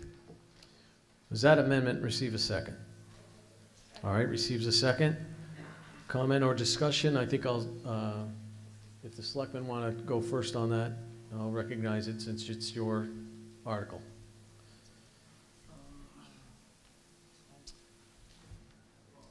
I guess, so we haven't had the chance to discuss that amendment. I think even by going to the second, but today, the second to last Saturday in March, there still is the potential for conflict with a number of religious holidays. There is language in here that does say that in the event of a secular or other holiday, that session shall be adjourned to the next night. That shall be agreeable. If it's a Saturday, I don't know if that means that it defaults to the Monday for that year. I just don't know that making that change is necessarily going to solve the problem of a conflict with any secular holiday. So I certainly, understand that and I'm sensitive to it myself, but, we could, potentially be having Easter weekend this weekend as well. So don't know that that amendment solves all the problems with it. So. Thank you. Yes, Mr. Butler. John Butler, 4 Davis Road. Speaking to the amendment, a few years ago I read the statute regarding town meetings, and my recollection was, perhaps town council knows this, that my recollection was that the Board of Selectmen has a statutory right to set town meeting at any date up to the date specified in the bylaw. So that, if I'm correct, and I was working from memory a few years ago, if I'm correct, the authority that the amendment would grant already vests with the Board of Selectmen, even if we pass this. That is, if they saw that there was a conflict and they wanted to pull it up, they could, at their discretion, do so by virtue of the statute. But my memory may be faulty. That's what I recall from the statute at the state level. That point is well taken, but once you've established a bylaw provision that details the procedure for a town meeting, that's what would supersede, unless there was some kind of not an emergency, but something that would not allow the town to conduct it on a certain date. So once the legislative body has spoken, that would supersede what was historically a common understanding.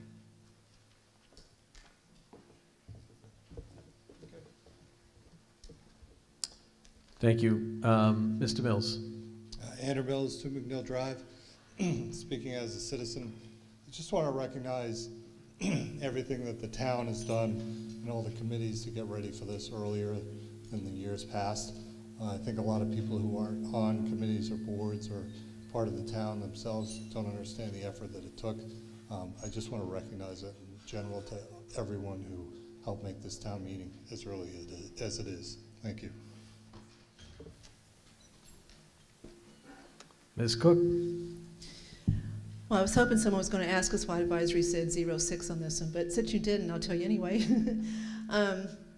We're not opposed to changing the date to the last Saturday. That was not our issue. So to kind of key on what Mr. Mills just said, this was really hard to do. Accelerating by the 3 or 4 weeks, advisories met every single Tuesday since the first of the year.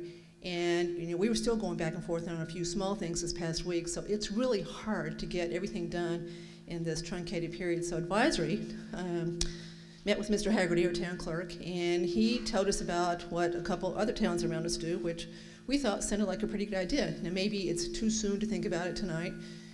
Let this play out and see how this turned out as far as the first time in March, but there's a couple towns that actually have their main meeting in May. And then if they've got some type of debt article that needs a vote at the town election, they have a special in the fall. And so there's a lot of us that like the idea of having a special regularly because it's a lot to cover in one meeting. I mean, look, here we are, it's Saturday night sitting here. So that was where advisory's not support came from. We just have kind of a whole different idea about where we may want to go at some point down the road. Thank you. Ms. Gillespie. Freddie Gillespie. I don't have an idea of when it could be, but I wanted to tag on to the comment that if you're not on a committee that deals with budgets, you may not know how difficult this was. The CPC specifically has an application process. People aren't going to apply over the summer. It's due in September, and we never get applications that are perfect, and we don't say no. So we work with applicants. And this year we were actually meeting and getting numbers so that we could put these projects forth a week after our warrant articles were due. And we're meeting at the holiday season. It puts great pressure for when the warrant articles have to be in for the selectmen and everyone to review them so it can go to print. And you've got Christmas and New Year's. And, you know, for our committee anyhow, it creates a hardship to make those kinds of meetings. And then you have to go to advisory and selectmen. And, you know, if there's any way to push it out a little further, we don't even have some of the numbers in that we have to work with from the state until after, you know, till we're writing the warrant articles. So one of the things, the whole warrant article for the library, that could have had way more public outreach about the preservation restriction and education on that portion of it. But, you know, these things were coming up at the last minute, going to print and review and then coming here. So that's just a comment to consider.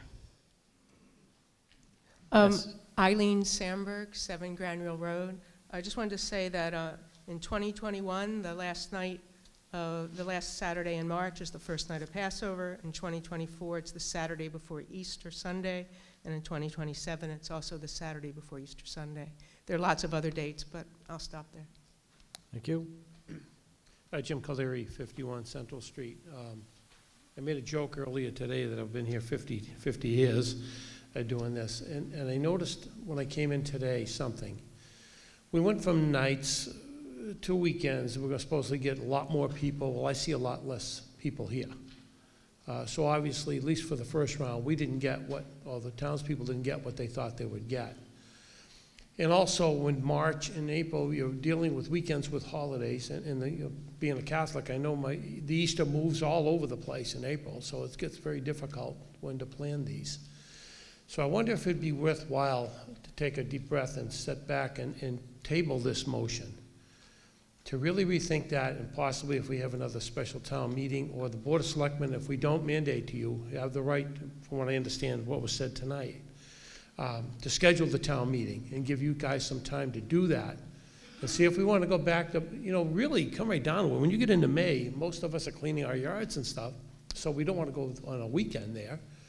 And maybe we didn't see the results. As I look at this room here now, it's almost half full. Maybe we'll go back to the nights and what we used to do for many years that worked. I don't know. But I don't think that, as I see March holidays, we're really running into a problem with different other things. Not only that, you haven't got the state money back. You don't know what quite that's going to be. And what Freddie just said makes a little bit of sense to me, too, as we try to get things organized to come to town meeting here in March. And of course, the budget process isn't just a slam dunk, a couple days of meetings and it's over. We all, you guys know that more than I do. So maybe we ought to indefinite postpone this. I'm willing to make that as a motion if you think that'll work. You're the people that have to deal with this, not me. Well, the motion on the floor is to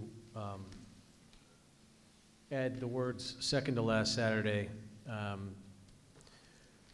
Once we dispose of, I think what you're asking is, do we indefinitely postpone the original question? Mm-hmm. And we're not, you'll have a chance to do that, but we're not quite there yet. Okay. Okay, thank you. Yes, sir. Dan Permack, Powder Mill Lane. The budget stuff, that all seems to make sense, and I don't have a particular opinion on whether it should be the second Saturday or the last one. Just to respond to what you said, you're right, this room is pretty empty. I thought it was pretty full this afternoon, and I thought it was a different demographic than it was prior, and to be honest, it's impossible to say, and we'll get numbers eventually. The calendar field thing would have failed, I think, this afternoon if this was a Tuesday night or a Wednesday night. I like doing my yard too, but I've got a school kid. No way she would have been there that late.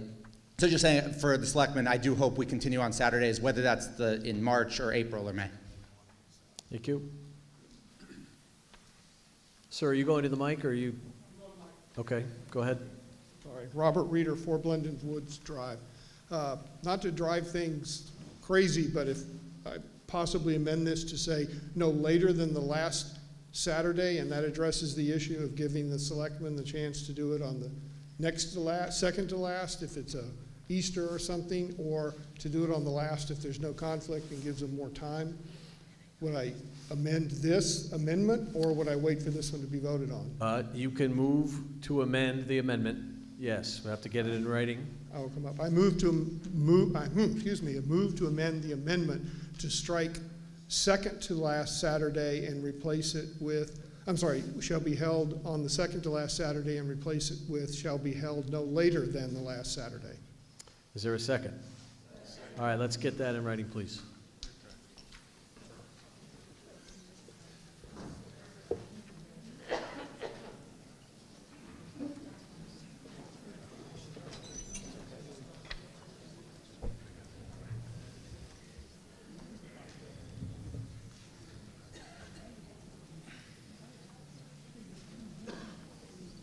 Mr. Moderator? Go ahead. Do you want to speak to the amended amendment? Or? Yes, I do. It's Tim Martell, 7 Bantry Road. I wanted to point out that the language that he just mentioned doesn't actually specify it has to happen on a Saturday, and that's kind of a big change from what we have now, so he might want to be careful with what he writes on the paper. Did you get that? I think that's a good point. You're not specifying Saturday. You're saying no later than the last Saturday. That could be any day. Thank you. Mr. Hegarty. Mr. Moderator, Jim Hegarty, Town Clerk. 320 voters checked in for the afternoon session. We had 167 as of 7:05 tonight, and I'm waiting for the latest update. Thank you. Somebody asked about. As of a couple minutes after 7 o'clock, we had 167. A lot more people have come in, so I've asked for an update on that. I'm not sure. 320 was the afternoon number. Excuse me. The question is average night. The answer is there is no average night. We've had some really big meetings. We had the 700 plus, the 500. We've had other meetings. It's all driven by the topic. We've had meetings where we've only had 150. Off the top of my head, 320 is about an average number. And I just, and looking, eyeballing the audience that was here in the afternoon, we had a big crowd, a pretty good crowd. I'll do the numbers, but, sitting up there looking, it was a pretty good house.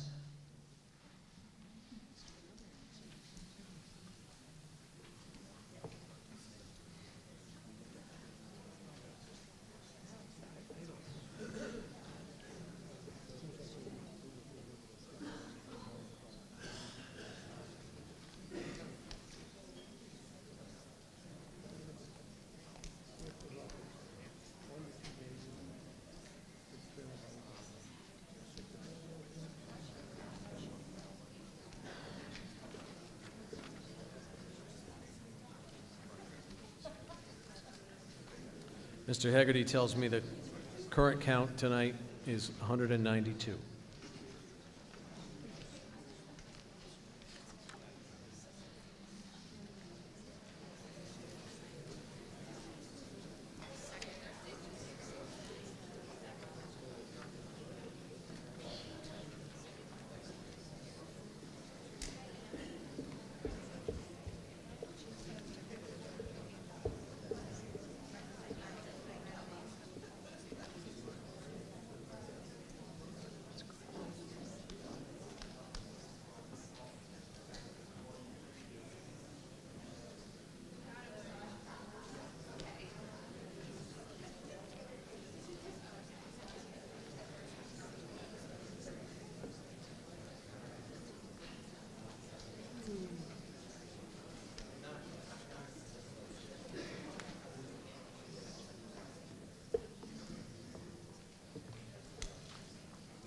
All right, we're working on getting this on the screen, but the amendment, it's pretty simple. The amendment is to strike the words, now this is the amendment to the amendment. The first amendment was to make Saturday the second to last Saturday. This latest amendment strikes second to last Saturday and says on a Saturday that is no later than the last Saturday. So I'll take questions or comments about that, if there are any. Okay, do we feel like, okay, there it is. All right, so this amendment to the amendment requires a majority vote. I'm first going to go down to Selectmen. It was originally their article to get a position on this. Thank you, Mr. Moderator. The Board of Selectmen support this amendment as written. Okay, thank you. Does advisory want to, 1 second? All right, advisory supports the amendment to the amendment by a vote of 4 to 2. This requires a majority vote. We're voting on the amendment, not the whole article just yet. All those in favor of the amendment to the amendment, please raise your cards. All opposed? That motion carries. So now we are on the main article, as you see on the screen. Yes. Well, he beat you to the point of order. Go ahead, Mr. Butler. So we got ourselves in a little bit of a peculiar position because you said we were amending the amendment, which means that the amendment has been amended and is still before us, if I understand it correctly. Well, I think technically you're right. We voted just now to accept the amendment, and now we need to vote. I wish I were wrong. No. Let me explain what Mr. Butler is correctly saying. We voted to accept or to agree that we could amend the First Amendment. Now the First Amendment is amended. We have to dispose of the First Amendment. And so all in favor, it's a majority vote of disposing of the First Amendment as amended. Please raise your cards. All opposed? Okay. Now we are back to the main article, as you see on the screen. This is still a majority vote. I see no one at the mics, so we will take that vote. All in favor of the current language on the screen, please raise your cards. All opposed? Okay, that motion carries also. Article 25. I'm sorry. Was that 25? Keep me straight. Article 26, Mr. Hubley.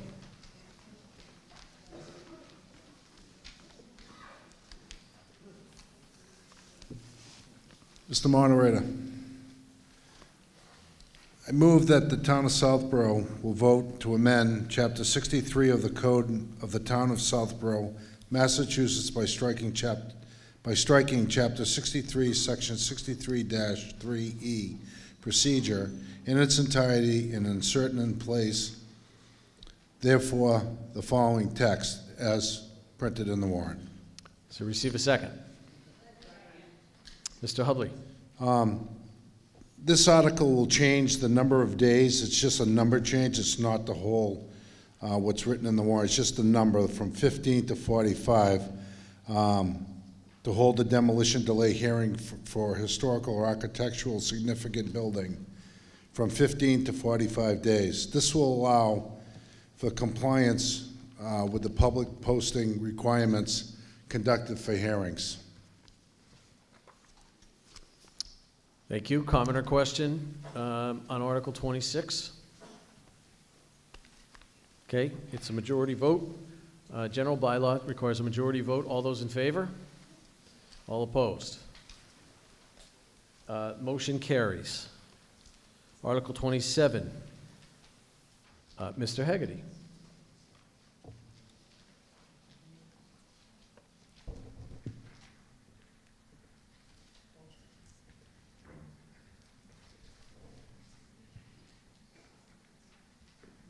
This one's yours, right? This is yours? Yeah. I don't know if someone could go out to the lobby and grab Michelle Jenkins. I think Mr. Hegarty needs to make this motion not as the clerk, but as a citizen, so we need a clerk in the room.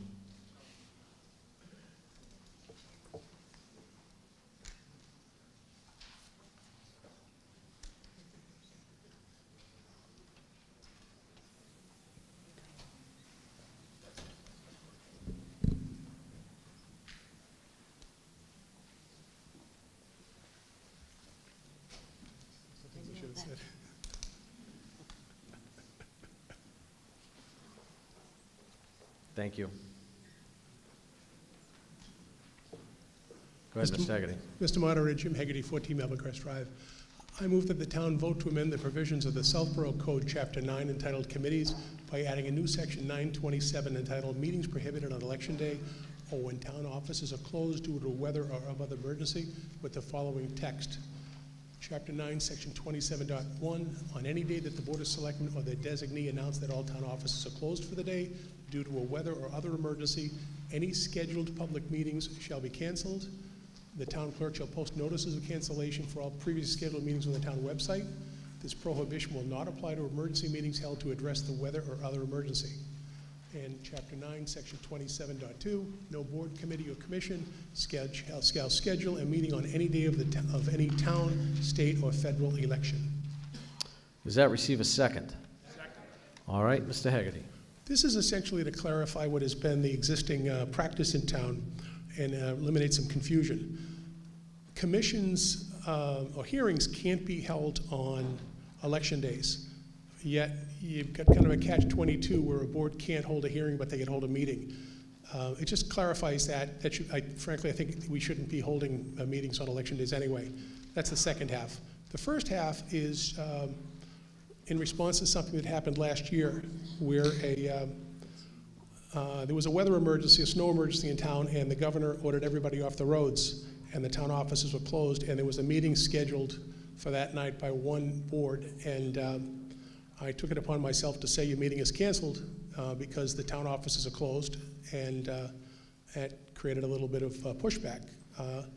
And even the point of it is, if we're telling the public that the town is closed for the day, and even though somebody may have a four-wheel drive that they can get to the committee, to the meeting, the trick is, does the public,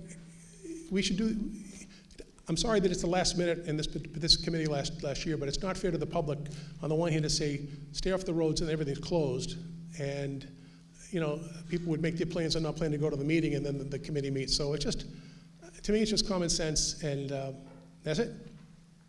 Thank you. Comment or question about Article 27? Yes. Mimi Luttrell, 19 Oregon. So is this that no meetings can be held when there's a weather emergency?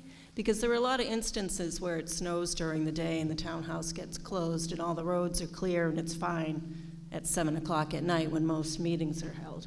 No, that's exactly it.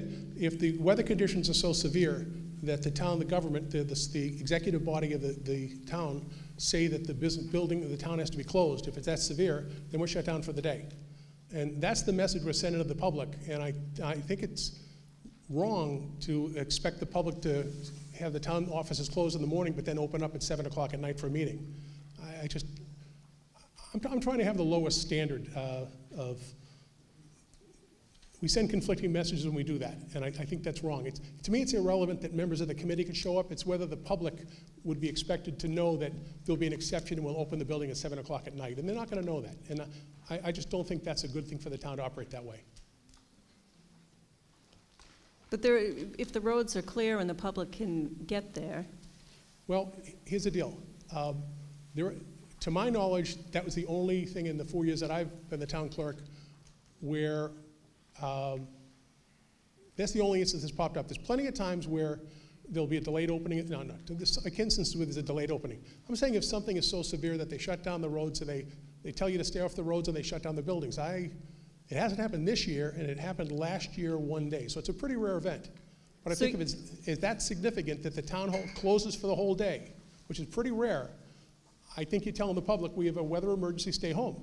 And I just don't think it makes sense to expect the public to say, wait a minute, everything's closed for the day, but let me see if the Recreation Commission is going to hold the meeting at 8 o'clock at night. I think it sends the wrong signal for participation by the voters.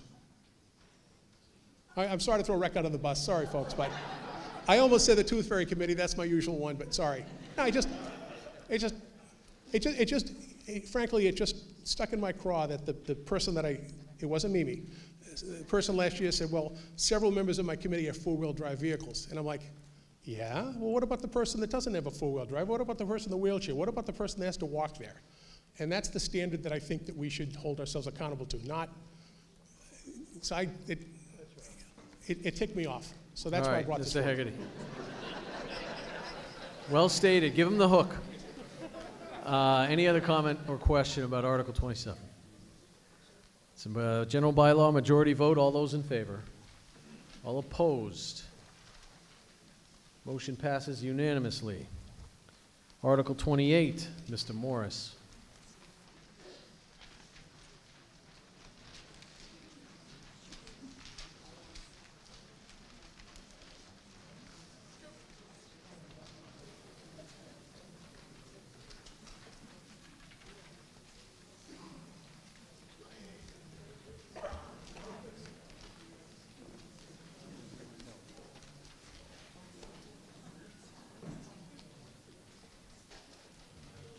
Moderator, I move that the town vote to add a new chapter to the town code, chapter 153, trees, as written in the town warrant.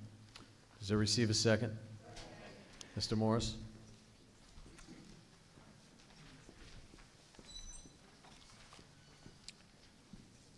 The purpose of this warrant article is to accomplish one of the 4 criteria for a city or town to become a Tree City USA community. The Tree City USA program has been greening up cities and towns across America since 1976. It's a nationwide movement that provides the framework necessary for communities to manage and expand their public trees. Tree City USA is a national recognition program and is sponsored by the Arbor Day Foundation in partnership with U.S. Forest Service and the National Association of State Foresters. Green infrastructure is the only part of a city's infrastructure that actually appreciates in value over time. We all know the benefit of trees. They clean the air, they absorb pollutants, they absorb carbon dioxide, provide life-giving oxygen. And shade trees cool and improve the urban landscape.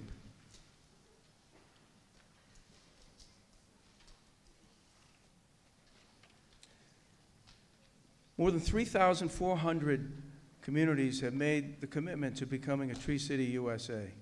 They have achieved Tree City USA status by meeting 4 core standards of sound urban forestry management.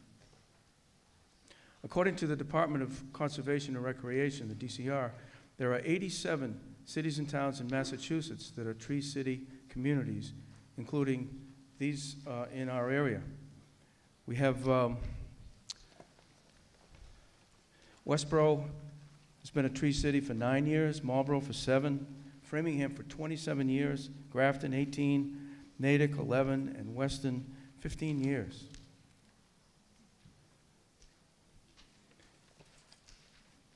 These are the 4 standards for Tree City designation.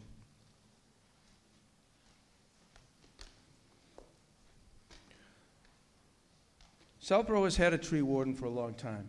Additionally, the DPW frequently uses the services of a professional arborist.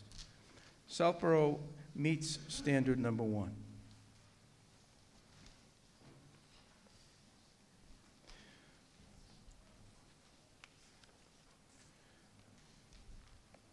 Southborough has had a tree warden for a long time. Additionally, oh, I just read that. Sorry.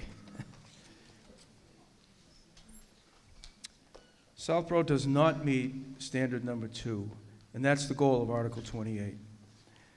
An ordinance is approved by a city council in a city. In a town, the ordinance is called a bylaw and is approved by the town meeting, which is where we are tonight. Southborough has a tree policy dated 2010, however, it does not meet the standard of a bylaw. Article 28 will be our bylaw that will meet standard number 2. The bylaw simply codifies what we already do relative to public trees. We currently comply with the applicable sections of Massachusetts General Law 87, shade trees, and Mass General Law 40, Section 15C, scenic roads.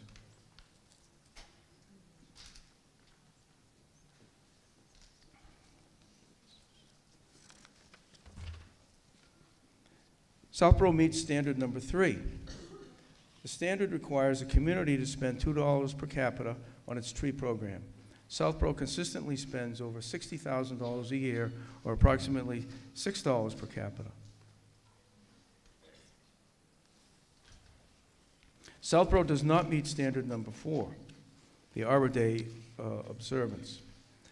Approving Article 28 tonight will encourage our selectmen to issue a proclamation to observe Arbor Day in the town of Southborough.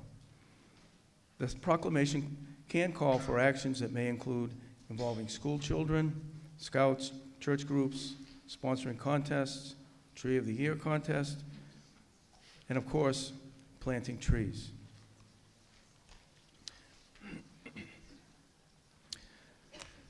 In the absence of a volunteer, the town planner will draft the proclamation and submit it to the selectmen for their consideration.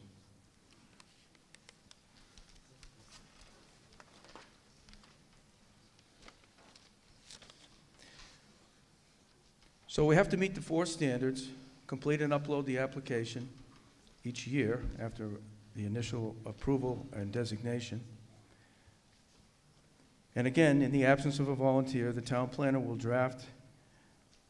will complete the application this year and in coming years. So let us help Southborough keep trees as an important and beautiful component of our public roads and other public places. Please support this article.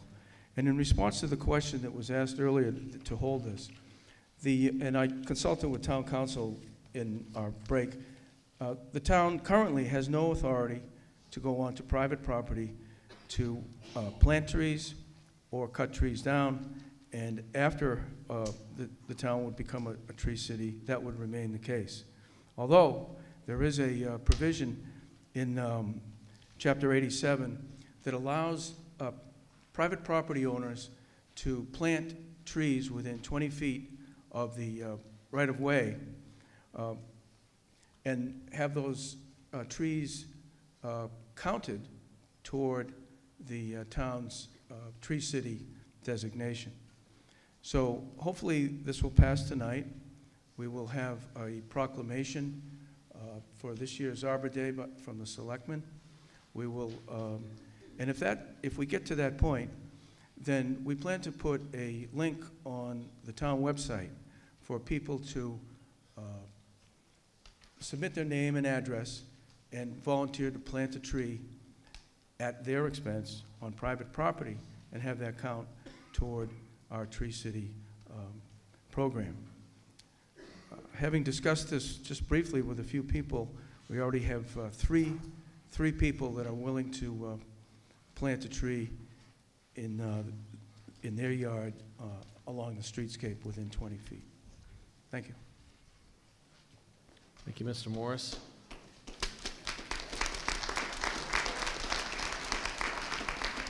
Just to amplify what he said at the very end, private property, but within 20 feet of the right-of-way counts. So I don't want to be confused about public and private on that, correct? Correct. All right, comments and questions? Yes, sir. Yes, Arthur Lamy, 12 Bigelow Road.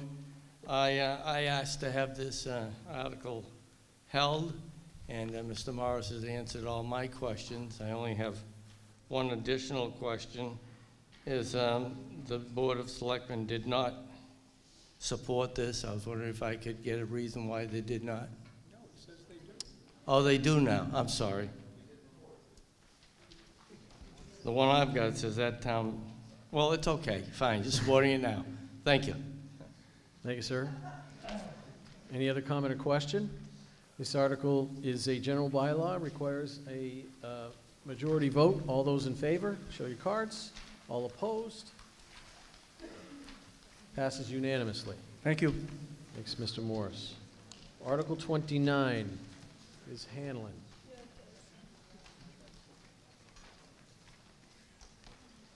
Mr. Moderator, I'd like to request that maybe we could jump to Article 34 because that's one bylaw, one voting action. It'd save time. I'm not understanding. What is it about 34?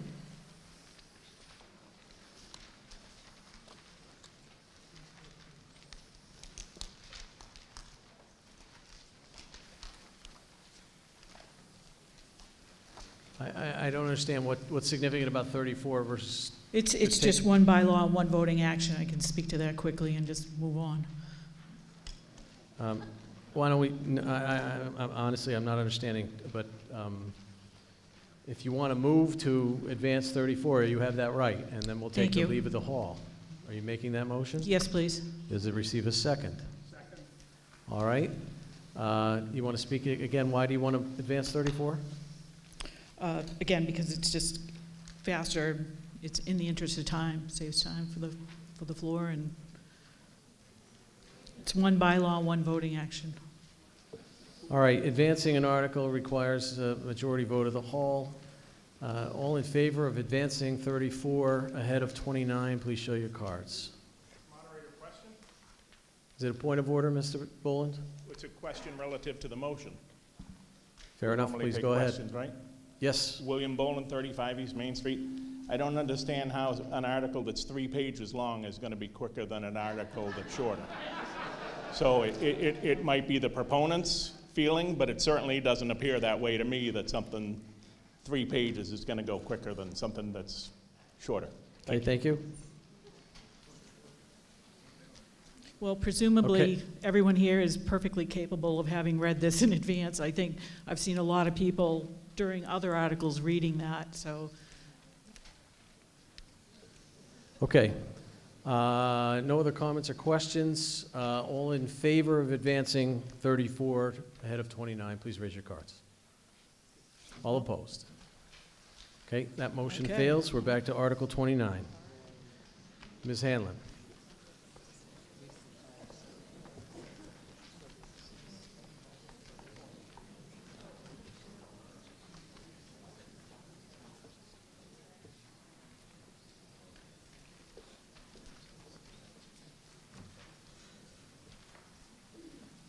Before you go, Ms. Hanlon, I believe we have an amendment pre-submitted on this. Why don't we put that on the floor so that we can go all at once?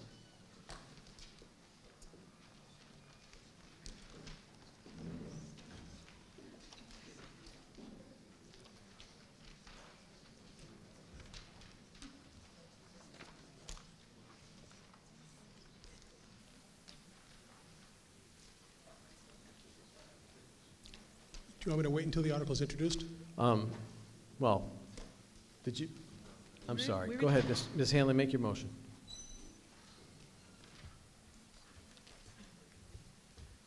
I think we need the IT person to advance the slide.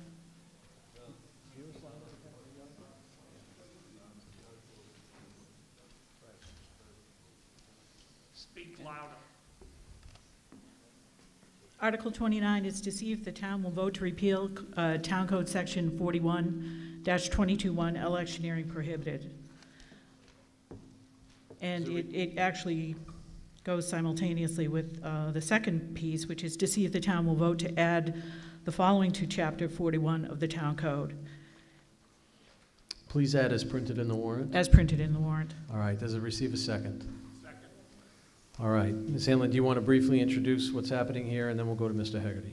Sure. As an important upfront note, I just wanted to thank you for allowing me the opportunity to speak to you tonight. All of my articles have been reviewed by expert legal counsel in the areas of municipal and state law. This is one article with 2 voting actions, and they go together.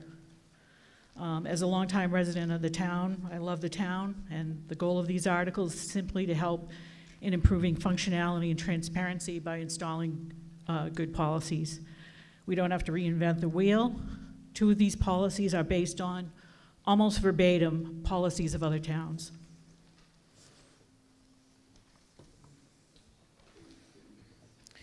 Article 29, again, another important upfront note. It was, I was able to have several very good and productive conversations with the town clerk to reach an understanding on how to proceed, and I'll let him speak for himself, and you can listen very carefully to any amendment from the town clerk. So the question is why is electioneering prohibited? The intent is not to place pressure on individuals entering a polling facility on election day. Therefore, a state law on electioneering is specific to polls and elections only. State law prohibits collecting signatures on petitions, referendum petitions within 150 feet to the entrance of a polling place.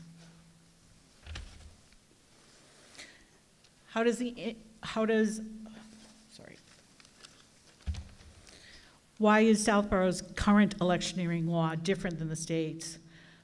We added town meeting and early voting in 2017. It now put in a 150-foot setback.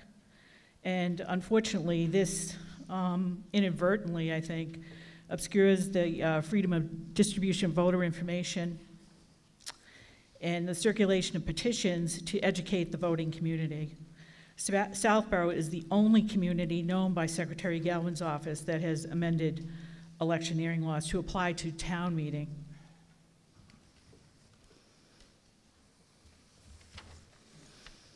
So how does the language impact our town? It's common practice for the sponsors of warrant articles to have written materials out on the tables. You have no gauntlet to run through if those materials are out and fully accessible and in plain sight. Basically, my thinking is this was impinging on your First Amendment rights, and if we repeal it and replace it with the proposed language, it no longer does that. So why vote to repeal and replace the language? You need open information exchange. You deserve all the information that's relevant for understanding important issues at town meeting. You'd like to engage in debate. It's important to circulate petitions. And this is about not imposing electioneering rules at town meeting and virtually being the only town or city in the state to have that. I ask you to support the article for several reasons: to restore these rights and be on par with other cities and towns in the state, to preserve and protect freedom of speech and First Amendment rights, and that's no small thing. When I try to explain to the younger members of my family what that means, I tell them about the 6 wreaths that I lay every Christmas at the Veterans Cemetery, and what we can do to honor them by staying informed, active, and voting. And I know how my family feels about that, and I hope your family feels the same way. Lastly, and most importantly, I feel this should not be regulated at town meeting. It wasn't before April of 2017. We should not have setbacks or restrictions on these rights because you may need them. Sometime you may come forward and you may need to circulate your own citizen petition and try to right a wrong. At the last meeting, I noticed that there were orange cones in a setback.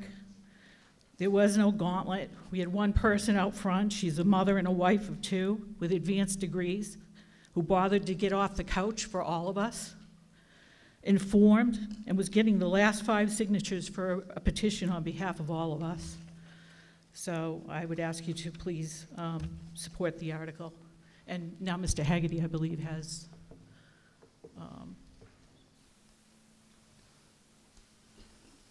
Mr. Haggerty, please. Mr. Moderator, I'd like to make an amendment that I filed with you. I move to amend Article 29 by striking the article in its entirety and replacing it with that the town vote to amend Chapter 4122.1 of the Code of the Town of Southborough, electioneering prohibiting by striking the chapter in its entirety and replacing in place thereof, except as may otherwise except as may be otherwise provided by any other general or special law of the Commonwealth, all candidates or their agents are expressly forbidden to enter a building which is used as a polling place or town meeting for the purposes of electioneering or greeting citizens or voters or for petitioning or soliciting signatures for any purpose.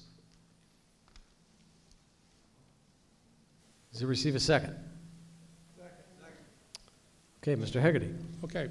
I'm here to tell you I made a mistake 2 years ago. Simple as that.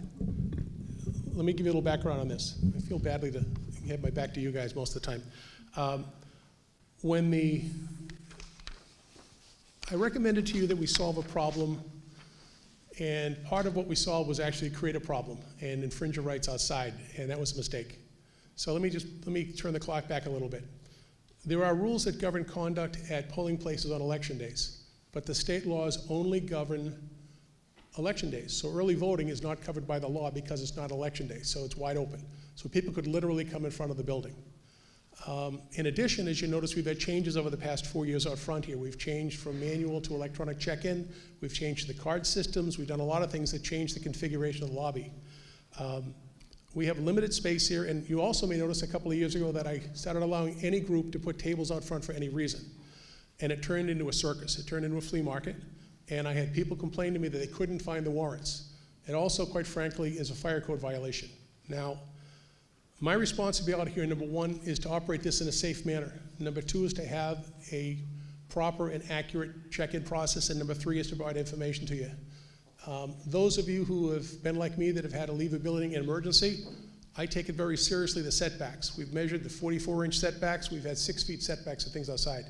We have a limited amount of space here, and that's just what it is. So when this was implemented the first time, Mrs. Houlihan was outside gathering signatures inside the 150 foot, and I had to go out and tell her she couldn't do it because that was the bylaw, and I felt badly about it. And I actually spoke to her later about that, and I said that was a mistake. She wasn't creating any problems outside, and I'm the dummy that suggested that, and that's a mistake. If there's a problem outside, let's the police address it. It's not been, and there are people that said they'd like to have this because they quote unquote don't want to be bothered coming in the front. No, if there's an issue, let a cop address it, that's outside. My concern is once you come inside the building here. We just don't have the space. And the article as presented, it talked about providing information about the citizens' petitions. We do, it's all on the same table. If you saw, we had a grid out there with 4 things, everybody has equal access. The other thing that the initial article called for was the proponents of articles would have the right to greet people and stand inside. You can't do that. You can't guarantee that right. How do you identify one proponent versus another? And if you're going to guarantee a space for a proponent, don't you have to guarantee the space for an opponent? And how do you do that in the shoebox we have outside? That's what this hall is for. That's where the discussion should take place. Last year, I had to turn somebody away. Now, petitions. I had to ask somebody to leave out front here because they were standing in the pathway as you come in the door with a petition. So people coming through the door had to turn and walk around the side of the person. You just can't do that. Without this article, I don't have that right. If you're standing out here talking to your neighbor, I'm not going to ask whether you're talking about the weather in an article. That's not the point of this at all. Just inside this area, we don't have the space that you have at Algonquin. We just don't. So once you get inside the building, that's when I think it should be for you to check in, get your materials, and come on inside. Outside, petitions, signatures, anything you want to do, terrific. That's the way it's always been. And just to back up a bit, when I started this job 4 years ago, I asked why we put signs out there, no electioneering, no 150-foot barriers. The signs had always been put out here. And I said, well, where's our authority to do that?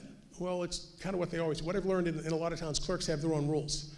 You can't have your own rules. They're your rules. This is your town meeting. And just to kind of put this in perspective, the Secretary of State has nothing to do with these rules. All the bylaws that you approve here are vetted through the Attorney General's office, and they look at them to see whether they conflict with the state or federal law. They said this did not conflict with the two of them. And I'm not an attorney, but what I understand about regulations that restrict freedom of speech, they have to be reasonable as to the 3 things, and town council can correct me if I'm wrong on this. The 3 standards are, is it reasonable as to the time, the place, and the manner? And when you look at the space we have outside, I'll be happy to give you my tape measure to measure this out. You know, I was literally out here with a tape measure yesterday and today, measuring 6 feet from the elevated doors, measuring 44 inches between the places. Those are the building fire codes we have to meet. That's the space that we have inside. And we don't have the same space that Algonquin has or other places have. So I think this is reasonable, and I ask you to support the amendment. Thank you. Yes, ma'am. I'm not necessarily against the intent, but the way it's written, I believe there are some people in this room right now that have pulled papers and are candidates for town election, and they can't be here saying hi to the citizens, and I think everyone in the room are voters. So if you're here greeting people, saying hi, how you doing, I mean, I think that says that's expressly forbidden.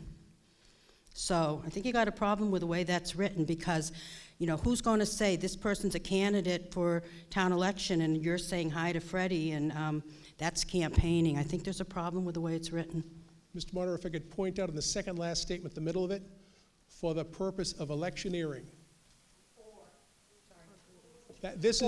Or greeting. This is the language One that's at a in the time. state statute for this. Nobody's trying to talk to them saying hello to anybody. It's not going to happen. Nobody's going to go up and monitor your conversation. But the flip side of this is, well, isn't at the end of the day, this is your hall, these are your rules, however you want this to be. So I think this is reasonable. I ask you to support it, but it's your decision. Okay, let's go over here, ma'am. Marnie Houlihan, 26 Clifford, the infamous Miss Houlihan, who was soliciting signatures last year. So I'm opposed to the motion on the floor to amend the amendment. The reason being is we do have quite a bit of space in this building, and there is a cafeteria that's wide open. There's an opportunity to use flow of people and traffic to move information or greeting or allowing candidates information in another part of the forum. So I am still supporting Article 29 as written and not the amendment. I think it is our right to have an ability to greet voters, to solicit signatures, to answer questions if you're running for a position in town. And I think this express electioneering at town meeting is not the right thing for our community. Thank you. Thank you. Right over here, sir. Kelly Roney, 2 Howes Court. I think we've made some progress here. The original 2017 bylaw, I think, was unconstitutional. Me too. The amendment that Mr. Hegarty has proposed, I think, is progress. I agree that Freddie Gillespie is correct. The purpose of greeting citizens or voters should be stricken, and I move to amend the amendment to strike those words. Is there a second? All right, Mr. Roney. Mr. Roney, you need to come down. Put your amendment in writing, please.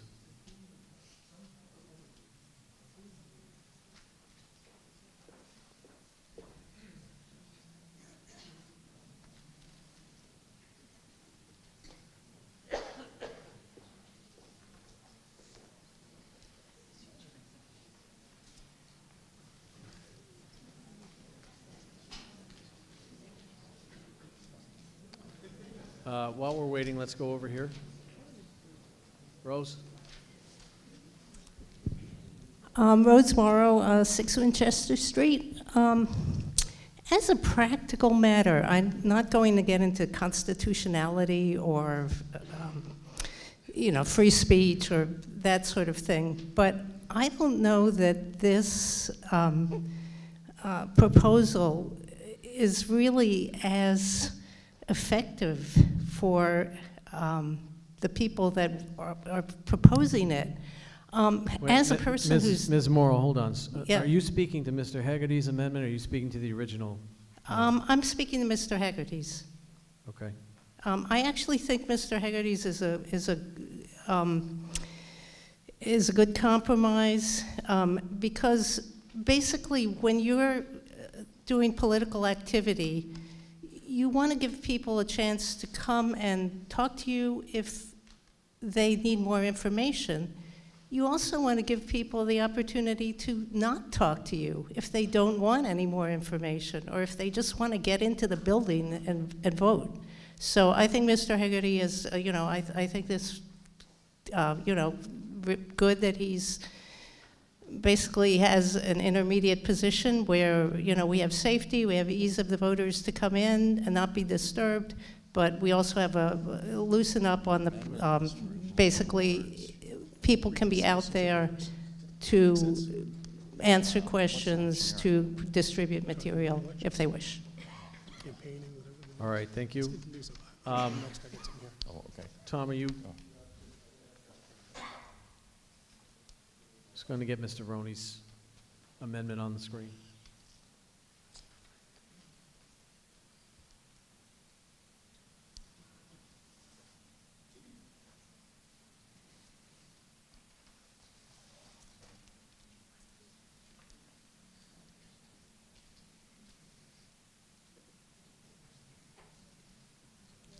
It's really good to have this stuff up on, it's really good to have this stuff up on the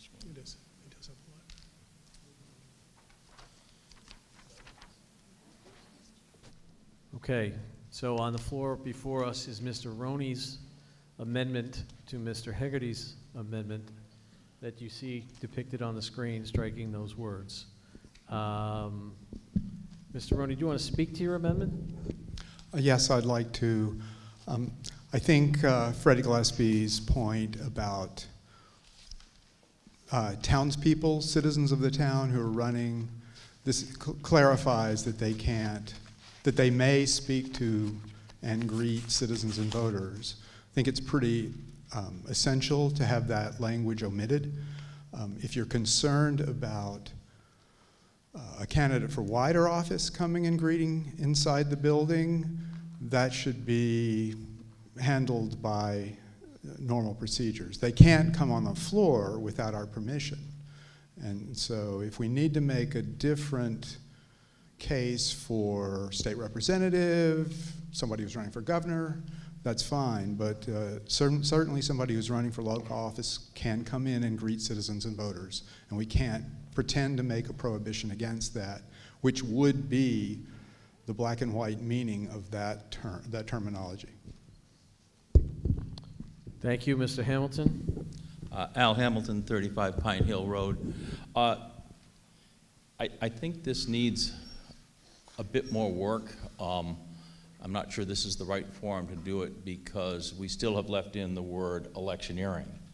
And that's a pretty broad term, and so if I were to approach somebody at town meeting, you know, for some reason or another in the hall, who is running for Board of Selectmen, and ask them about a particular position they wanted to take, they would tell me about the position they wanted to take, and I would form my opinions based on that, and that would be electioneering, because that's the nature of running for office. You meet with people and you explain what it is you want to do and what your positions are. That's electioneering. I fail to see how, A, we can prevent people from doing that, because that is one of the most sacred and fundamental free speech rights we have in this country. And secondly, this just needs a serious rethink. I understand the intent, but I think when it comes to liberty and the protection of our free speech rights, we really need to be as accommodating as is humanly possible. Thank you. Mr. Moderator, may I speak to that? Is this on? Yes, go ahead, Ms. Allen. Can't hear you. Is it, can you hear me? Okay. I fully support the last speaker's comment, and I have a quote on that. You need to be well prepared to be a good citizen. You have to have the facts at hand, and you need to be able to marshal them in a rational, intelligent, and linear way. So who said that? Thomas Jefferson. So I am with you in spirit on those comments. I think that, you know, I still support my article the way it's written, at least temporarily, until we can figure this out. But I would ask you to support my article as written. Thank you. All right. Mr. Hegarty, anything new, please? Yes. Ms. Houlihan mentioned about other opportunities here, and previously she had suggested to me that we could put the cafeteria aside and allow that as a place for people to greet voters and such, and she mentioned that today. So I went out and I measured the distance yesterday. If we caused people to go around the side of the building into the cafeteria, it would add an extra 520 feet for people to walk in. In addition, we would reduce the parking over there by to a third of what we have out front. I'd also inquired of the school to see whether we could use some of the classrooms out here, and we can't. The classroom off to the side is an art room. It often has kids' displays. So we're stuck with this L-shaped item. And I understand the comments, and this, yes, absolutely, this does restrict people's activities out there. But we're here for town meeting, and after we get by safety, the number one thing that we should be, I think, doing is we have to make materials available for people. And when this place gets crowded, sometimes it's not crowded at all. Other times it's really crazy. And there were people that said they couldn't get through, they couldn't find things. And anyway, you know, I'm not a lawyer, but the folks that are, the people that decide whether this is in violation of the state or federal constitution, is the United States, the Massachusetts Attorney General's office, and they're the ones that opined that this was not. But at the end of the day, it comes down to what this hall wants. And you know, I will imply whatever you want. I just think this is reasonable. And if you feel differently, then vote against this and vote it down. All right, thank you. Next was Mr. Kalenda.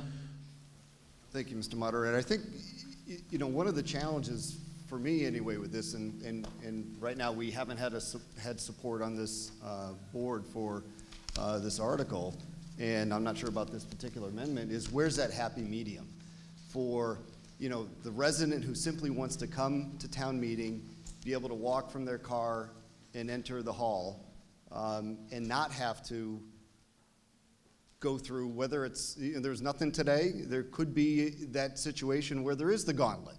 You know, there is, right now it says, you know, forbidden to enter a building, which to me then says they could stand right at the entrance to the building. You just can't enter. So the question is, could you foresee a situation, and is it possible then that you could have 5, 10, 15, maybe 50 advocates for a particular item at the door? I think the answer is yes. The way this is written is that you could have that electioneering or the requesting of signatures, and some people just want to walk in and they'll see, you know, I could also envision they see a line. Now there's a line to get in. Oh, everyone's signing something. Is that a sign-in roster? You know, what is it? Oh, that's, you know, someone collecting signatures for something. And is there really that connection between the proponent of that petition and the person who just wants to enter the building? You know, is there that opportunity then to have that great discussion and debate about whether or not I want to sign this petition, or do I just sign it because I just want to get in that building, I'm late? So to me, one of the biggest challenges is where's that happy medium between the rights of the proponent to, you know, of an article or a petition, and the rights of the citizen who may just want to freely enter a building and come sit in the hall. Yeah, and it's interesting you mentioned that, because that was one of the pieces of feedback we got when we consolidated voting to the gymnasium at Trotter, and some people said they had to walk the gauntlet because the people with the campaign signs were in close proximity. My own personal opinion upon that is that people should be allowed to do anything they want in any quantity outside, gauntlet or not, until it becomes a public safety hazard or somebody's harassing, and then we have a police address it as whatever. My own opinion is that we shouldn't be restricting that behavior outside. And I just know, you know, how that water seeks its own level, whatever that phrase is. What I've noticed over time, and was exactly what Mrs. Houlihan was doing, she was standing on the sidewalk at the split rail fence. And that's where typically people stood last year. And there were people up and down the sidewalk, and I think that's great. My problem was with the people that, my wife told me not to use the word parked, but the person that just put themselves right smack in the middle of the hallway. And I said, you can't stand here, you gotta go. And my only concern is the safety piece inside of it. Outside, unless it's a public safety issue, I think we should let people do whatever they want to do. And if there is, we'll let the police address that as they would any other public safety. My only concern is the inside. I think outside, it'll work its way out. And honestly, quite honestly, and I know this from experience, and we all know at the transfer station, when you see somebody that's aggressive getting signatures, they're shooting themselves in the foot. And if somebody's aggressive and they're difficult, well, shame on them. Thank you. Mr. Cleary. I'd like to indefinitely postpone Article 29 and all associated amendments. Well, what did you say? And also what? All the amendments, all the proposed amendments. So Let me put it that way, we proposed have amendments. an amendment to an amendment on the floor, and we're going to dispose of those one at a time. Do you want to indefinitely postpone Mr. Roney's amendment? Yes. All right, is there a second? All right, comment or question on Mr. Cleary's motion? The downside to that is if you walk away from all this today, we're still in a situation that me as the proponent of this thinks is wrong, that we're restricting activity within 150 feet of the building. So no matter what you do, if you're against the amendment, against this other thing, it's just wrong for us to restrict people's activity 150 feet outside. So I think one way or the other we should resolve this tonight, at least as far as the 150 feet rule goes. And I agree with that, Mr. Haggerty. Thank you. Any other comment on Mr. Cleary's motion? I'll withdraw my motion. Here's my point, quickly. Hang on a second. Here's my point.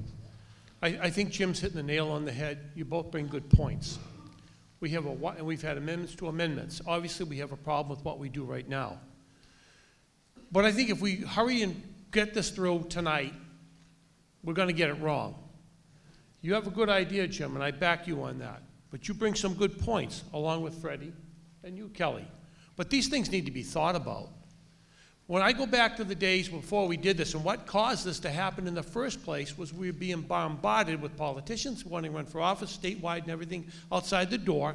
We also had people, when you come in, who were supporting an article we're going to vote on a town meeting and handing us stuff, and they want to talk and debate with you right there. And we need to get people into this room to do the town's business. This has nothing to do with federal politics, state politics. I don't want to hear those people. We have warrant articles that we have to vote on, and we need to pay attention to that and that only. And that's what led to the original attempt to do this. Now, obviously, it's wrong, or we feel it's wrong. But let's not just hurry this thing through and have a quick debate here at town meeting and vote this thing in and find out next year, oh, we're going to amend it again. Because it is important, but you people got to realize this is where you vote for how you live. It's the only place in this country you get to do that. You have no say anywhere else. So we want to make this right, and this should only be about that building, and everybody coming in here should only be about town business, how we're going to live. If people don't like that, I mean, that's just the way it is. I understand the rights. Certainly, I'm here speaking. That is my rights. That's why I've come here for 50 years. Somebody gave up their life for me to have the right to do that. My father told me you're obligated to do this. So here I am. Hopefully not to talk much more. But we need to get this right. I think Jim's, the closest I'm to it is what Jim has brought forward. But if you guys are undecided and you're not sure and comfortable with this, do not do this tonight until we in fact are. And maybe that would mean you sitting down with Jim and coming into a good compromise along with you, Kelly, who's been involved in town meeting many years. Thank you very much. We did meet for 3 hours. Thank you. Mr. Challen. Wasn't there a motion to vote on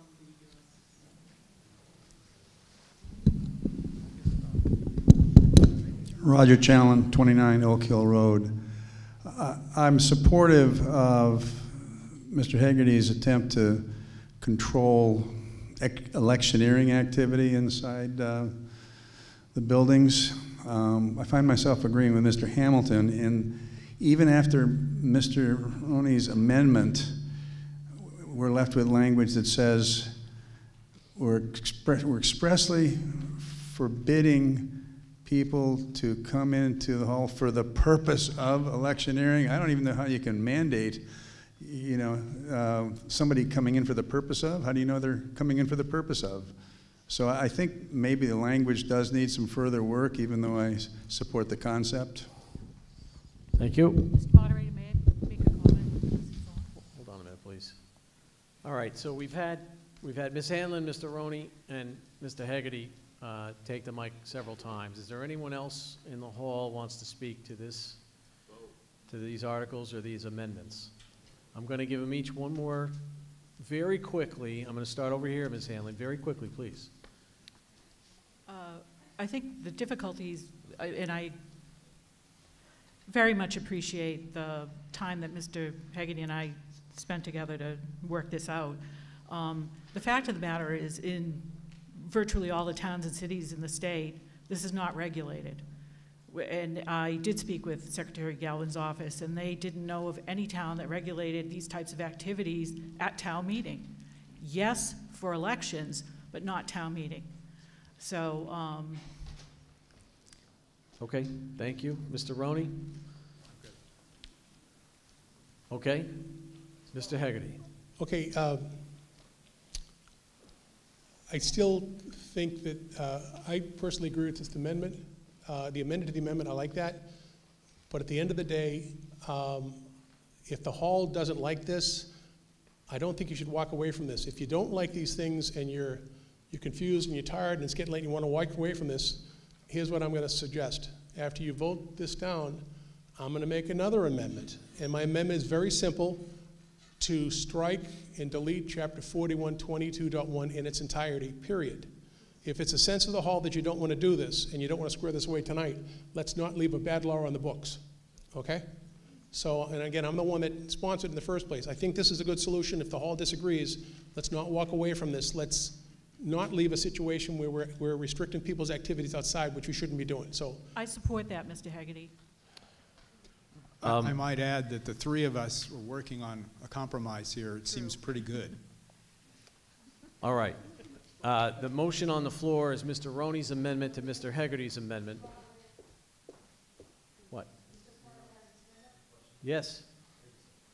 So you can already see, I mean, we got good debate going back and forth, and Mr. Caleri, as I said earlier today, is often, if not always, right. He may very well be right again, that I think we can do this with the help of town council, working with Mr. Hagerty, working with the proponent of this article.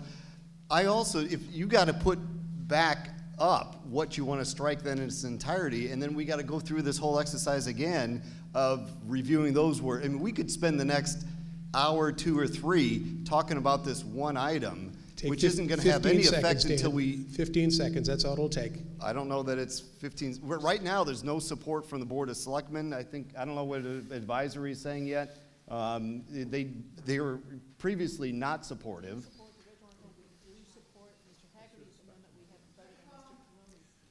Okay. She said... So there's some support for Mr. Hagerty's amendment. They haven't voted on the other amendment yet. I think we have an opportunity to get this right. I don't know that doing this now quickly without the advice yet of town council is a great idea. You can always put it back. This will take 15 seconds and not waste people's time tonight. I'd like to speak.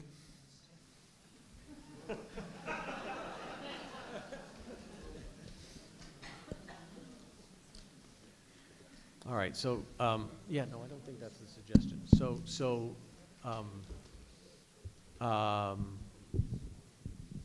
Mr. Barron, last word. I'd like to move Mr. Roney's amended article for a vote, and then I would like to move Mr. Hegarty's amendment for a vote. So I want to move both, and then I want to move Ms. Hanlon's article for a vote. All right, thank you. We do that one at a time. All right, let's start with Mr. Roney's amendment to be voted. I got it. Well, they said one at a time, so I'll wait. I got it. Let's get it voted. Mr. Roney's amendment requires a majority vote. Pardon?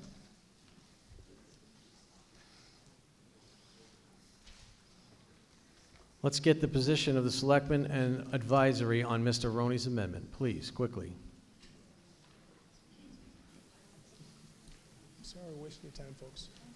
I just made an amendment to make this thing go away. Why do I have to do this? He's supposed to move it along. I shouldn't have to do this. I met with No, 3 hours and I thought... I want to be in Palm Springs at the pool. Sorry to waste your time. Can we get a vote? We're going to take positions. Advisory supports the amendments on the screen. How about selectmen?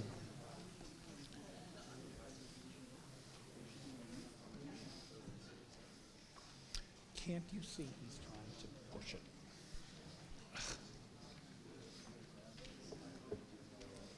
On what? On what? Roney's or?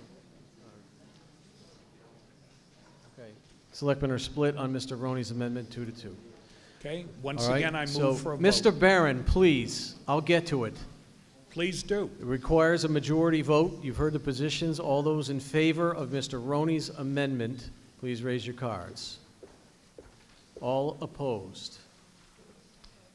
All in favor, please raise your cards.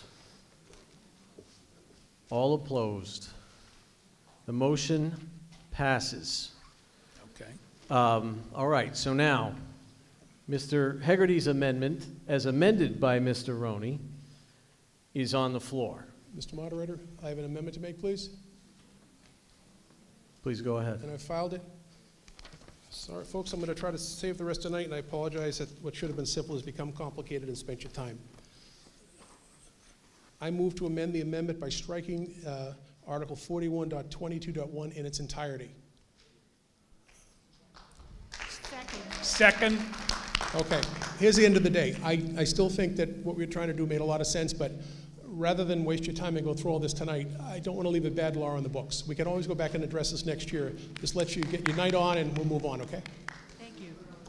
All right, So- Mr. Haggerty's amendment is on the floor to strike the bylaw in its entirety. We have a second.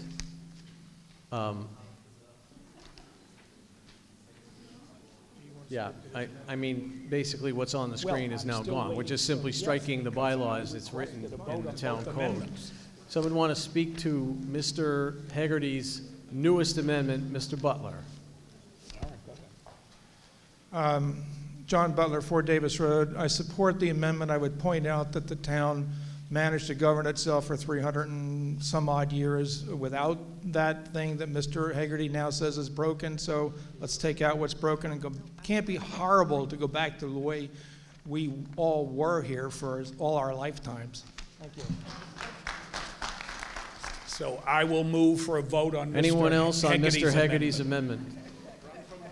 Ms. Houlihan. Marnie Houlihan, 26 Clifford. I support the amendment as proposed by Mr. Haggerty. All right, Mr. Hamilton. I move the question. I've moved it as well. So the question's been moved on Mr. Haggerty's amendment. It cuts off debate on Mr. Haggerty's amendment. It requires a 2/3 vote. All in favor of moving the question, raise your cards. All opposed. All right, so the motion carries. We now go to a vote on Mr. Haggerty's amendment to strike the bylaw. All those in favor, this is a majority vote. All those in favor? All opposed? All right, now Mr. Haggerty's amendment has been approved. Article 29 now is presented to us as Mr. Haggerty just amended, which means you're now about to vote to approve Article 29, which is to strike the entire bylaw. Yes, Mr. Butler.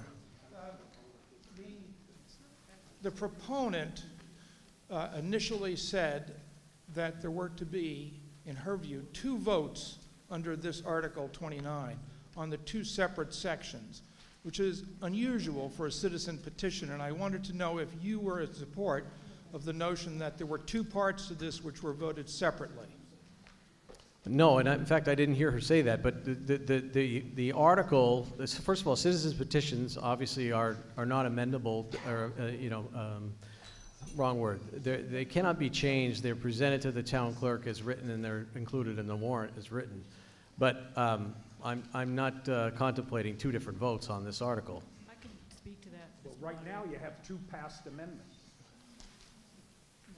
Ms. Hanlon, what is your contention regarding 2 votes on this article? There's no contention. It was just simply 2 pieces. In order to Yeah. put through the second piece, you had to repeal the language of the first piece. But I'm completely satisfied with Mr. Haggerty's. Yeah, to the extent, Mr. Butler, that was contemplated, I don't think it was, but to the extent it was, I think Mr. Haggerty's amendment wipes That's it out. fine. I just wanted to clarify because the presenter, the original motion, it was stated there would be 2 votes on the 2 different pieces, which I thought was procedurally unusual. Thank you. All right, so now we are voting on Article 29. It's a majority vote. All those in favor of Article 29, which is Mr. Haggerty's amendment to strike the bylaw, please raise your cards. All opposed? Motion carries. Article 29 is finished. Thank you. Thank you, Mr. Haggerty. Article 30, Mr. Barron.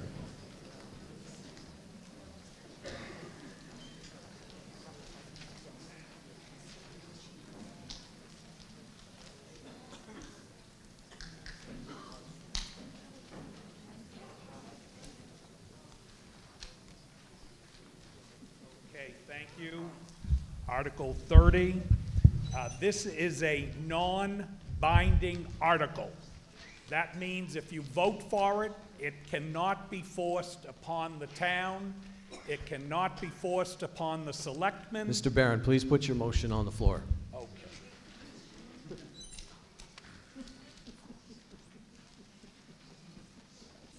I thought it was going to come up on the screen. It's on the floor. It's on the screen. That's the motion. Article 30, to see if the town will vote to adopt the following non-binding resolution or take any action thereon. Whereas the town of Southborough has a demand for more recreation facilities and other recreation assets together than the town can currently afford to purchase or support. Whereas it does not appear that significant additional town financial resources will be available in the near future to meet this demand for multiple fields for soccer, lacrosse, etc. Whereas there are... As printed in the warrant. Save us some time, Mr. Okay, Barrett. it's printed in the warrant, so please read the warrant and I will begin my presentation. Is that appropriate? Do we have a second? Okay. Mr. Barrett. My proposal is very simple, that the selectmen create a recreation facilities committee to identify opportunities for shared use of recreation facilities with other towns or organizations in order to expand our residents' access to recreation facilities at a reasonable cost that we can afford. My primary idea is the fractional or shared use of expensive assets in a sound economic idea with a long list of real-world successes, including fractional jet aircraft use, vacation time sharing and living units, and cloud storage such as you have with Amazon Web Services. My point is that for the town generally, and for this warrant article specifically, the Recreation Commission should seriously explore this approach, as opposed to the traditional approach of buying and owning all of these recreation facilities for town residents' use. I did reach out to the Recreation Commission. They invited me and they were very nice and spoke to me, and I discussed this proposal with them. I appreciated their candid feedback, and I'd like to address a few of the concerns that they expressed. I expect that you will hear from the Recreation Commission that I don't understand the Rec Commission activities and the scheduling complexities. That is certainly correct. They are the experts, and I don't claim to know any of the operating details as well as they do. But that isn't the point. I expect that you will hear from the Rec Commission that it is less convenient for town residents to travel to other towns to use shared recreation facilities.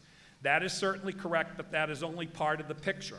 I made a trip 1.5 miles from the Southborough border with Marlborough, and I went up to the Four Kicks facility in Marlborough, and as I say, it was only 1.5 miles from the Southborough line. I expect that you will hear from the Rec Commission that outside groups like Four Kicks and Marlborough have no desirable times available and rental rates are too expensive. I physically went and spoke to the people at Four Kicks. I was told by the Recreation Commission they wouldn't have time for Southborough, and especially they needed space for 9-year-olds, 10-year-olds, 11-year-olds. Four Kicks indicated to me they had plenty of space, in particular for the smaller fields, and it was physically inside the building with a cover so that weather would not be an issue. I was told by the Rec Commission on a Saturday, if they have rain, bad weather, winds, they have to cancel. If it's done at Four Kicks, they could go on with their regular scheduling. We don't have to buy the Four Kicks fields, you rent them. I expect that you will hear from the Rec Commission that the Rec Commission is doing this already or should be doing this. I don't disagree that the Rec Commission should have been doing this. I'd simply point out that I can't identify a single example over the past 20+ years of any significant recreation facility sharing of the type I am proposing that the new committee explore. So it seems to me that it's worth trying what I am proposing to get this activity moving where no movement has occurred. I believe let's do something. Why should we do this? In a perfect world with the Rec Commission, it appears to prefer the town owns and operates all of the local recreational. No, all right, I'm trying to move to another page, folks, but it's not doing it. Perhaps there we go, thank you. Necessary to meet the demands of town residents for all types of recreational facilities with sufficient playing field and facility capacity so that everyone can practice and play at times that are convenient for them. That is, no 6 a.m. soccer practice or games. And in this case, we the taxpayers pay for all of this. I agree that it's a wonderful objective, but it doesn't take a rocket scientist to determine the problem with this. We can't afford it. I believe that we might be able to afford significant progress toward expanded recreation opportunities through fractional or shared use, and that is what I'm proposing we explore.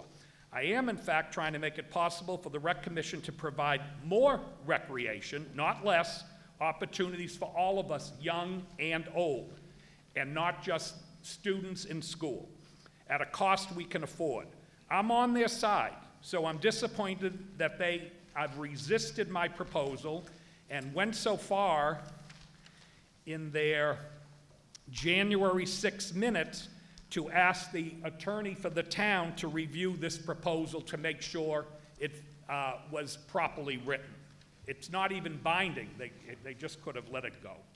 I ask everyone to vote for this, and I ask the selectmen to implement this if it passes. And a few other notes. This is not redundancy. This would be a separate committee that would strictly explore opportunities for how we can share facilities with other towns, how we can rent space at places like Four Kicks, etc. I will also mention the 9/11 field was returned with minimal drainage work, and it cost over $600,000 to build. Fayville Park started under $1,000, and I believe it ended up somewhere in the $300,000 range. And one last comment, I saw an article in the newspaper that a private women's soccer organization was looking at the possibility of buying land in Southborough near the 495 Route 9 area. Should that happen, we would have a tremendous accessibility, I believe, if we gave them the zoning, et cetera, they wanted for all kinds of field practice. So I ask you folks to look into this and vote for it today and see if we can come up with some ways to save money. I'm happy to take questions. Thank you, Mr. Barron. Rec Commission. There you are. Sir, please. If you could yield the podium, Mr. Barron. Thank you. Why is this a new program where they do a presentation with me? No. I've never seen this. We discuss and debate your article, and they are... Usually from the floor. I'd prefer it from the floor, please. You know what? He's going to take the podium, Mr. Barron. Thank you, though. I haven't seen this before. I guess we're breaking new ground tonight. I guess so. First of all, I want to mention that, as Mr. Barron mentioned, we appreciated him coming to one of our meetings to outline his proposal. Our meetings are all open to the public, and we appreciate those who come out and share ideas with us to better improve recreation for the town. I'll also mention it didn't happen during a snowstorm. After our discussion, the Recreation Commission, after our discussion with Mr. Barron, the Commission had a discussion and agreed to not support this agenda, or this item, this warrant article. What we've done here is outline those groups and organizations that we already presently share space with, both in town and within other communities, both in terms of field utilization, in terms of skiing opportunities. We have folks who come in to help our children, if you've come in to see the theater presentations in the spring and the fall. You'll notice that many of these are already on Mr. Barron's slide presentation. We're already engaged with them. We're already working with them. We also have engaged, and what's not reflected here is when opportunities arise in town where there could be field utilization. He mentioned the opportunity potentially with the women's sports organization. We have reached out and are already in contact with that particular group. There's also been other instances where if space has opened up, members of the commission or the recreation director has already been in discussion with those folks, and if appropriate, it continues. Unfortunately, not every space is appropriate for recreational use, and in some cases it doesn't work out, but the effort is applied. We feel that that's where there is a redundancy with this proposal. It is the responsibility of the Director of Recreation to be actively engaged and seek out these opportunities, and for the Recreation Commission to be involved in the evaluation and pushing forward those that make sense for the town. Thus far, we've been fortunate as a town that almost all of our recreational facilities have been donated or have cost the town nothing to acquire. So we haven't actually had to go off and look for funds to acquire new land, and for the most part, our requests have been to support ongoing maintenance or repairs. The last item I'll mention is that one of the other items that Mr. Barron referred to was active engagement with other organizations in the town to look for and seek out new opportunities. And so a couple of those, I mean, I've been on the board now for 6 months. I've met with advisory twice. We've been to the Board of Selectmen. Our recreation director has met or has had conversations with the superintendent of schools. Members of the board met with St. Mark's to discuss topics as well. And we've also been off to meet with the planning board as well. So there is active engagement with the board and with the recreation director across the town, doing all the items that Mr. Barron is suggesting are already being handled in the group. So in closing, again, it is the position of the Recreation Commission that this article warrant should not be supported. Mr. Shea. Brian Shea, 17 Pinecone Lane, speaking as an individual. I also do not support this article and urge the hall not to support. Just to follow up on the comments just made, I coached 14 or 15 years in Southborough youth soccer. My final 2 seasons, my home games, one season was Ashland, the other was at the new St. Mark's turf field. So, Mr. Barron, those are 2 examples of outreach that has happened. I think a lot of what is written in this article is the responsibility of the Recreation Commission, and I do not support it. Thank you. I would also like to speak as I continue this presentation. No, Mr. Barron, the debate is on the floor now. I'll recognize you after everybody's had a chance. Thank you, yes, Mr. sir. Moderator. Yes, good evening. Joe Kasevich, 24 Sadie Out Lane. I wish to comment on this article from 3 perspectives. Number 1, as the former chairman of the Recreation Facilities Committee, which completed a very thorough master plan for the town of Southborough in 1999. Number 2, just as Mr. Shea mentioned, as a former youth coach in town, coached just about every sport imaginable. And finally, as the owner and operator of a club lacrosse program, Central Mass Club Lacrosse, for 9 years. And just to give you an idea of some of the whereabouts, you know, how do you go about renting space? The neighboring towns of Marlborough, Hopkinton, Westborough, Shrewsbury have all built turf fields, some two fields per town in the last 3 to 4 years. It's just common sense that they're going to give their athletes, whether it's high school, middle school, youth athletes, first priority, you know, on their fields. We don't want our kids going to Hopkinton for the Wednesday 8 to 9 p.m. slot to play youth soccer. The words of the Hopkinton Booster Club chairman when they were in the middle of their fundraising sums it up very nicely. This turf field will dramatically increase the usage hours for Hopkinton High School and Hopkinton Middle School athletes.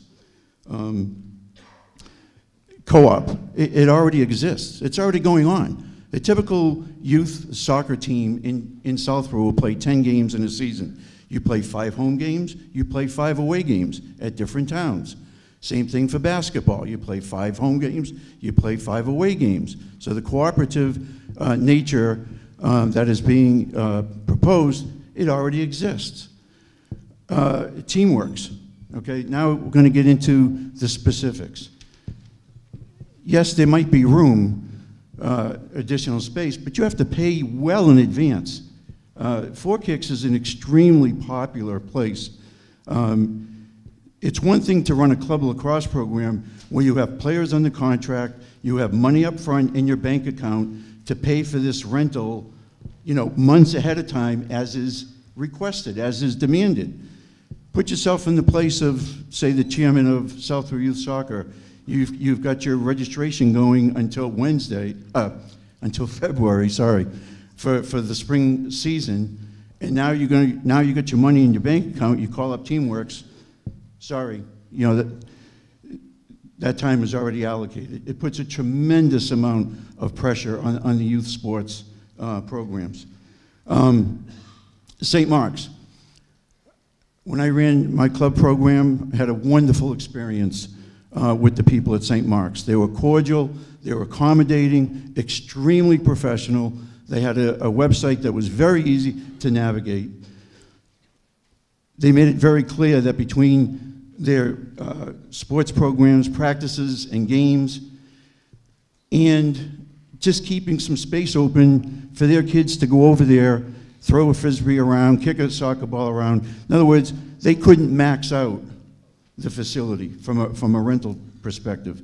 These are all, you know, realities.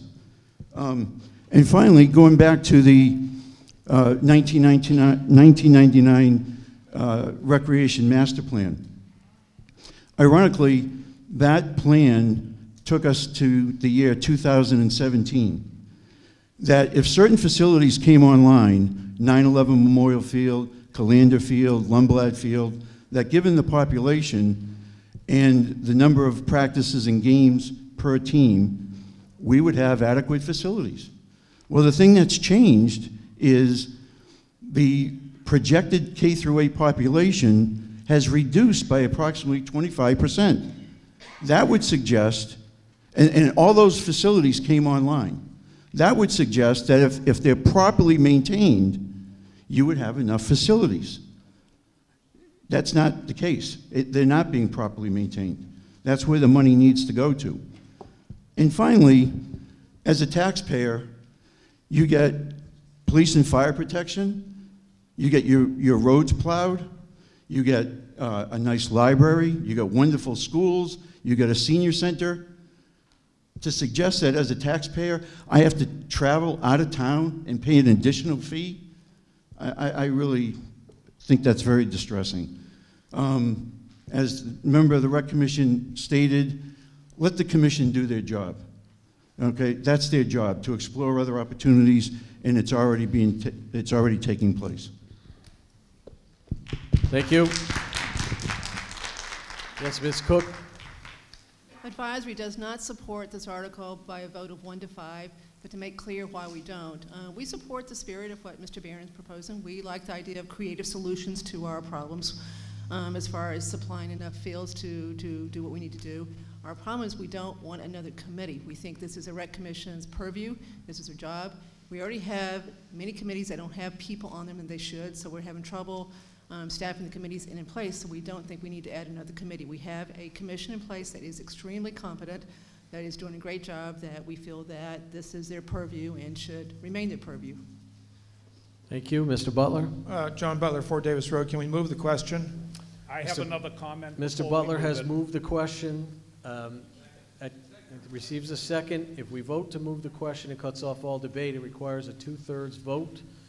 All those in favor Excuse of me, moving Mr. the Monitor, I told you I wanted to have another comment before you move the vote. All those opposed? The motion to move the question carries. Mr. Barron, when a motion is made, you should know very well what a motion to move the question means. I asked you if I could speak before, and you said after the other gentleman who spoke. All right, so now we move to a vote on the You're not going to let me speak? No, I'm not. No, I'm not. We move the question. That's I how it object works. to that, and I appeal from the ruling of the moderator's chair.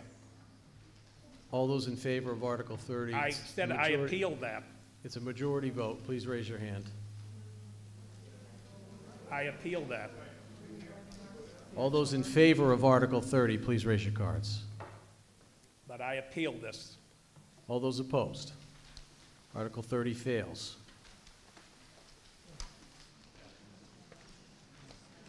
Article 31, Mr. Weishen.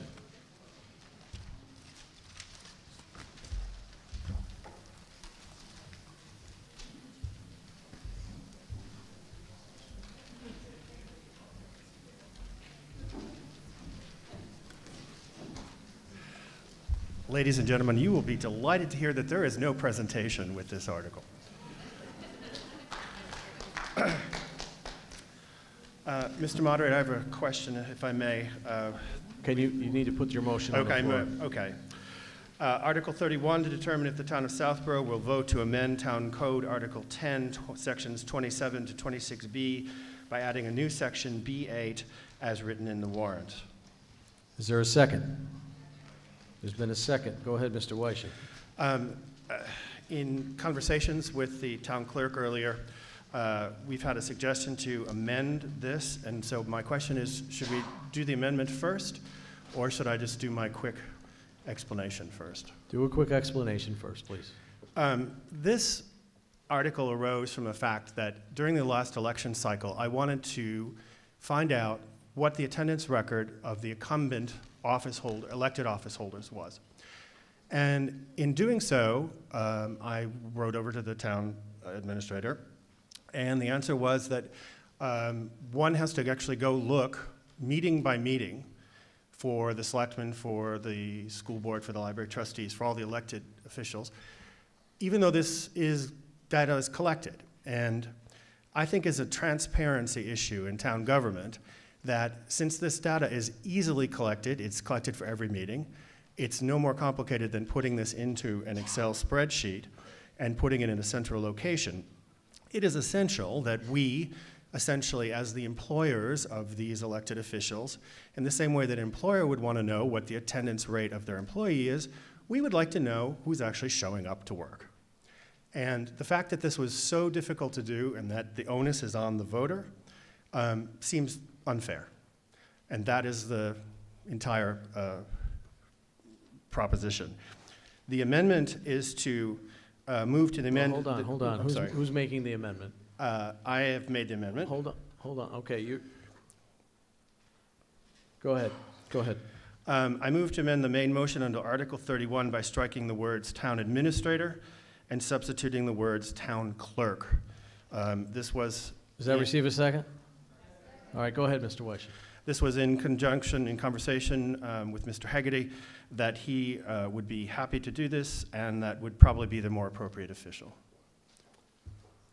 Any comment or concern about the amendment to Mr. Weishen's motion, charging the town clerk instead of the town administrator with this? Just on this amendment. Anything? Yeah. Right here. Go ahead, Paul Desmond, 5 Pinecone Lane. I'm chairman of the Southborough School Committee as well as a member of the Regional School Committee. These are my opinions. Well, hold on, sir. Let me stop you. Right now, we're just talking about whether the clerk or the administrator should do this, not whether we should do it at all. So, limited to that, I'll take comments, and then we'll get to. You go first. Al Hamilton, Pine Hill Road. I understand the purpose of making the town clerk the keeper of these records, since he's the keeper of the minutes. My question, I think, to the town clerk is, this article is written in such a way as it would also pertain to the school committee, and does he keep the records for those and the attendance records for those folks? Mr. Hegarty. You want to come up here?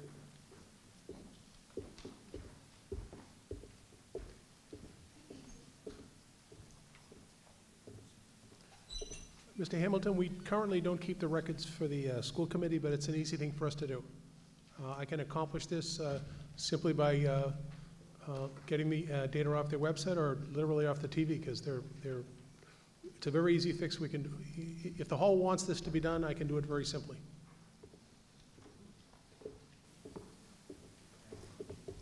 Thank you.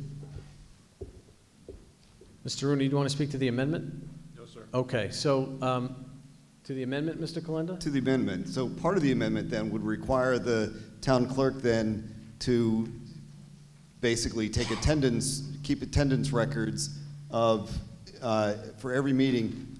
I don't know how the town clerk is going to ascertain such meetings that the member was eligible to attend. How are you going to ascertain whether or not someone was eligible, Mr. Hegarty? I think, Mr. Kalenda, I think that goes to the main motion. I mean, well, it's same now, question with regard but to it's the now administrator. his, so he has to be able to do this. I don't know how he's going to do that, to ascertain how someone is eligible to attend a meeting. Right, but my point is, can Mr. Purple do that any easier?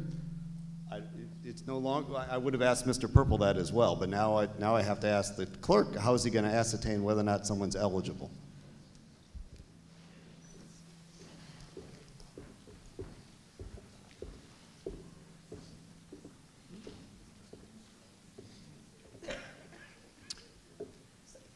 would interpret that if somebody is properly elected and sworn in, assumes office and is sworn into the committee, the person is eligible to attend all the meetings unless they have to recuse themselves from the meeting. Unless there's a legal impediment to prevent them from participating in the meeting, they're eligible to attend. Counsel, you want to just go ahead? What the town clerk said is absolutely correct in terms of how you would determine eligibility. All right. Sir, about the amendment or about the main article? About the amendment, it's also Please. a question.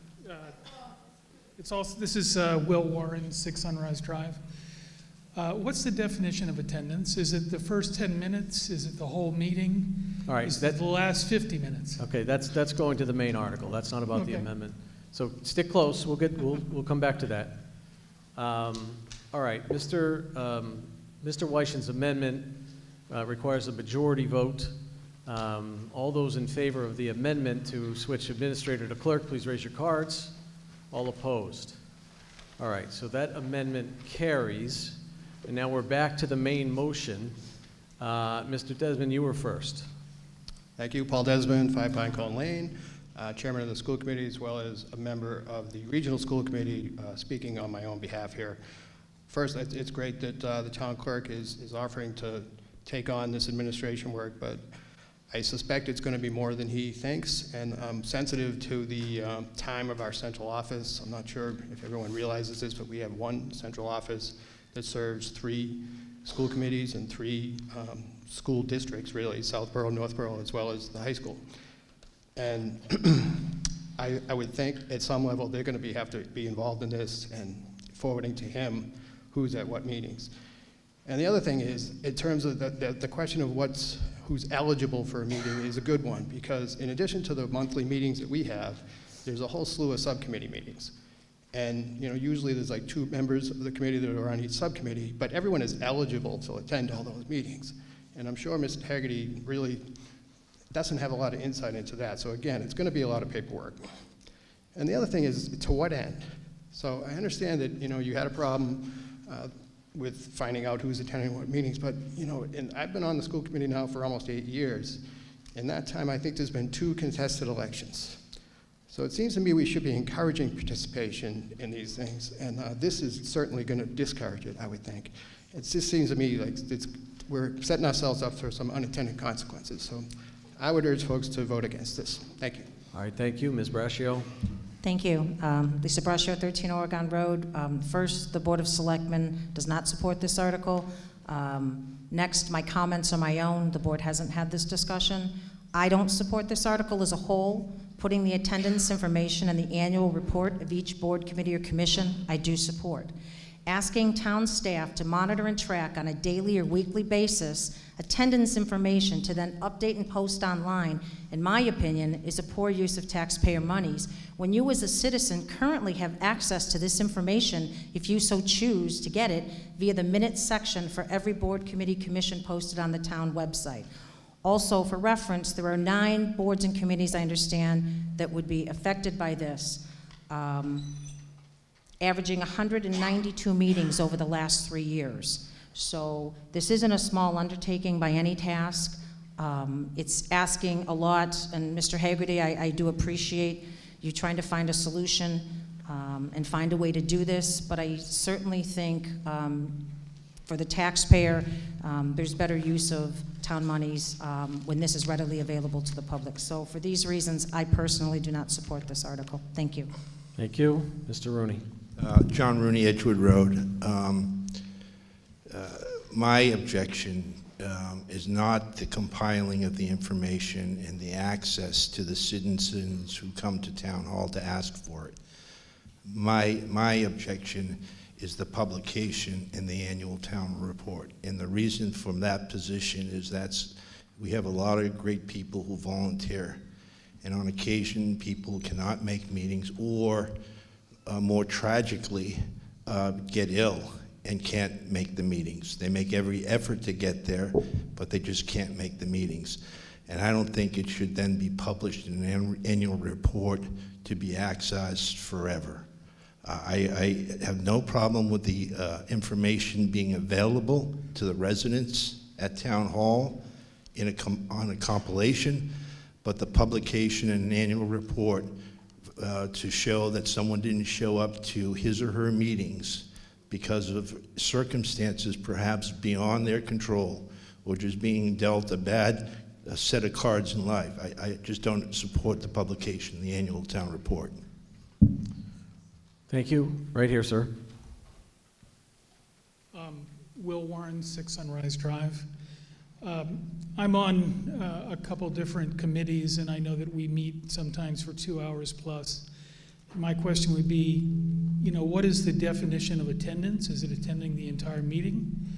If it's not that, then who would make the determination that a member had actually attended? Because it could be arranged ahead of time that the member would attend the first 15 minutes or with the last 15 minutes, because that's where they're really needed on a particular issue, and the rest of the committee would be able to do what they needed to do without them the rest of the time. Thank you. Mr. Hegarty? Jim Hegarty, Town Clerk. I just want to make sure the audience understands I don't take a position in favor or in opposition to this article. It just makes sense that if you're going to tag somebody with responsibility, it makes sense that it goes through my office. Thank you. Yes, ma'am. Jessica Devan, Pinecone Lane. I'm also on the school committee, but I'm just speaking for myself. I have a question. Paul brought up the idea of subcommittees. Would you, for example, I'm eligible to go to every single school committee meeting, but I'm only on certain subcommittees. So would you figure out a way to designate that? Because it's not expected on the school committee that I would go to every single other subcommittee meeting. So how would you make that clear? Mike, oh, there we go. Again, I would rely on what Town Council has in terms of the definition of eligibility. And just in general, in terms of rebuttal, I think the complications of this are being vastly overstated. I mean, the reporting mechanism these days is one line in an Excel spreadsheet that is then published. And while I understand that there are issues why people cannot attend, deaths in the family, illness, et cetera, as an informed voter, if someone is running for office as an incumbent, you want to know whether or not they've attended. And it seems common sense to me, and it seems very strange that we make this so difficult. I think this is a question of transparency in town government, and we have a particular problem with that here in Southborough. You may have read at the recent news reports that we are last in terms of public information access.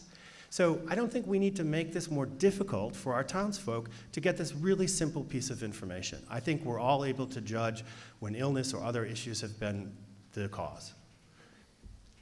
Thank you. Ms. Jasinski.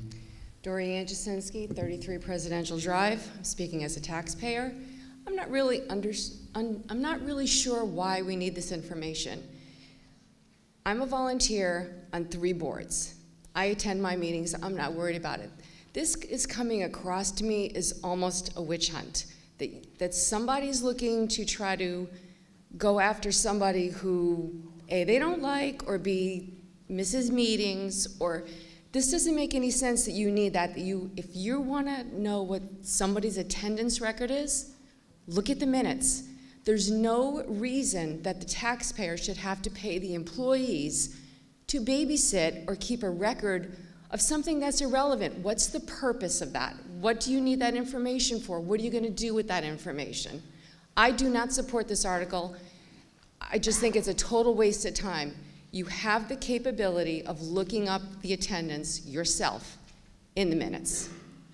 There's no reason to spend taxpayer dollars to put all this information together for you because you just don't want to spend the time. I don't understand this. I think it's a waste of time. Thank you. Mr. Cleary. Mr. Moderator, move the question. Mr. Cleary has moved the question. It's received a second. If we pass this motion, it cuts off all debate. It requires a two-thirds vote to do so. All in favor of moving the question, raise your cards. Thank you. All opposed? declared 2/3 majority. So now that brings the original article to the floor. This requires a majority vote. All in favor of Article 31, please raise your cards. All opposed? Motion fails. Thank you. We're moving to Article 32. And before we put the motion on the floor, I need to explain that because Article 32, the subject matter of Article 32 impacts the potential ability of the moderator to make appointments, I am going to recuse myself from moderating this article, and I'm going to ask the clerk, Mr. Haggerty, to come up and do that for me. Thank you.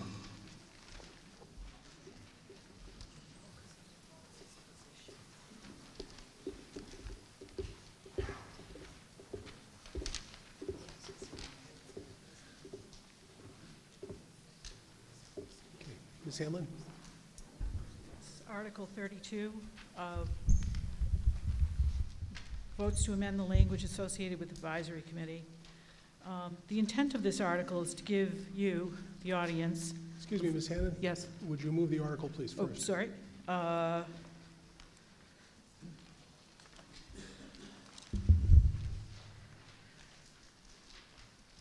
move to see if the town will vote to repeal Town's Code Section 9-12, appointment of chairman, vice chairman, and secretary of the advisory committee, which reads as follows. Said advisory committee shall choose from its membership a chairman and a secretary, and to see if the town will vote to replace Section 9-12 above with the following new Section 9-12 as written in the warrant. And 3, to see if the town will vote to amend Section 9-12 consistent with number 2 above to read as written in the warrant. And to see if the town will vote to amend Section 9-11 consistent with number 2 above to read as written in the warrant. Is there a second? Second. Ms. Hamlin?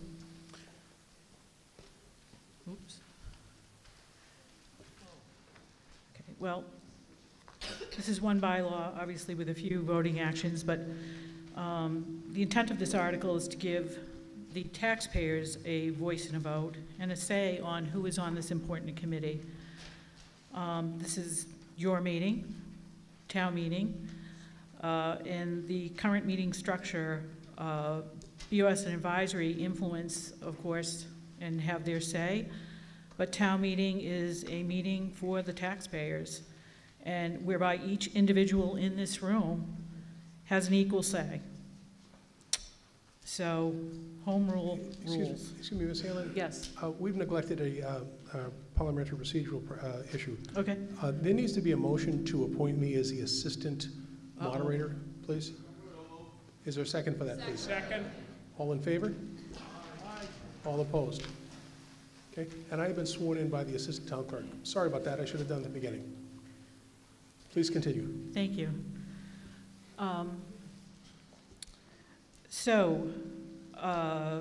There's nothing personal about this. This is just a balance of power consideration. I'm a little disappointed that advisory wasn't for this because I so admire the people on advisory, as well as BOS. So I'm afraid that what you will hear is we like it the way it is, or I'm not running. That's fine because you can still volunteer to the moderator. We want to self-appoint. We know who can fall into one slot. Well, that may well be true, but the other consideration is about balance and checks and balances and having the voters have a say about at least a few of the slots on this 9-person committee. So what does advisory do? Chapter 39, Section 16 of the MGL states that every town shall have an advisory or finance committee for the purpose of making reports or recommendations to the town. Towns with a valuation of $1 million or more must create a finance committee, and the finance committee's prime responsibility is to make recommendations on all financial matters to town meeting. And this quote is actually from an excellent piece that's posted on the town website, but with regard to the advisory committee, but it says, without finance committee being independent of review, town meeting would be at a severe handicap in voting on financial matters when all the recommendations are coming from one source. Separation of powers was designed by our founding fathers for a reason, defended.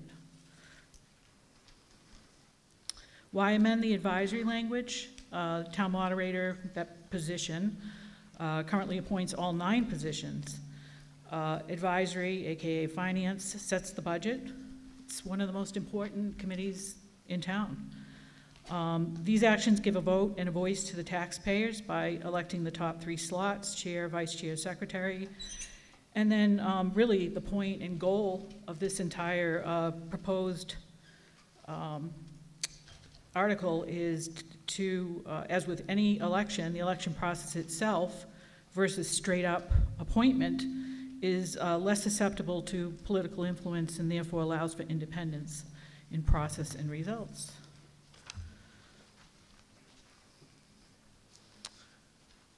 So, the motion on Article 32, Part 1, I think was already stated. Part 2.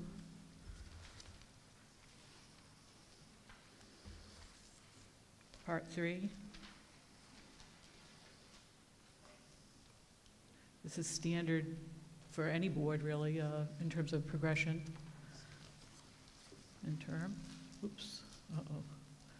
I did it, Mr. IT man. Here we go. Let's see, in Part 4.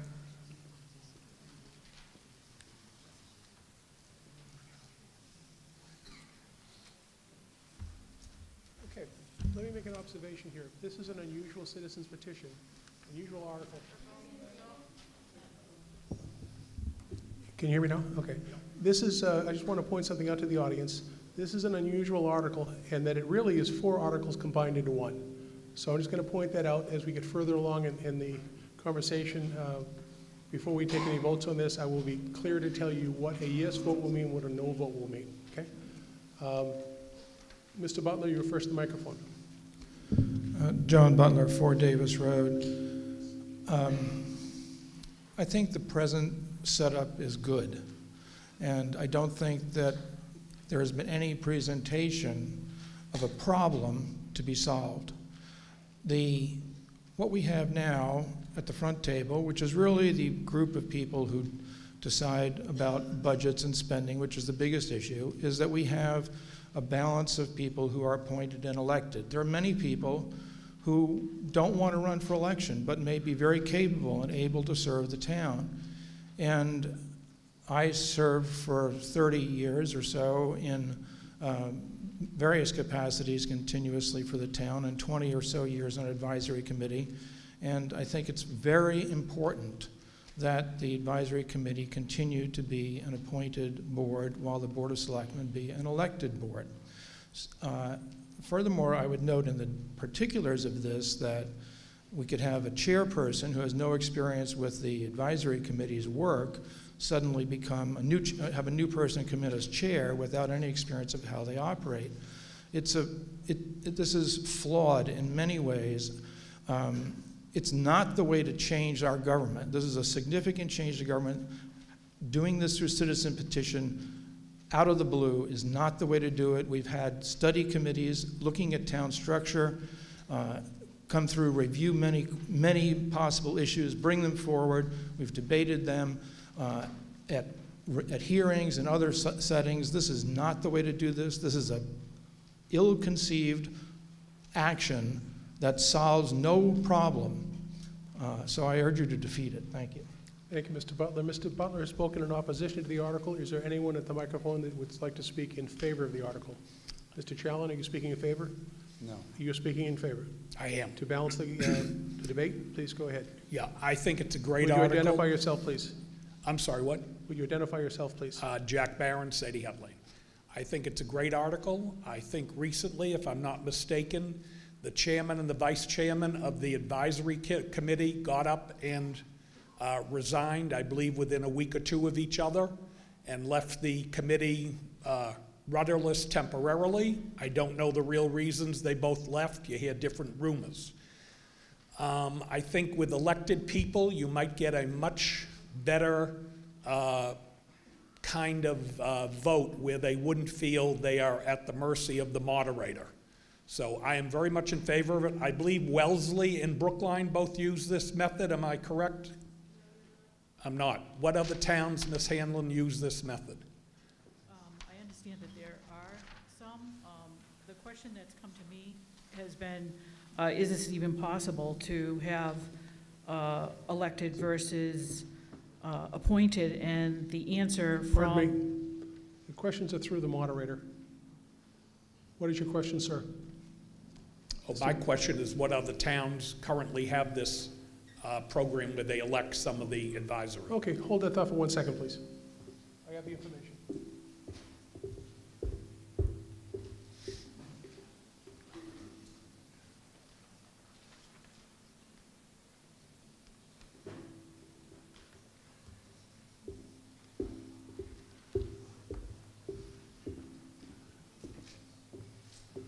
Mr. Barron, I can't give you the exact answer for all 321 cities and towns in Massachusetts, but I did query all of the town clerks in those 321 cities, and we had a 38% response rate, and only one indicated that they had an elected finance or advisory committee.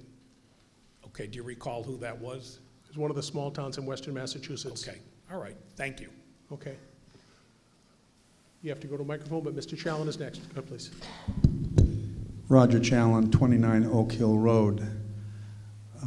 When Mr. Butler said he had served for 30 years in various capacities and boards and committees, I wasn't sure whether I wanted to say 29 or 31 because I wasn't sure I wanted to be more or less, but approximately the same for me in both elected and appointed positions. I agree with Mr. Butler that this motion is flawed, and specifically it's flawed because for anyone that's ever served on any board or committee, I have yet to even hear of one where the chairman was not selected, or the vice chairman was not selected by the committee members themselves. To do other than that would be just impossible to deal with.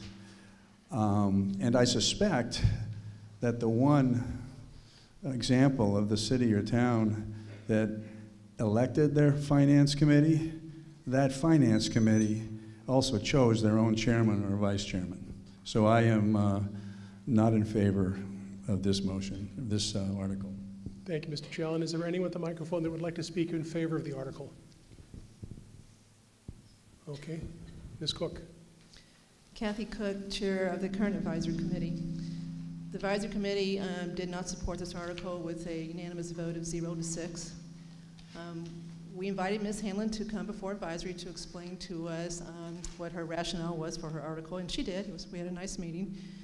One of the premises that she had that night, as far as why she thought this was appropriate, was that she thought there was, and this is pretty much a direct quote, a lot of retired CEOs in Southborough who would jump at the chance to be elected to the advisory committee.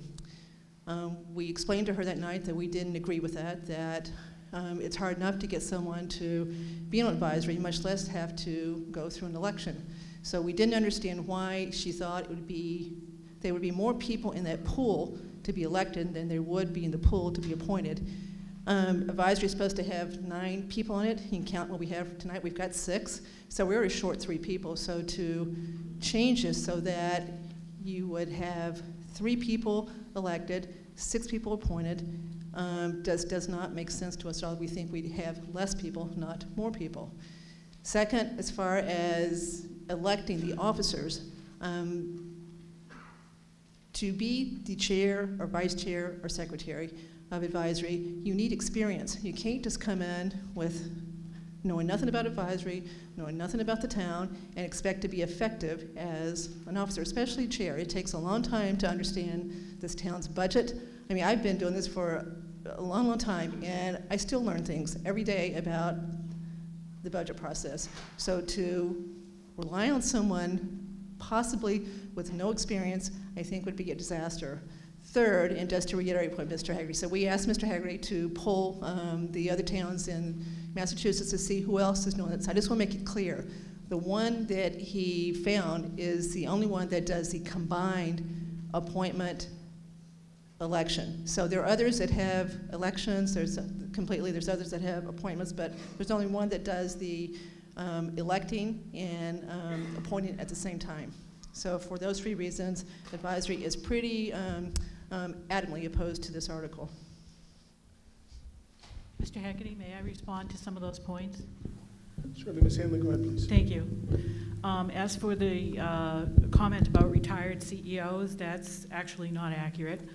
That was a comment made about a suggestion as to a possible demographic of who might be able to step onto or run for advisory. As far as having only 6 members, my understanding from you that night was that that was self-imposed, that you weren't going ahead and reappointing the other 3 people, I guess right away while we're in the budget process. I'm not clear why that would not be a prudent thing to do, as it would give them an opportunity to still get up to speed. And then with regard to having people very inexperienced jumping on, I vehemently disagree with that point. We had 2 pretty experienced people removed for, I can't explain why, what the reasons would be. One of them is Mr. Stivers, who's here tonight. Very, very experienced. He's experienced with, 6 and 7 figure budgets. So this is the reason I'm standing here tonight, for that very reason, that unfortunately this process has turned, in my opinion, a little bit political and not based on merits, meaning the qualifications of the people who step forward, who are perfectly qualified to sit in those seats, including Mr. Stivers and others. So again, I'm just a citizen volunteer myself, but that was and is the reason I'm standing here. Thank you. Mr. Hamilton. Al Hamilton, Pine Hill Road. Like Mr. Challen and Mr. Butler, I'm a former member of advisory and a former chair of advisory. It is certainly true, and I did a study of this myself, that there are alternative means of appointing advisory committee members. There are many towns where the town meeting elects them, and there are many towns where the Board of Selectmen appoints some or all of the members. And so the method of having the moderator, which I believe is the most common method, is not the only method of appointing members of advisory. I also have some modest financial experience, and I do mean modest, outside of the public sector and the private sector. And one thing I learned in my tenure was that public sector accounting is not like private sector accounting, unfortunately. The whole concepts of accruals just really makes no sense. Depreciation makes no sense. And it really does take, particularly for, there is a learning curve. I went through it, and I think most of the people who sit on advisory went through it. I think if you have a problem with the way that the folks on the advisory committee who work very hard on our behalf are appointed, then quite frankly, your problem is with the moderator, and you should settle that at the ballot box. Thank you, Mr. Hamilton. Sir, you're next.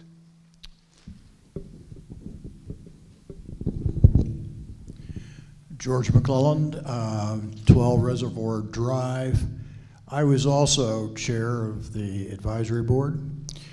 And if you think about the implications of the proposal, what you have is a divided advisory board. You've got 6 people who are appointed by the moderator, and then you've got 3 elected positions. They come on the board in a very different fashion. I think that's going to cause some friction because if I were appointed, I would clearly want to have a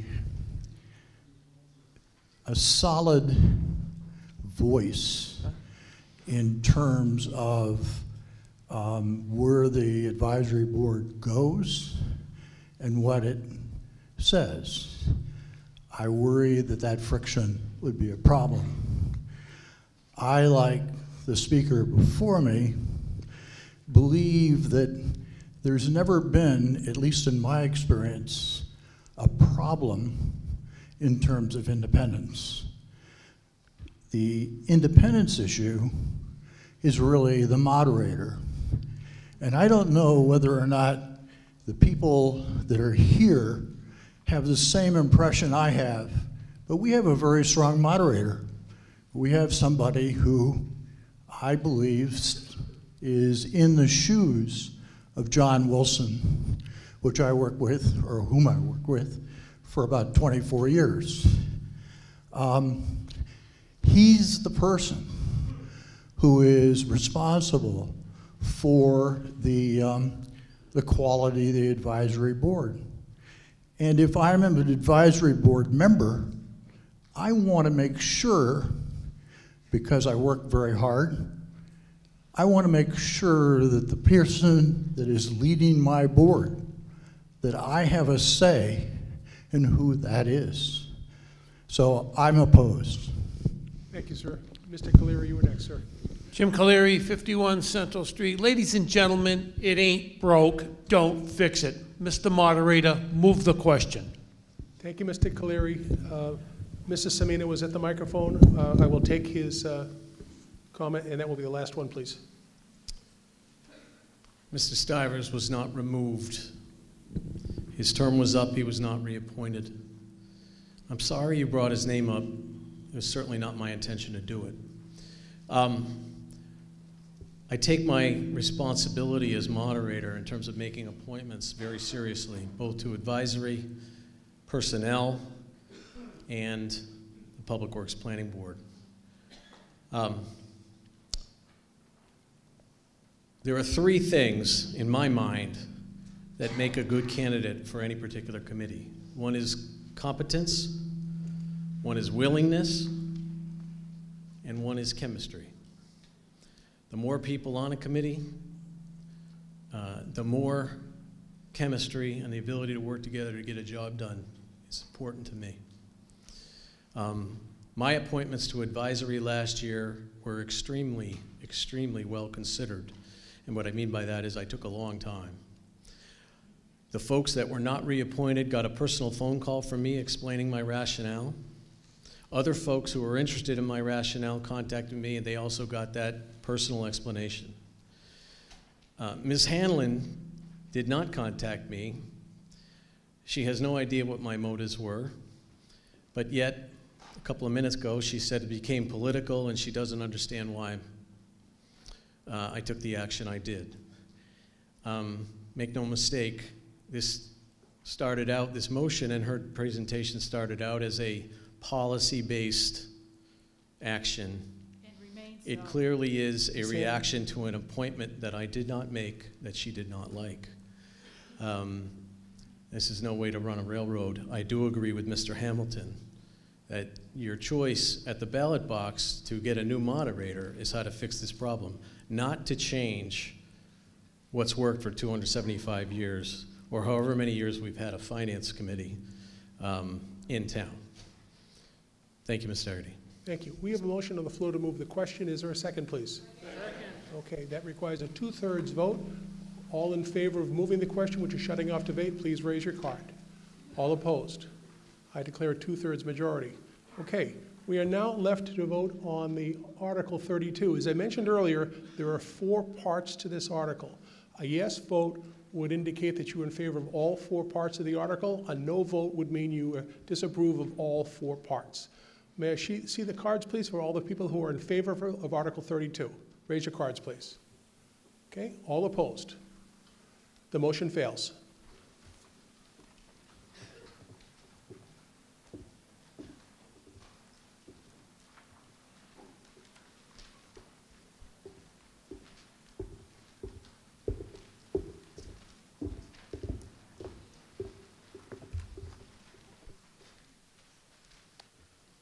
Article 33, Ms. Hanlon.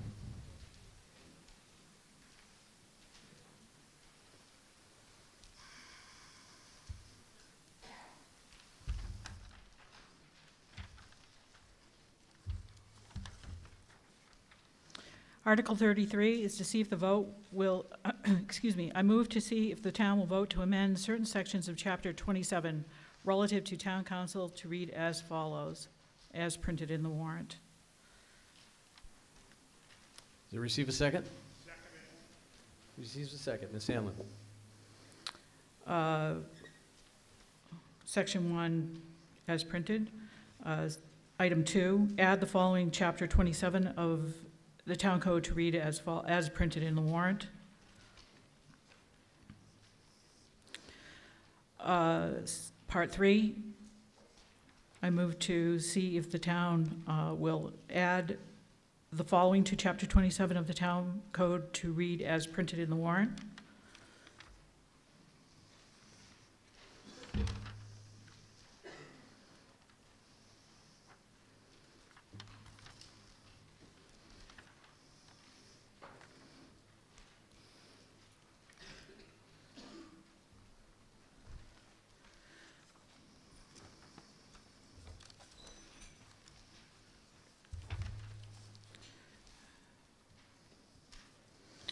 So it's important to note that this article speaks to the bylaw and the position itself, not any persons or individuals.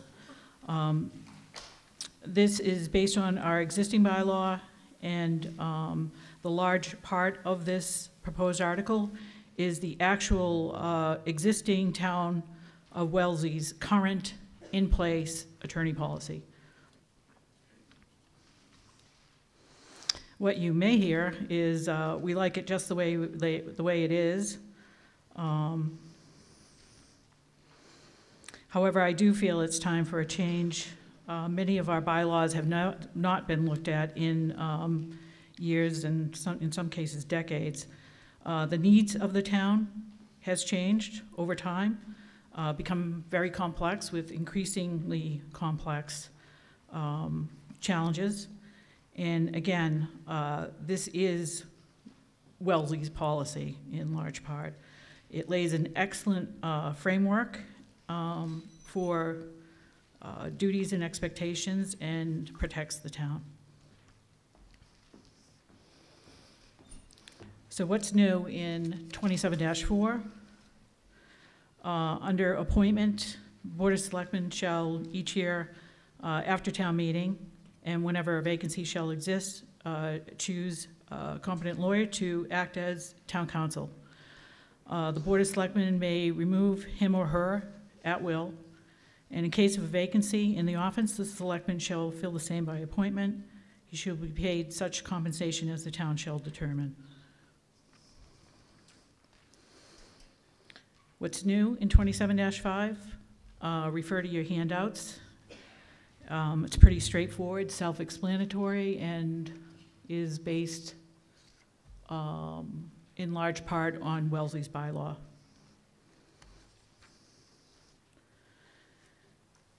Proposed Part 2, Special Counsel. Unless expressly authorized by statute, a vote of town meeting, or the vote of the selectmen, no board or officer or official of the town shall engage, whether or not for remuneration, any attorney other than town council.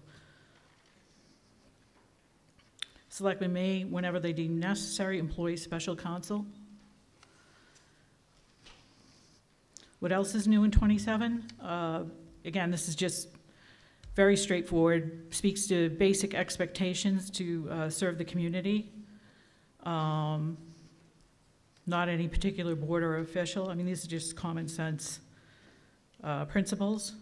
Give candid and balanced legal advice, and provide regular training sessions on open meeting law, ethics law, public records law, and any other matter requested by the Board of Selectmen. This is standard. Other towns do this, sometimes twice a year, standard regular procedure. I'm asking for your support to vote to approve this language. It's tried and true, tested policy in another town. This provides town council with detailed roles and responsibilities. It improves transparency, establishes standards for engagement, protects the town and the taxpayers by instituting standard detailed policies, and serves the best interests of the citizens by instituting expectations and responsibilities, including regular training sessions on state law.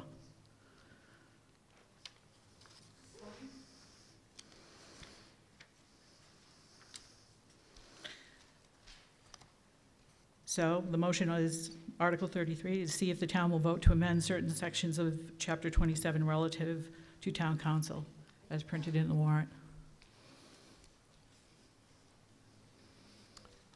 Okay, Mr. Butler? John Butler, 4 Davis Road. This is not the way to do this. It's commendable that a citizen thinks that some aspect of town government should be changed, but the proper way would be to propose that perhaps we consider creating a committee to look at some governance issues. The issues are complicated.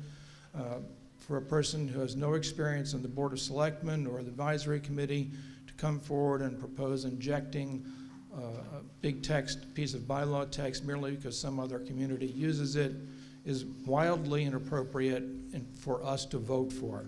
We should not support this, and generally the method is defective. Thank you. Mr. Moderator, may I address that? Well, no, we're going to take comments from, I'll come back to you. Thank you. Mr. Hamilton, please. Al Hamilton, 35 Pine Hill Road. I have a question and an observation. First, the question. This bylaw appears to apply to the entire town, and people use the word town rather loosely these days. Our town government is actually divided into a number of different executives, the largest of which is our K-8 school committee. Would this bylaw apply to the K-8 school committee? This is intended to apply to the town council and special council positions. It says town, and I think I'm unaware that the Board of Selectmen has the authority to appoint counsel for the school committee, and that would certainly need to be clarified. I just clarified it. Well, it's not clarified in the text. Well, it's not. It doesn't say school committee. It says town, and the word town is used rather loosely, and it should be used quite specifically. If you meant the Board of Selectmen, then it should say that. Then secondly, I agree with Mr. Butler. It is commendable. I think this requires some detailed study. For example, the Board of Selectmen has some very, very broad authorities under state law with respect to the appointment of counsel and the settling of legal matters for the entire town, and I'd like to see that if this is really meritorious, that this be studied in more depth so that we may understand it. I actually think that a study of this area, it would be highly productive and useful. I'm not crazy about some of the things that have happened over the last years, but I think this is not the right way to proceed. Thank you. Mr. Rooney? I'm speaking this time on behalf of Advisory. Advisory unanimously opposes this article, and our opposition is based on the fact that currently in Massachusetts, an attorney is required to take not just a substantive law examination, but they're also required to take a professional responsibility examination. And in certain instances, that examination is much more difficult than the substantive law. The Supreme Judicial Court has issued a rule. It's Rule 3:07. Goes on for in excess of 200 pages, single-spaced, and it sets out the ethical requirements and the ethical responsibilities and the professional responsibilities of counsel, whether they be private counsel or town counsel. And there are certain instances in this particular article that are inconsistent with those rules. And for that reason, Advisory opposes this article. Thank you. Thank you. Yes, Ms. Houlihan. Marnie Houlihan, 26 Clifford. So I am commending Ms. Hanlon for this article. I think that it is expansive on what we have as what's doctored as town council currently in our current bylaw. Town council is a broad stroke statement, and in the language in one of your earlier slides actually showed what the current language is. Which I think is just important. It's a very kind of short paragraph. I like the idea of being able to look at another town like Wellesley and see how they utilize language to place guardrails around the role of town council. And I would support this article. I did have an amendment, but I'm hesitant to put that because I do realize this is a lot for the town to actually digest and vote on. So I'm not really sure. There is an amendment, but I'm not sure what to do about that. If I propose it right now, it's written, and then maybe I do that. I'll make a motion to put my amendment in. All right, so you have a motion to amend Article 33. It has been submitted. Tom, you have it? I think it's just as easy to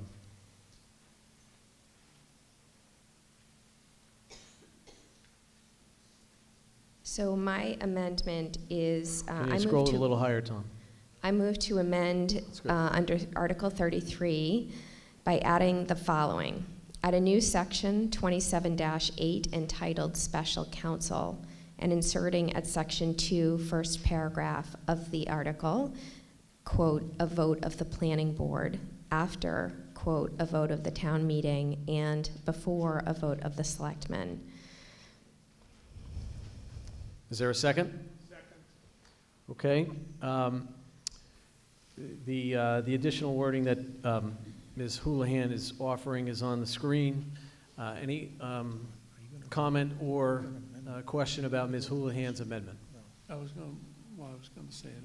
Mr. Moderator, I'd like to make a comment, please. Go ahead, Ms. Hanlon, on the amendment. I am very much in favor of Ms. Houlihan's amendment.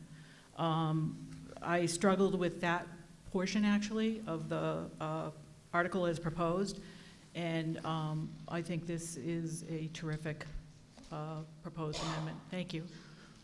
Okay, are there a comment or question on the amendment?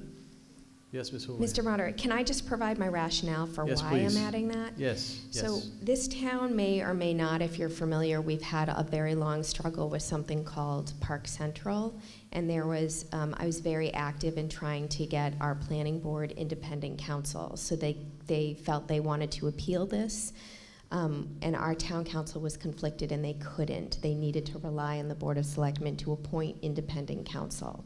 My feeling as an elected board, enforcing the zoning bylaws and being the planning board and with its rules and regulations should be entitled as an elected board to hire independent counsel and not be restricted to a Board of Selectmen decision. So that was my rationale. Thank you. Mr. Cleary, on the amendment, do you have something? I'm going to relinquish my position at this point for John Butler. Mr. Butler. John Butler, 4 Davis Road. I'm opposed to the amendment also. What we see here is some people attempting with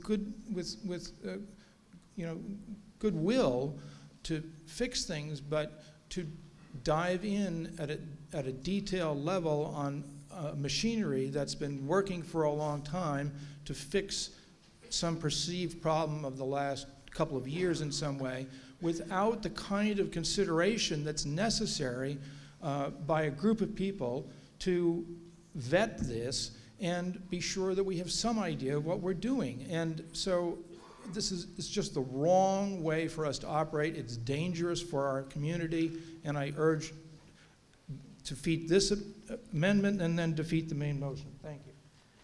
Mr. Moderator, may I address some of these points? Coming back to you, I want to get everybody's comment from the floor. Mr. Cleary, are you? Yes, Jim Cleary, 51 Central Street. I think John Butler just brought out the point. We've got one major project that's still in the court system that's driven this town crazy. Here we are, we're going to make major changes because, and I'm no disrespect, but what I'm seeing in the past 2 or maybe even 3 articles is I didn't get what I want, so I'm going to change the rules to get what I want. Wrong. Well, that's Ms. whatever. Hanlon, That's your please. opinion. I don't know how the rest of you people feel. But I think town council, I've been under, probably go back to even Judge Bruin, Bill Bruin. And every town council we've ever had, we've always had fights with the town council. Why? Because town councils tell us what the law reads. We want them to say what we want. Not always can they do that. I sit on a board for the state with two legal counsels on there, one from the fire marshal's office and one from the Division of Professional Licensure. And we'll have a simple thing that sounds simple and neither one of them agree. And both had a different interpretation that makes sense. I don't think we have a problem. I think there was a project that is a problem, unfortunately. Fights between the Zoning Board of Appeals and the Planning Board was a conflict. But I'm not willing to vote to change the policy of how the town operates. And certainly, if we're going to do that, we need to get this more than just in a town warrant, maybe a committee assigned to actually look at how our whole government operates again, to maybe get to where people think it needs to be. I don't think a majority of the people sitting in this room feel that this needs to be a change. That's my gut feeling. I'm not at all in favor of this article, as amended or unamended. Both ways, I'm voting no. Thank you. Mr. Rooney? Yes, just speaking to the amendment, I understand the genesis of the amendment, but as I understand the town code, and town council can correct me if I'm wrong, this would conflict with an existing bylaw that gives the Board of Selectmen the exclusive jurisdiction to hire counsel, number one. And number two, this amendment as written would therefore allow the planning board to hire special counsel for any other board. And it would give the planning board the co-jurisdiction, if you would, to hire legal counsel on behalf of the town, regardless of the situation. So I am in opposition to this amendment. Advisory has not taken a position because it just was put up on the board. Thank you. Thank you. Ms. Hanlon? I'm saddened and disappointed to hear the somewhat patronistic tone of some of these remarks. I hire counsel. Counsel is a service. They're not gods, they're not demigods. I often hire and fire people, okay? And you're looking for qualifications and chemistry, to borrow somebody's word, to make sure that the job gets done right and that the right thing gets done. To comment that I have no experience on BOS and advisory is irrelevant. I do have experience on boards. I put together teams of attorneys. I hire them and I fire them. We don't have to reinvent the wheel. The town of Wellesley, this in large part is their policy. I am strongly advocating for this. Virtually every word in this policy is existing policy in another town. Tried, true, and practiced already, to the point that it may be inconsistent in some ways with state law. Don't worry about it, and don't trouble yourself with it, because the Attorney General's office will have the final say, and they will disapprove or simply not approve the parts that are not allowed. So, again, this is not a matter of not getting what you didn't want. I don't even know where that comment originates from, frankly. I do see and witness various boards struggling and at odds with one another, and that just simply shouldn't be the case. I agree with the amendment and appreciate the spirit with which it's put forward. If it conflicts with existing bylaw, I'm afraid we're going to have to set it aside for now. But I would ask that you do support this article as written. It's good policy. It's practice policy in other towns. You don't have to worry about anything being inconsistent because, again, the Attorney General's office will rule on that, and home rule rules. You, the town meeting members, the people, the taxpayers, at the end of the day, it's your vote. This sets up procedures and expectations, and it's a good bylaw. Thank you. Yes, sir. Joe Palmer, 158 Parkerville. I've never seen it written with a comma or do or act anything. I think it's grammatically incorrect. That's a typo. I think it was in there twice. Thank you. Mr. Rooney, you'll be last. Nothing further on the amendment, Mr. Martin. All right, so the amendment on the floor is to add the language, a vote of the planning board to the article. This requires a majority vote. Yes, on the amendment, please. Selectmen? Selectmen do not support the amendment, and advisory. Advisory does not support. Requires a majority vote to make the amendment. All those in favor of the amendment, please raise your cards. All opposed? Okay, the amendment fails. Now we're back to the original article, which also requires a majority vote. All those in favor of Article 33, please raise your cards. 34. Sorry. No, 33. Oh, sorry, 33. How do we get this? It already.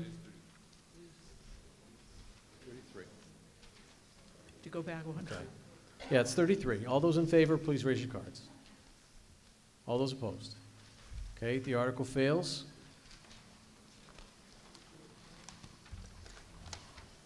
Article 34. Ms. Hanlon.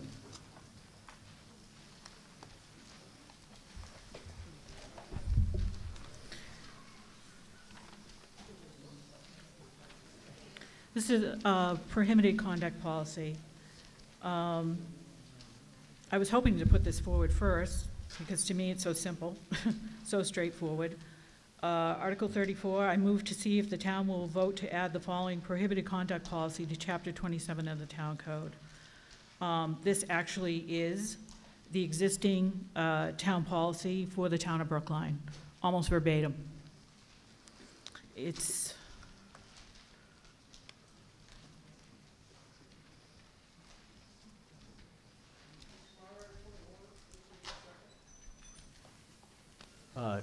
I think we need to put the motion on the floor. I just did. Okay, do we have a second? Thank you.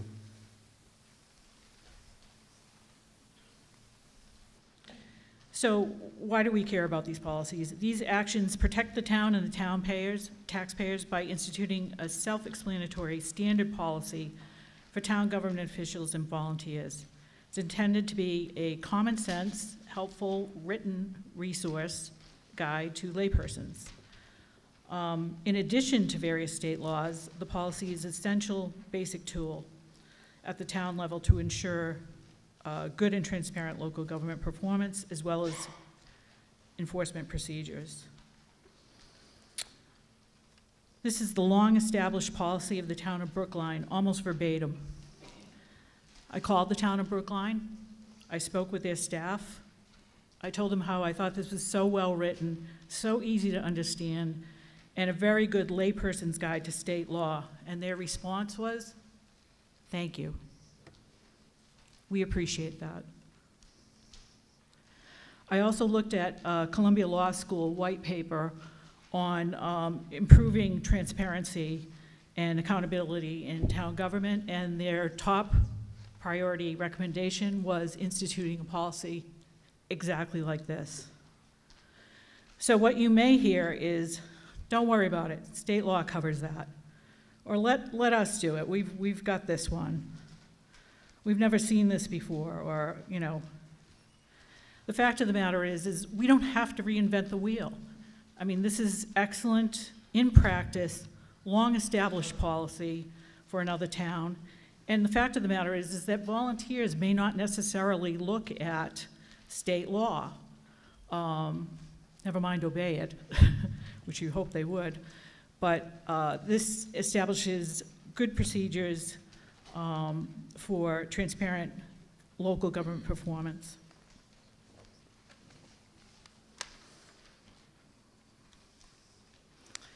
So why do we care about these policies? Current policies are inadequate and reportedly have not been in practice or even implementation, known implementation anyway. One would expect a policy like this to be posted information on the town website. And a policy like this clarifies state law, puts it in layman's terms, as well as other useful information. This policy establishes clear rules and procedures. When I spoke with Brookline, they put me through to the town council's office and the treasurer's office. So that will tell you that quite some time ago, this policy originated out of those offices.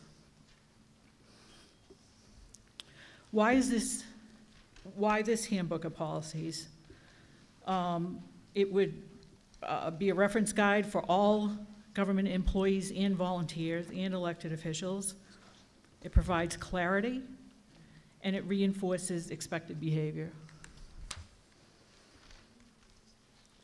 So I'm asking for your support to incorporate a prohibited contact policy in Southborough. Vote yes, please. This provision prohibits misconduct intended to establish procedures and to prevent, wherever possible, fraud, misappropriation, and corruption, to ensure for the prompt reporting and investigation, and to ensure a coordinated approach.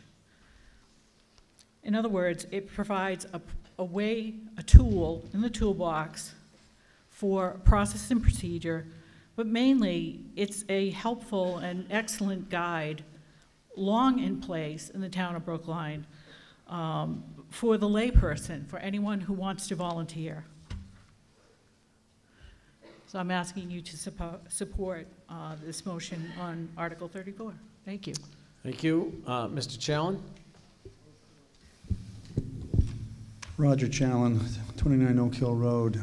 I'm curious, and it may be that it's not appropriate for him to answer. I'm curious if town council has a view of this article, or if I'm even allowed to ask that question. I don't know.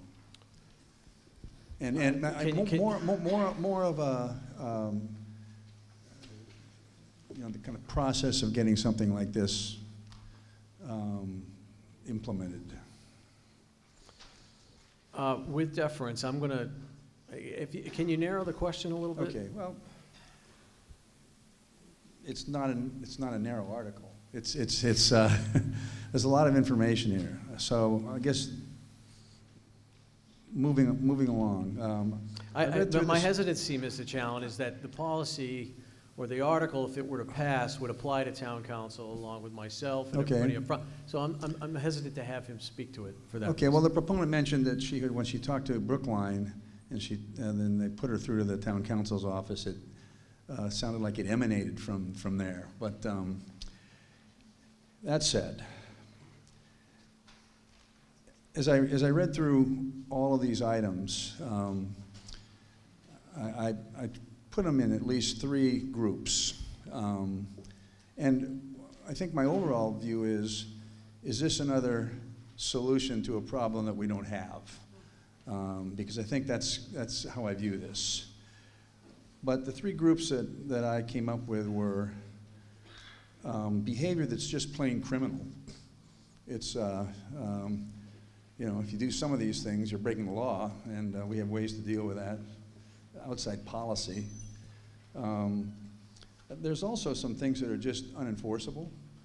I mean, there's some comments about we encourage town employees or non-town employees to, if they observe such a thing, to report it. Well, you can encourage something, but you're not really mandating it. And the third group is really, I think, items that may not be criminal, but they are, it's conduct that isn't allowed, and it's conduct that's already dealt with in existing employment contracts, existing policies already. So there's a lot of duplication. I'm not sure how many people are aware of this, but most, if not all, members of committees, boards are really required to take an ethics, well, whether I call it an exam or a test or something, to review all of the behavior that's really allowable and not allowable. So that's all I've got. I just think that, as I said, I think this is a solution to a problem that we don't have. And if we have part of this problem, then we maybe should think about trying to deal with it a different way. Thank you, Mr. Butler. John Butler, 4 Davis Road. I agree with Mr. Challen. I want to emphasize one point. It may seem to members of the audience that here that the state law, ethics law, is remote from people who serve on committees. But as Mr. Challen pointed out, I believe it's annually every volunteer on a committee needs to pass a test online to demonstrate that they know the state ethics law. So it's not something that is distant or not in the forefront or aware that people are aware of with our existing procedures. The method of change that's being proposed here is incorrect. If the proponent had brought forward a warrant article suggesting that a committee look at a number of topics regarding municipal governance, including all the list of things that we're hearing about, that might very well merit support. But as you've heard listening to Mr. Rooney, Mr. Challen, and others, there is some wisdom that comes from different perspectives that only comes from sounding these topics out broadly for a period of time. And we can't skip that step and not put ourselves at risk. I urge you to defeat this. Thank you. Thank you. Yes, ma'am. Devona Cartier, 14 John Street. I want to say first, this is my first town meeting. Thank you for having them on Saturday.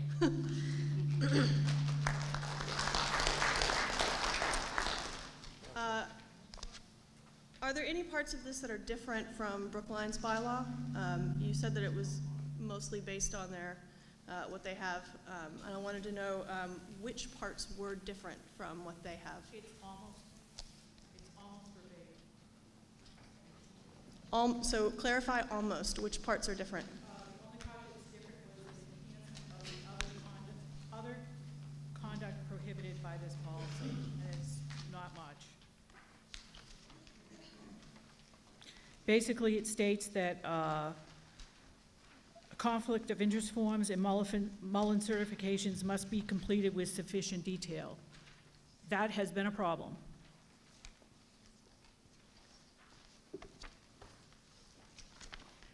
Okay, thank you. Mr. Rooney?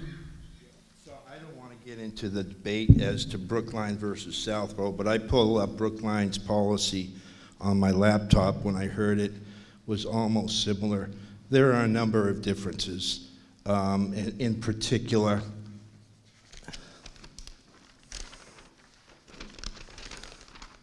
sorry, I have to put my glasses on. Under Section B, responsibility, but again, it appears to be, the structure appears to be from Brookline, but there are some omissions in this and additions in this that are not in Brookline's. Correct. Okay, thank you. Yep. And I also want to add the point that this, in its entirety, has been reviewed by expert legal counsel, experts in municipal law.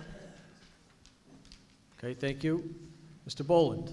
Mr. Moderator, Bill Boland, 35 East Main Street. I must say I'm really disappointed in a lot of the petition articles because I think they attack our elected officials.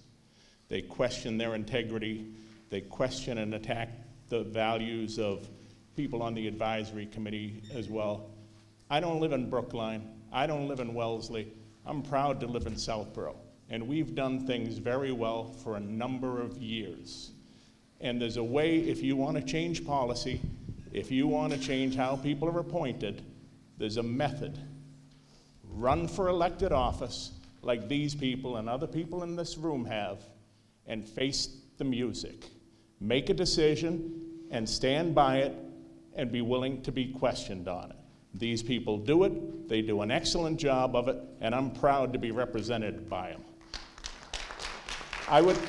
I think we should end the discussion on this. We should move the question, and let's move on. Mr. Moderator, I'd like to respond to that, please. Very briefly, Ms. Hanlon. Thank you. I admire these people as you do. I love this town. My husband was born in this town. I'm a second-generation family. My brother-in-law and sister-in-law ran Fay School for decades. So this is absolutely nothing to do with individual people. The very fact that this is a suggested article from a different town, I'm stunned at those remarks, and I don't know why anyone would take this personally. It's just, times have changed. Times have changed, and it's time to change our approach to these bylaws. We don't have to reinvent the wheel. Why would you be against, and in fact, this is actually called an anti-fraud, anti-corruption policy. Why? Why does Brookline have this? It's not an insult to any particular individual in this room. It is, you don't have to reinvent the wheel. An ounce of prevention is worth a pound of cure. That's my motto, and this is, why would you be against this? It's crazy. I think this is a very good thing, common sense guideline to hand to any new volunteer and say, hey, yeah, I need to do this, or no, I don't need to do that. As far as open meeting law, training, we right now have 3 violations from the Attorney General's office. You're saying it ain't broke? Well, let me tell you, go ask the Attorney General. It's broke, okay? I read the open meeting law handout that you were referencing, and it says, almost verbatim, it is strongly suggested that you, for instance, and this is just one thing, you release minutes, approve and release minutes in a timely manner, of course, consistent with state law, and you do it at the next meeting. Unfortunately, and I have no idea what the reason is,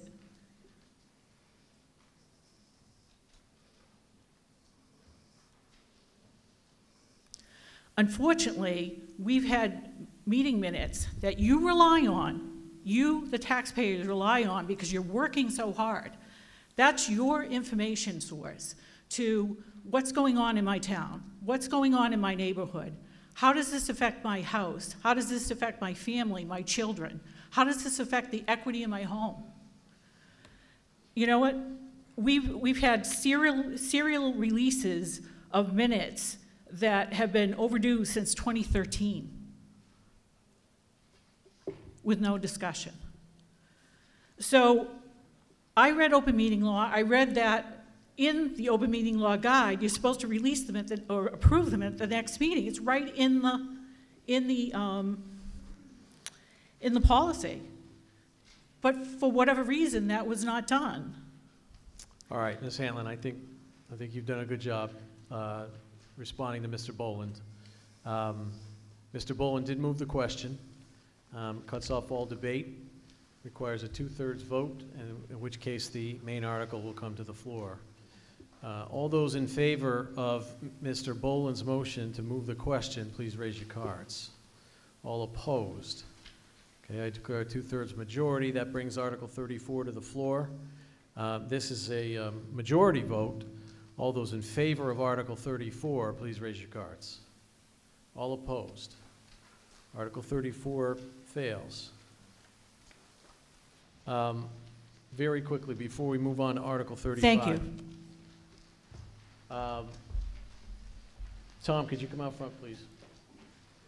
I know you're all going to be in a mad rush to get out of here after we're done with 35, but I want to tell you, Tom LaFlamme is our IT director in town, and he's the guy responsible for all this, which just doesn't happen tonight. It happens over the previous many weeks as presentations get sent in and motions get revised, and keeping up with what you see up here on the screen is no small task, and I just want to acknowledge Tom for that. He makes my job.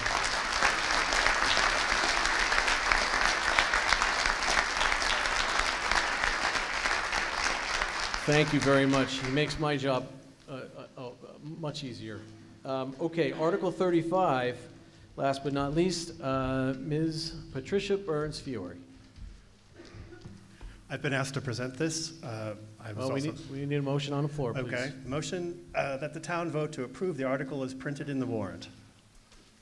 there a second? It's been seconded. Okay, so Mr. Weishin is going to speak to this? Yes. Okay, go ahead. Article 35 is a citizen petition regarding pilot payments. Pilot payments are, as acronym, payment in lieu of taxes. This is not a new subject to Southborough. In 2010 and 2011, due to the almost heroic efforts of former Selectman Rooney, this was brought up and extensively researched. And I quote to you, "Since tax-exempt institutions benefit from a taxpayer-funded services such as fire and police protection, it is only fair and just for tax-exempt organizations to pay a share of those costs." So here's an example of a number of services used by the nonprofits in town. They include, obviously, police and fire, but also smaller services that you wouldn't actually think of, inspectional services, obviously DPW, other services like that. There comes the school bus. The major cost to the town of Southborough is actually in schooling, which is one of the major costs, obviously, in in the entire budget of the town. 18 school children from St. Mark's Residential Housing attend Northborough Southborough Public Schools. There are 6 children from Fay. The estimated cost of this is $449,000 a year, and those figures are from the published accounts of what it costs to educate a student in Southborough, which is just shy of $18,000 a year. Additional services used by some of our nonprofit include the fire and police departments, as I briefly outlined before. This is not a small amount of money either. The average police call ranges, or fire call ranges, it costs to the town of Southborough between $1,500 and $2,000 each. So as these calls mount up, the approximate total, Patty, this was what, 2017? This was 2018. 2018. The cost for fire is approximately $1,300 per call, and the cost for police was about $140 per call. Okay. Oops, what's happened? Do you want to say that? Just go ahead. Oh, I'm sorry. The cost for police was about $140 per call, and the cost for fire was about $1,300 and change per call.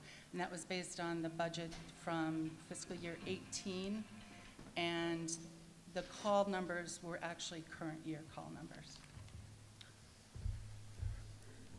Now, this is a map of the center of Southborough, which shows the nonprofit exempt property held by St. Mark's and the Fay School. Interestingly enough, did you bring the pointer? Interestingly enough, if we can actually point, oh, there we go. Interestingly, the historic nucleus of St. Mark's School was this tiny little lot here initially in 1866, and the initial starting of the Fay School was this tiny little lot here. And you can see how these schools have grown to encompass large portions of land. Now, as you know, when this land is purchased by these schools, it is removed off the tax rolls. The figure there shows you what the taxes would have been had this land still be maintained in some sort of taxable format. Now, if you live in Fayville, this is probably even more shocking to you because this is the New England Center for Children. Its original historical nucleus was here, and over the last, since 2011, all of these properties shown in green have been acquired in the Fayville area, again, removing them from the tax rolls. You can see what the assessed value and what the tax loss is, but also the fact that these properties are removed from local zoning at the same time. Now, the schools in question actually make payments. They're voluntary. The New England Center for Children has contributed $80,000, $90,000. St. Mark's has regularly contributed $45,000 a year, and Fay about $10,000 a year. However, these payments are woefully less than the cost of the services that these schools consume and that we all pay for. So other schools around the areas contribute vastly more. Groton School, for instance, Lawrence Academy, Phillips Academy, which is something of an outlier. Has a very large endowment, so it pays pilot payments of almost $400,000 a year. But what's really kind of interesting about this, Patty's done a huge amount of research. The Milton Academy pays the town $120,000 in fiscal 18, but their policy is quite interesting. They've agreed with the town that when they buy residential properties for faculty housing, for properties that are non-essential to their nonprofit mission, that they leave them on the tax rolls, so that every year the town knows what its revenue is, the schools know what their expenditures are going to be, and this moves up and down with the value of the properties. This might be a model that the town of Southborough could potentially follow, because it really sets things out and doesn't require voluntary or legal agreements that you would have to vary from year to year, a 5-year term, et cetera, et cetera. So, moving forward, we would urge the Board of Selectmen to engage with Southborough's larger nonprofits to realize a reasonable annual pilot payment in lieu of the other towns surrounding us. I want to point out, this is not at all an attack on St. Mark's or Fay or the New England Center for Autism. They're great neighbors. They do a lot of cooperation. However, to be a good neighbor means to make sure that the entity in which you exist, i.e. the town of Southborough, is not financially disadvantaged. And that is why Milton Academy, for instance, pays those payments to the town of Milton, because they realize that the acquisition of these properties was extremely deleterious to the tax base. It also may be that the Mass tax law is a little unclear about whether or not these ancillary properties are truly exempt from taxation. So that their actions may not be entirely well-intentioned. They might be covering themselves. But either way, there's certainly room to negotiate. Now, if the schools don't engage on this, there are some options. And Cambridge has, for instance, removed itself from the home rule petition from the Dover Amendment. Now, the Dover Amendment has nothing to do with taxation. It has to do with the fact that these institutions are exempt from local zoning. So, for instance, there is no protection for historical protection or size restrictions or other building. If you or I were going to build on that similar lot, we would be subject to zoning restrictions.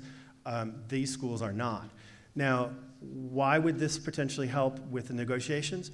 It would potentially make residential properties in town less attractive for acquisition. And the schools are continuing to acquire properties. The old Dr. Stone property on Main Street was just acquired by Fay a year or two ago. And the house next door to the fire and police station that we're transferring to them, the old one, is going to be given as a donation to St. Mark's. So another piece of property on Main Street will pass into St. Mark's' hand. So what we would do is urge the Board of Selectmen to explore the legal and tax ramifications so that we might undertake a fair shake with these institutions. Mr. Moderator, there was also an amendment proposed to this language. I don't know if it would be appropriate to do it now. Well, it was submitted by Ms. Fiore? Your sidekick here, if she wants to make that motion.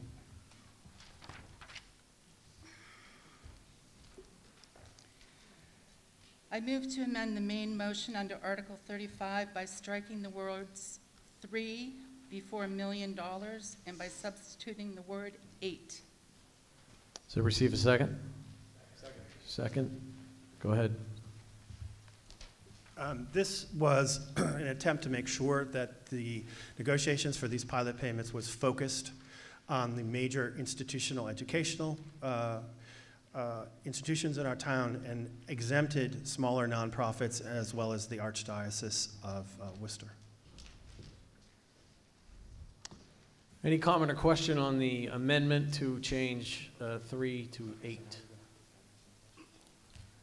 Yes, Mr. Kalenda.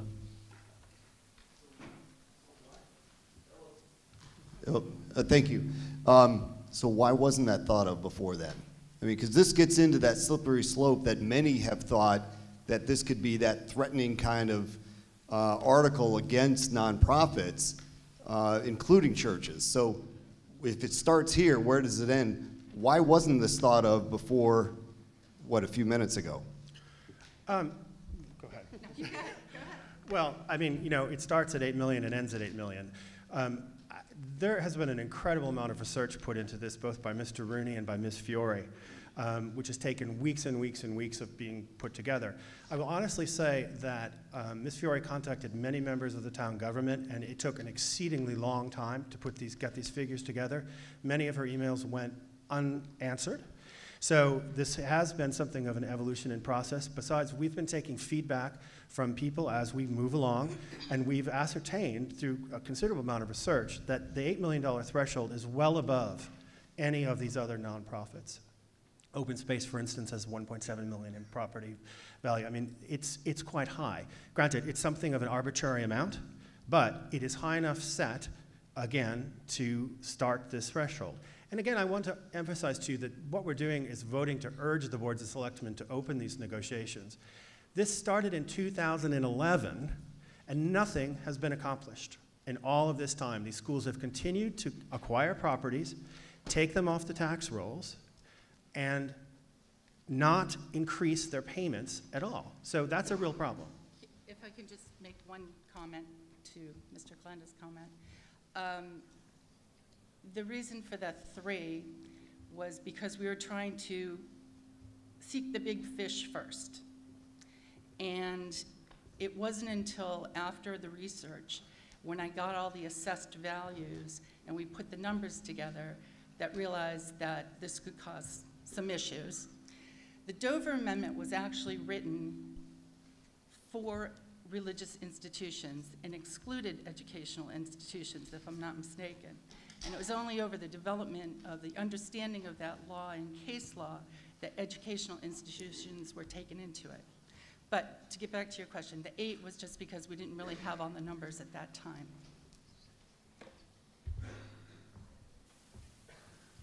Nothing on the amendment. Anything on the amendment, sir? Yeah, well, I just, Ben Kai's 43 Lovers Lane. I would be in favor of that amendment. I just think one of the things that's difficult about this article is that second half, which without the amendment leaves quite a lot of potential unintended consequences for other nonprofits, especially churches. So to me, the confusing thing about this article is that in the first section talks about the 3 million, now it's 8 million threshold, but then the second half, which talks about, which is kind of like if Faith St. Mark's don't pay up, so to speak, then there's this other option, this home rule option. It doesn't specify which, in that second half, it doesn't specify which nonprofits will be affected. It says their nonprofit entities will be removed from protection altogether. So does the second half imply all nonprofits in Southborough? But do you understand, can I speak to him?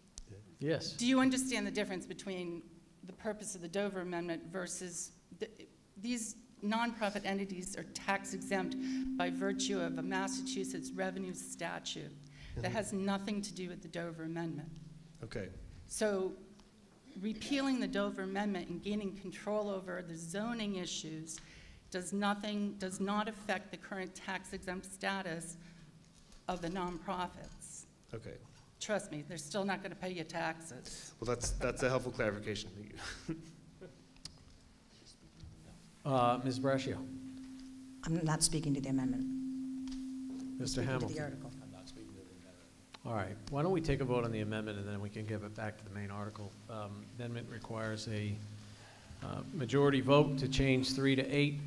All those in favor to the amendment? Thank you. All opposed? Okay. The amendment passes. We're now on the main article, as you see on the screen. And now let's come back to Ms. Brascio. Actually, I think Mr. Rooney was first. Fair enough. Ladies first. Okay, that's perfect. Thank you. Lisa Brascio, 13 Oregon Road. I'm speaking as a citizen. I'm not speaking for the board. I would like to thank Ms. Fiore for starting a much-needed discussion. I had hoped to have the opportunity to speak with you, but unfortunately, life, family, it all sometimes gets in the way. While I don't support this article as a whole, I do support starting a discussion regarding pilot. I do not support threatening to take away rights afforded by law to benefit a negotiation.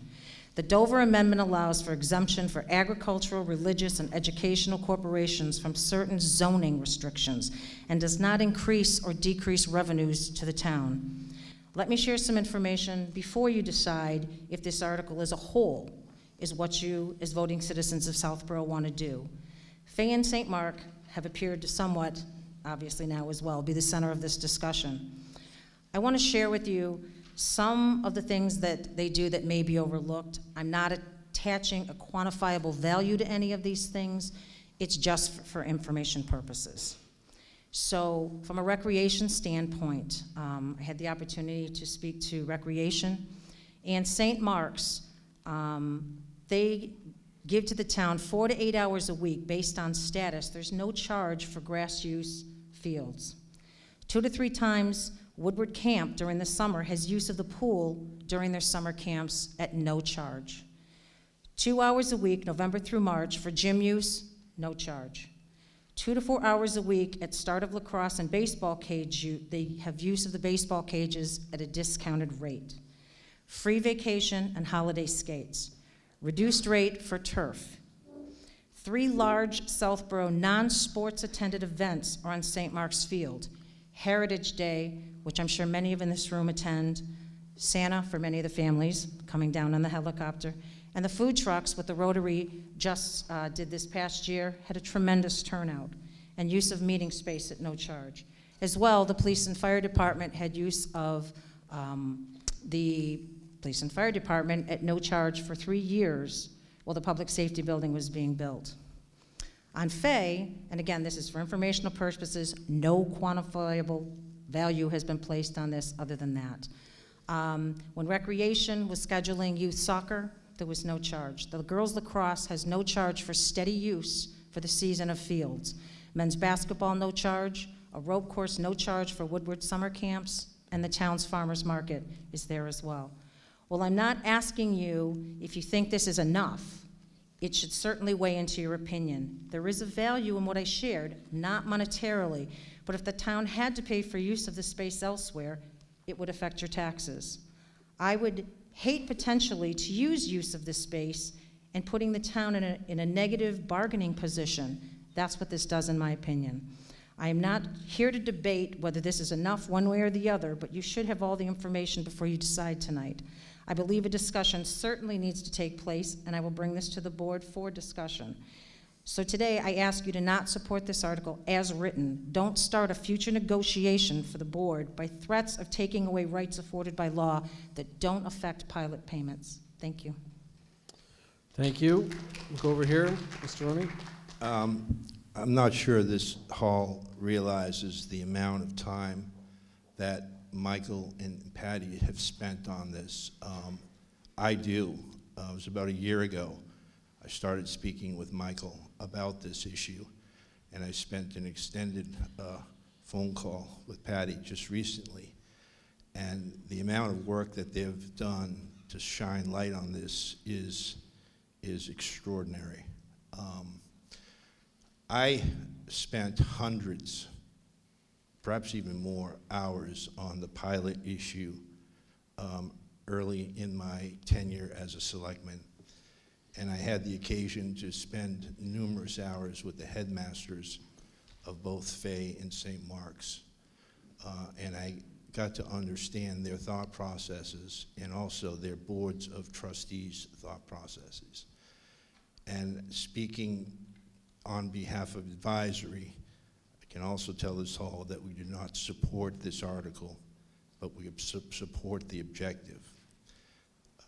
I can tell you again from firsthand experience, the way to get contributions from these nonprofits is not by hitting them with an annual amount of a pilot payment or to threaten them with the Dover Amendment. The way to do it, and we have been successful in the past, I agreed 100% with Michael and Patty's presentation with the one exception where Michael said that nothing has been accomplished. If you recall, not too long ago, we were secured 2 police cruisers, about $45,000 each from these schools. And that's the way to engage these schools in contributing to town services. If you can present them with a capital expense item which is reasonably related to the operation of their institution, they are more than willing to come to the town. We can't forget that Southborough is Southborough in part because of the presence of these institutions. Everyone's property values are increased by their presence here, and they also understand and appreciate and realize that they need to contribute to the ever-increasing costs of municipal services.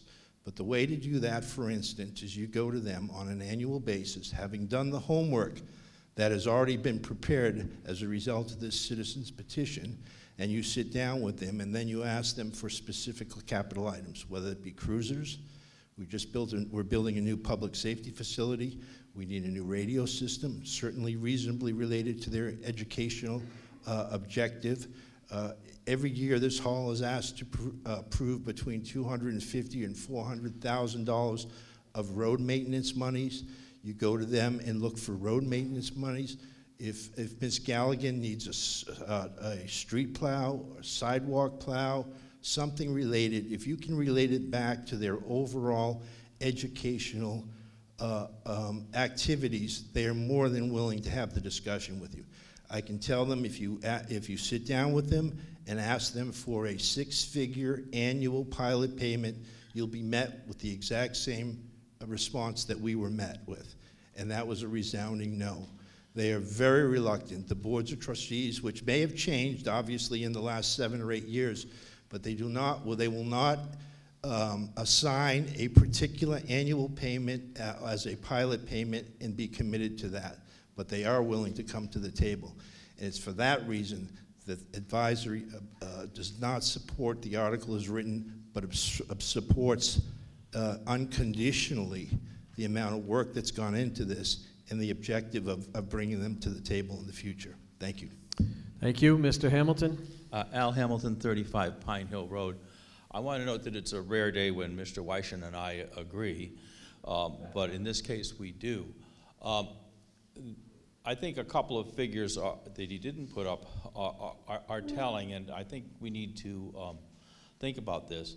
The average home, not the median, the average home in Southborough pays a little over $10,000 a year in taxes, and I think that we should compare that number with the sums currently on offer from, in particular, the Fay and St. Mark's. It's disappointing, to be honest. Secondly, with all due respect to my friend Mr. Rooney, I think we have not been successful in the pilot process. The sums are really not meaningful versus the services that are consumed, and I think, you know, the old adage is the definition of insanity is doing the same thing over and over again and expecting a different result. This is a reasonable step to take, because today when we go to St. Mark's, we're not negotiating. I'm sorry, but when you have negotiations, both sides have something they want from the other side. So we are. I hate to use this word, but begging, and it's not seemly. This gives us at least something we can negotiate with. Further, it binds us to do absolutely nothing other than to come back if we don't receive what the Board of Selectmen considers to be a reasonable solution. Then the matter comes back before this body for additional debate. There's nothing binding in this resolution. So I think this is a reasonable step for this body to go on record to ask these institutions to begin to make their fair share, and gives the Board of Selectmen in particular at least a tool to go forward with a negotiation. Thank you. Thank you. Mr. Morris was next. Don Morris, Planning Board. I see the proposal there that would remove the protection under Mass General Law 40A from the schools. Just for information, St. Mark's, Fay School, and the New England School, they all participate as if they had no protection. all of their projects over the last at least 10 or 15 years, each of those schools have come and submitted site plan applications to the planning board for approval. The STEM building, the Fine Arts building at St. Mark's, the solar project at St. Mark's, the kindergarten project on the lower part of Fay School campus, the new dorms on Main Street, the natatorium at the New England School, the child care center at the New England School. All three schools have fully participated in the site plan process and have, from my experience and memory, not sought any protection under the Dover Amendment. Just for your consideration. Thank you. Ms. Cook was next. Kathy Cook, Chair of the Advisory Committee. So not to repeat what my colleague Mr. Mooney said, which I agree with, I just wanted to make clear, if you can remember back when I gave my report at a long time ago, 1 o'clock, the second thing on our wish list for additional revenue was additional pilot payments. So we are very supportive of the intent behind this article. I also think Mr. Weishan and Ms. Fiore did a great job on this presentation, so thank you very much. It's obviously did a ton of work. But I wanted to also add a sense of optimism to this. I actually, until recently, sat on a private school board, so I've got a pretty good idea how they look at the world and how they think. I also understand how their finances work internally. So I'm optimistic that if you don't I mean, this is not binding, so you're really not going to tie their hands, but I'd prefer not to pass this tonight and let the board of selectmen, who should lead this effort, take this up and see what can be done over the next year, and then report back to us at this time next year, and then we can decide whether anything further should be done. But I just want everybody to know, even though you're going to see 0.6 for advisory, the only reason we're not supporting this, we don't want to start the negotiations here. We want the board of selectmen to lead this effort. We think that they will do that for us, and I am hopeful that we're going to come back with a pretty good result this time next year. Thank you. Pardon? Can I respond to that? You want to respond to that specific comment? Yeah. I'm going to come back to you guys at the end. We're going to go through everybody here. There's quite a few. Mr. Caleri. Yeah, Jim Caleri, 51 Central Street. I got a little experience with this. A number of years ago, we went for the aerial tower for the fire department. We were looking at $1 million, maybe $1.1 million expenditure for a fire truck, which we felt, the committee felt the town will never vote for. And one of the key issues we needed to get on board was the schools, because it seemed to be the citizens down thought the only reason why we wanted this truck was for the schools, which was proven later to be false. But as we went to the schools, we went to Fay School, did a dog and pony presentation. I consider 50% successful. They took their $10,000 in lieu of taxes and they put that over to pay for the ladder truck, which didn't help. St. Mark's School, with an effort, came forward and said, okay, we'll double our ante. We'll help support the aerial tower for 10 years towards the bond.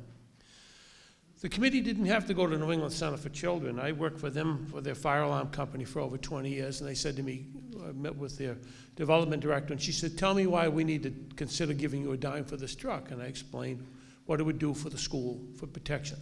Okay. When it was all said and done, they came in as the highest contributor, $120,000 over 10 years. And after it was all said and done, I had a conversation with her over a project, and I talked to her about what they had done and why they did it. And she said something to me that stuck in my mind. It still stays with me today. She said, first of all, in the tax law, we don't have to give you a dime. The original agreement of the original bond is long gone. We don't have to contribute to that anymore.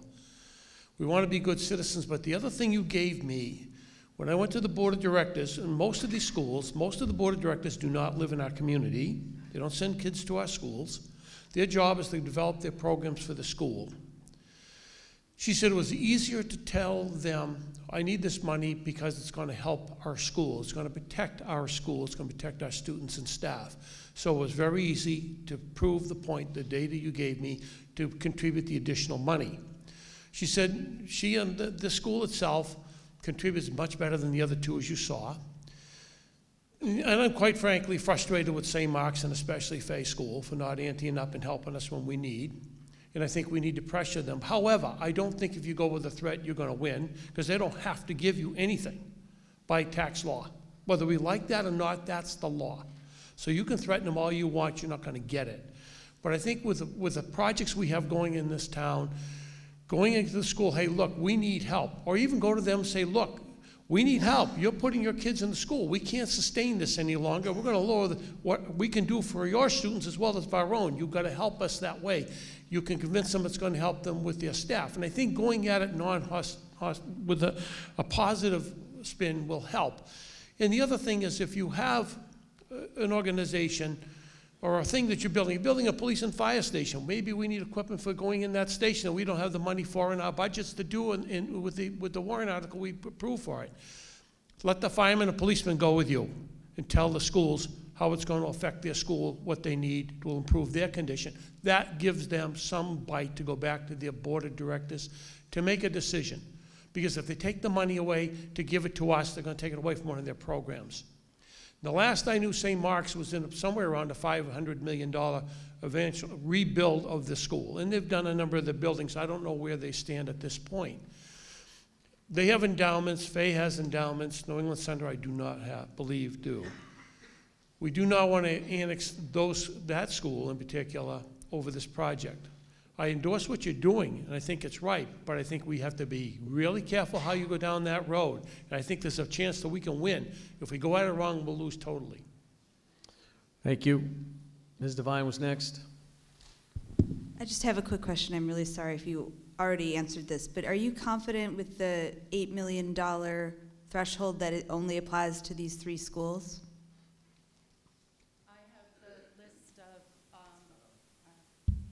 I have the list of all the tax assessed property, non-taxable,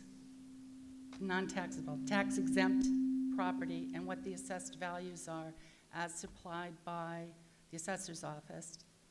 And yes. So you're confident it's just those 3? Well, the only other one is, of course, the town of Southborough, who owns a lot of tax exempt property. Okay, so other nonprofits such as SOLF or not SOLF?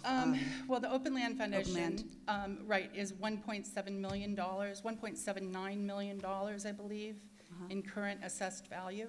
And what about Chestnut Hill Farm? Trustees? Could I grab my computer? I could tell you. Yeah, I'll speak. I'm a resident here, but I'm also an employee of the farm, so I'm curious. And I've been texting people that I work with. If that is on the list of tax exempt property, I would have that information. Thanks. All right, we'll come back to that, get you that answer. Sir, you were next. No, you're right. I'm sorry. You were next. Robert Reeder, 4 Blendon Woods Drive. I'd like to make one comment that's interesting as I listen to this. New England Center for Children probably own, if not the smallest, near the smallest amount of land of those 3, put no kids in our schools and yet make more payments, a higher payment than the other 2. I thought that was interesting. My only comment is, I personally believe that nonprofits, especially schools that have a lot of residential housing, cannot continue to buy land with impunity in our town and remove things from the tax base while we're relegated to begging for money. So I think it's important that we send a message that the town is concerned. I am concerned about the 2nd paragraph. So in hopes of getting something approved tonight, I offer the amendment to strike the 2nd paragraph. I move that motion. I move that amendment. Motion's been made to strike the 2nd paragraph. Do we have a second? All right. Yeah, of course. You need to come down front and make that amendment. While we're doing that, Ms. Conley was next. Sure, this isn't as to the amendment, this is to the overall article, is that okay? Yes. So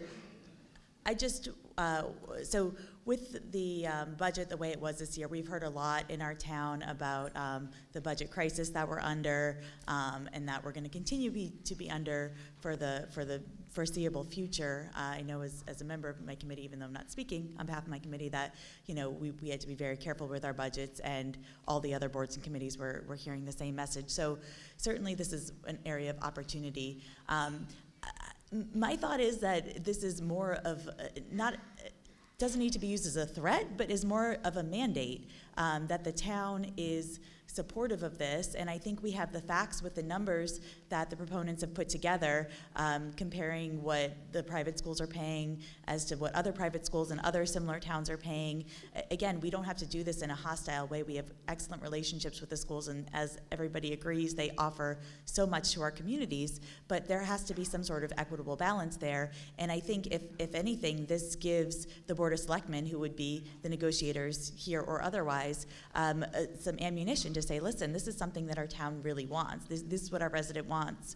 They want us to come to you and work out an equitable deal that's reduced to paper that we follow, not just, you know, a handshake, okay, maybe you'll give me a police cruiser next year. So I think this actually is good, and I don't think it needs to be used in a threatening way. I think it's something that could be done in a fashion that doesn't have to be threatening. Thank you. I tell you, so I assume you would oppose the amendment that's being prepared. Okay. Yes, sir. All right, we'll come back to it. Yeah, Andrew Pfaff, 50 Oak Hill. A couple extra points I just wanted to bring up based upon this. One, St. Mark's doesn't charge the town rent for the police or fire station for 3 years, which I think is a good benefit to the town. Also, I believe it's about 70 Southborough residents go send their kids to Faith School and about 40 to St. Mark's. So that's roughly about a $1.8 million savings for our local schools. The other piece is I'm glad we're kind of striking the second piece here because removing the Dover Amendment would affect all nonprofits in the town, not just the ones, 8 million. And again, to Mr. Morris's comment, if the schools are already going through the normal zoning process, it's not really going to have any effect, so I'm glad we're striking that. But I think in general, the tone of being threatening to some of the oldest residents of this town and really the founders of this town is a little bit of a message that I don't think we need to send. Thanks. Okay, so while at this point the amendment's been put in, you have the number, the value of Chestnut Hill Farm? Trustees of Reservations, Chestnut Hill Road property is assessed at $918,700. Okay. So the amendment's on the screen in front of you to strike the second paragraph. Let's take that up, and then we'll continue the discussion, unless anyone wants to speak specifically to the amendment itself. All right. Amendment requires a majority vote. All those in favor of the amendment to strike the second paragraph of the article, please raise your hand. Do I get to say anything? About the amendment. About the amendment. Sure. Yes. Sorry to take your time.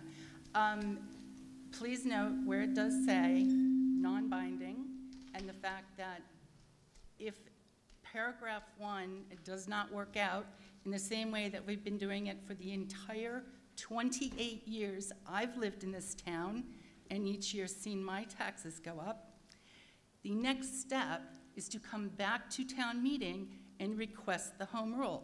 That's what's written there. It doesn't mean that anything is immediately happening.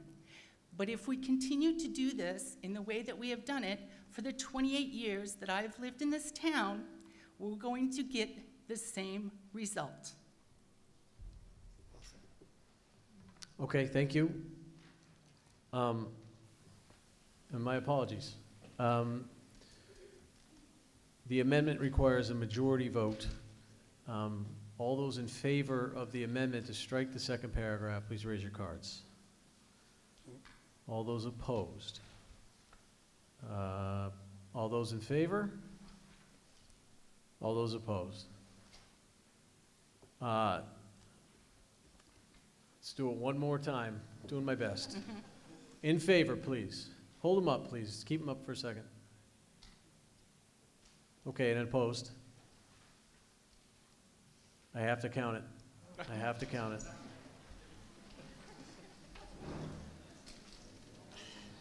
Tellers, please come forward. Well, you had to get one out of the whole evening. This is on. This thing turns itself on. I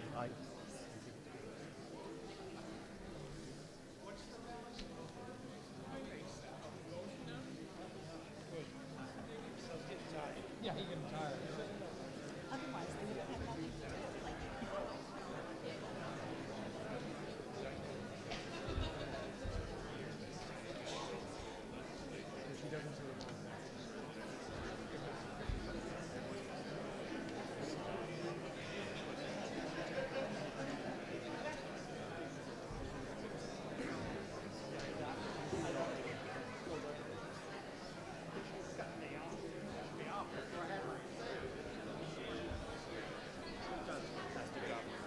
Thank you, Michael.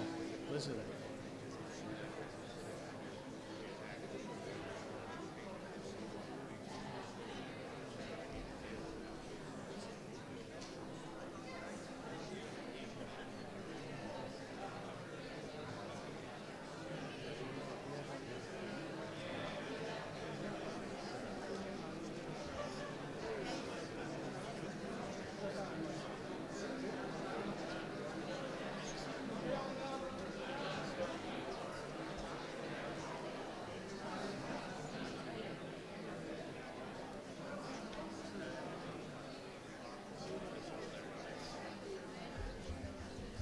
Are you ready, Jim?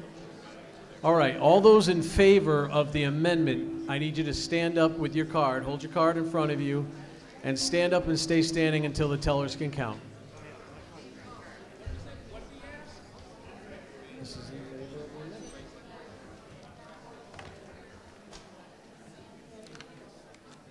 Is it in your pocket? I don't know where my card is. Is my card down there? Yeah, if you're standing in the back of the hall, beyond the columns, you need to come forward. All the way in the back. Mr. Challen. Hey. Well, one vote. Is it not in your pocket? No, I don't know. If we lose by one, I'll kill you. Well,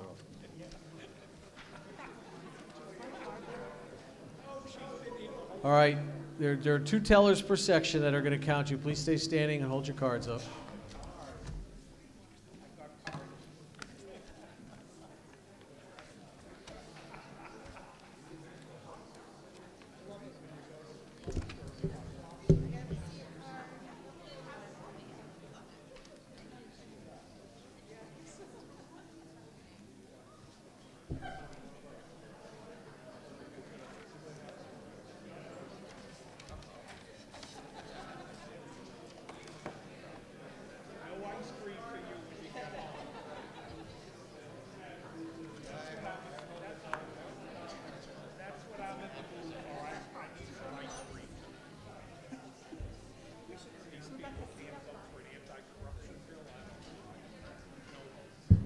Oops.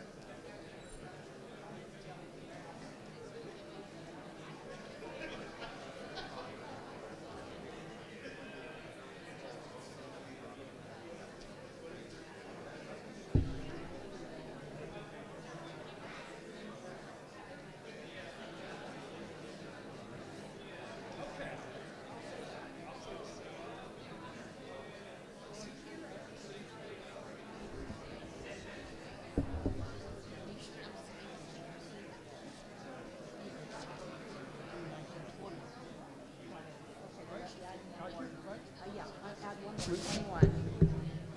21, okay.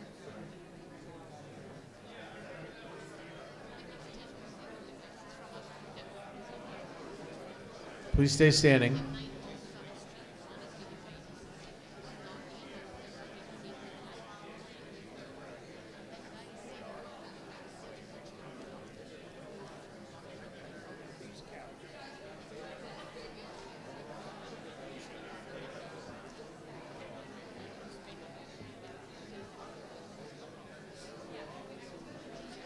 All right, all of you who are standing, please be seated. All of you in the hall opposed to the amendment, please stand, hold up your cards. Let the tellers get you counted.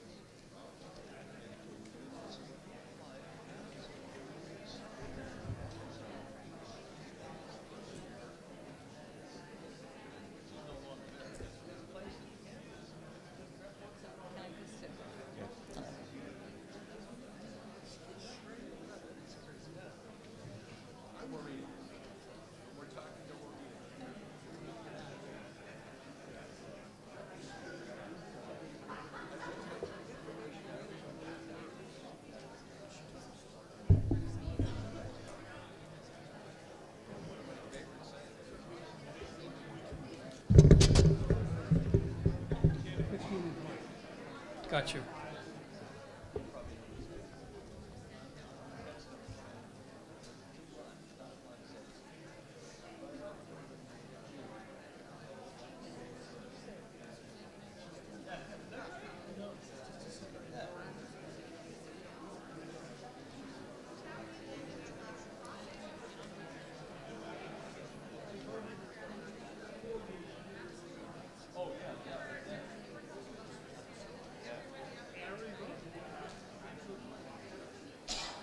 Jim, can they sit?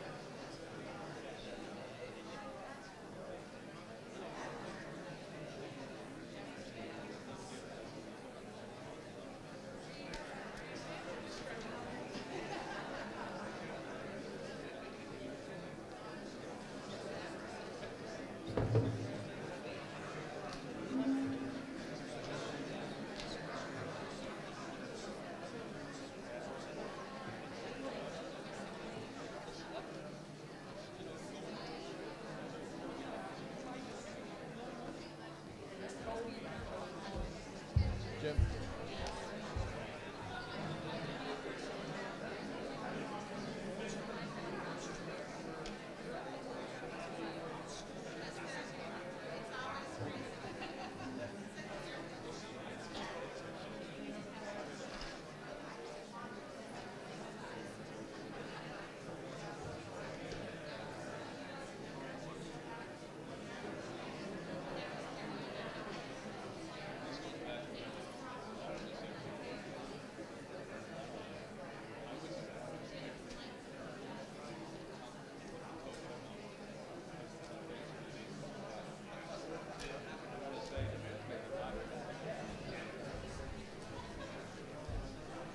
Did we ever vote on it?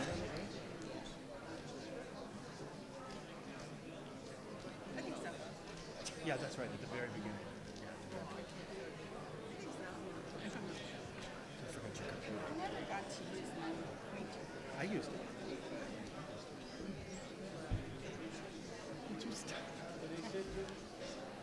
Jim, can they sit? Okay. You could be seated.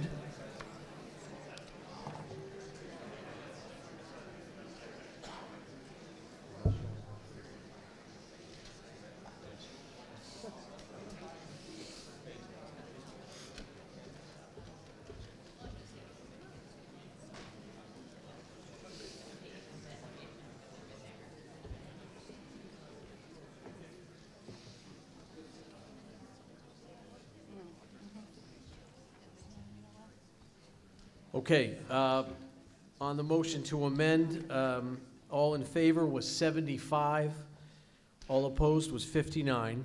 That's 55.6%, so the motion to amend carries. We're back to the main article with the amendment as shown on the screen, striking the second paragraph. Yes, sir. I just wanted to make the point that I'm Whitney Beals, 10 Chestnut Hill Road, president of Southborough Land Foundation.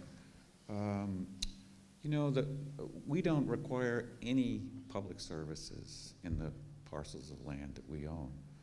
And I wanted to make that point and didn't want to be subject to, some future increases in the valuation of our parcels that might put us over a threshold that might come back at some point.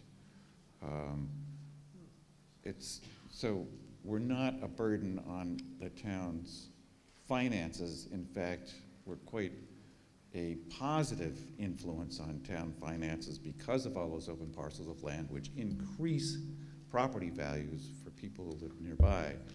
And they're all open to the public, for passive recreation. And I don't want to get into a situation where there's collateral damage done by, this particular proposal. And there may be others where that could be true. Just making that point. And one other point is, I think the town of Milton provides a wonderful example of maybe what we could do to edge the two big schools, Fay and St. Mark's, into paying some of their fair share for the, I don't know how many houses are private houses are actually owned by those two schools together. I didn't hear that figure. It's somewhere in the neighborhood of 30, isn't it? We have that figure, hang on. It's a lot, and if we could edge the schools into doing, something approximating what Milton does, that would be a huge win for us, generating revenue from those private residences, that some of which do send children to our school systems. We did have that figure. Thank you. Well, do I want to? Yeah, go ahead. Speak to this? Okay, just to his question regarding that. Fay School, the number is a little disingenuous because there's a 3-family, a 2-family, apartment building with 7 apartments, single family, a 2-family, a 2-family, a single family. So how many was that? I'm not sure. And then St. Mark's, there's 1, 4, 5, 6, 7, 8, 9, 10, 11, 12, 13, 14, 15, 16, 18, 19, 20. there's 13 single families and 1, 2, 3, 4, 5, 6 2-families. Well, that's not even counting 55 Main Street, which is now a 3-family, so I'm not sure where that's accounted for in here. That says it's a single family, and we all know that 55 Main Street is a 3-family. All right, thank you. Any other comments or questions on Article 35? Okay, Article 35, as amended, requires a majority vote. All those in favor of Article 35, please raise your cards. All those opposed? Motion carries. Having disposed of Article 35, we have completed our warrant. At this point, do I have a motion to dissolve the 2019 annual town meeting? Is there a second? All in favor? We are adjourned.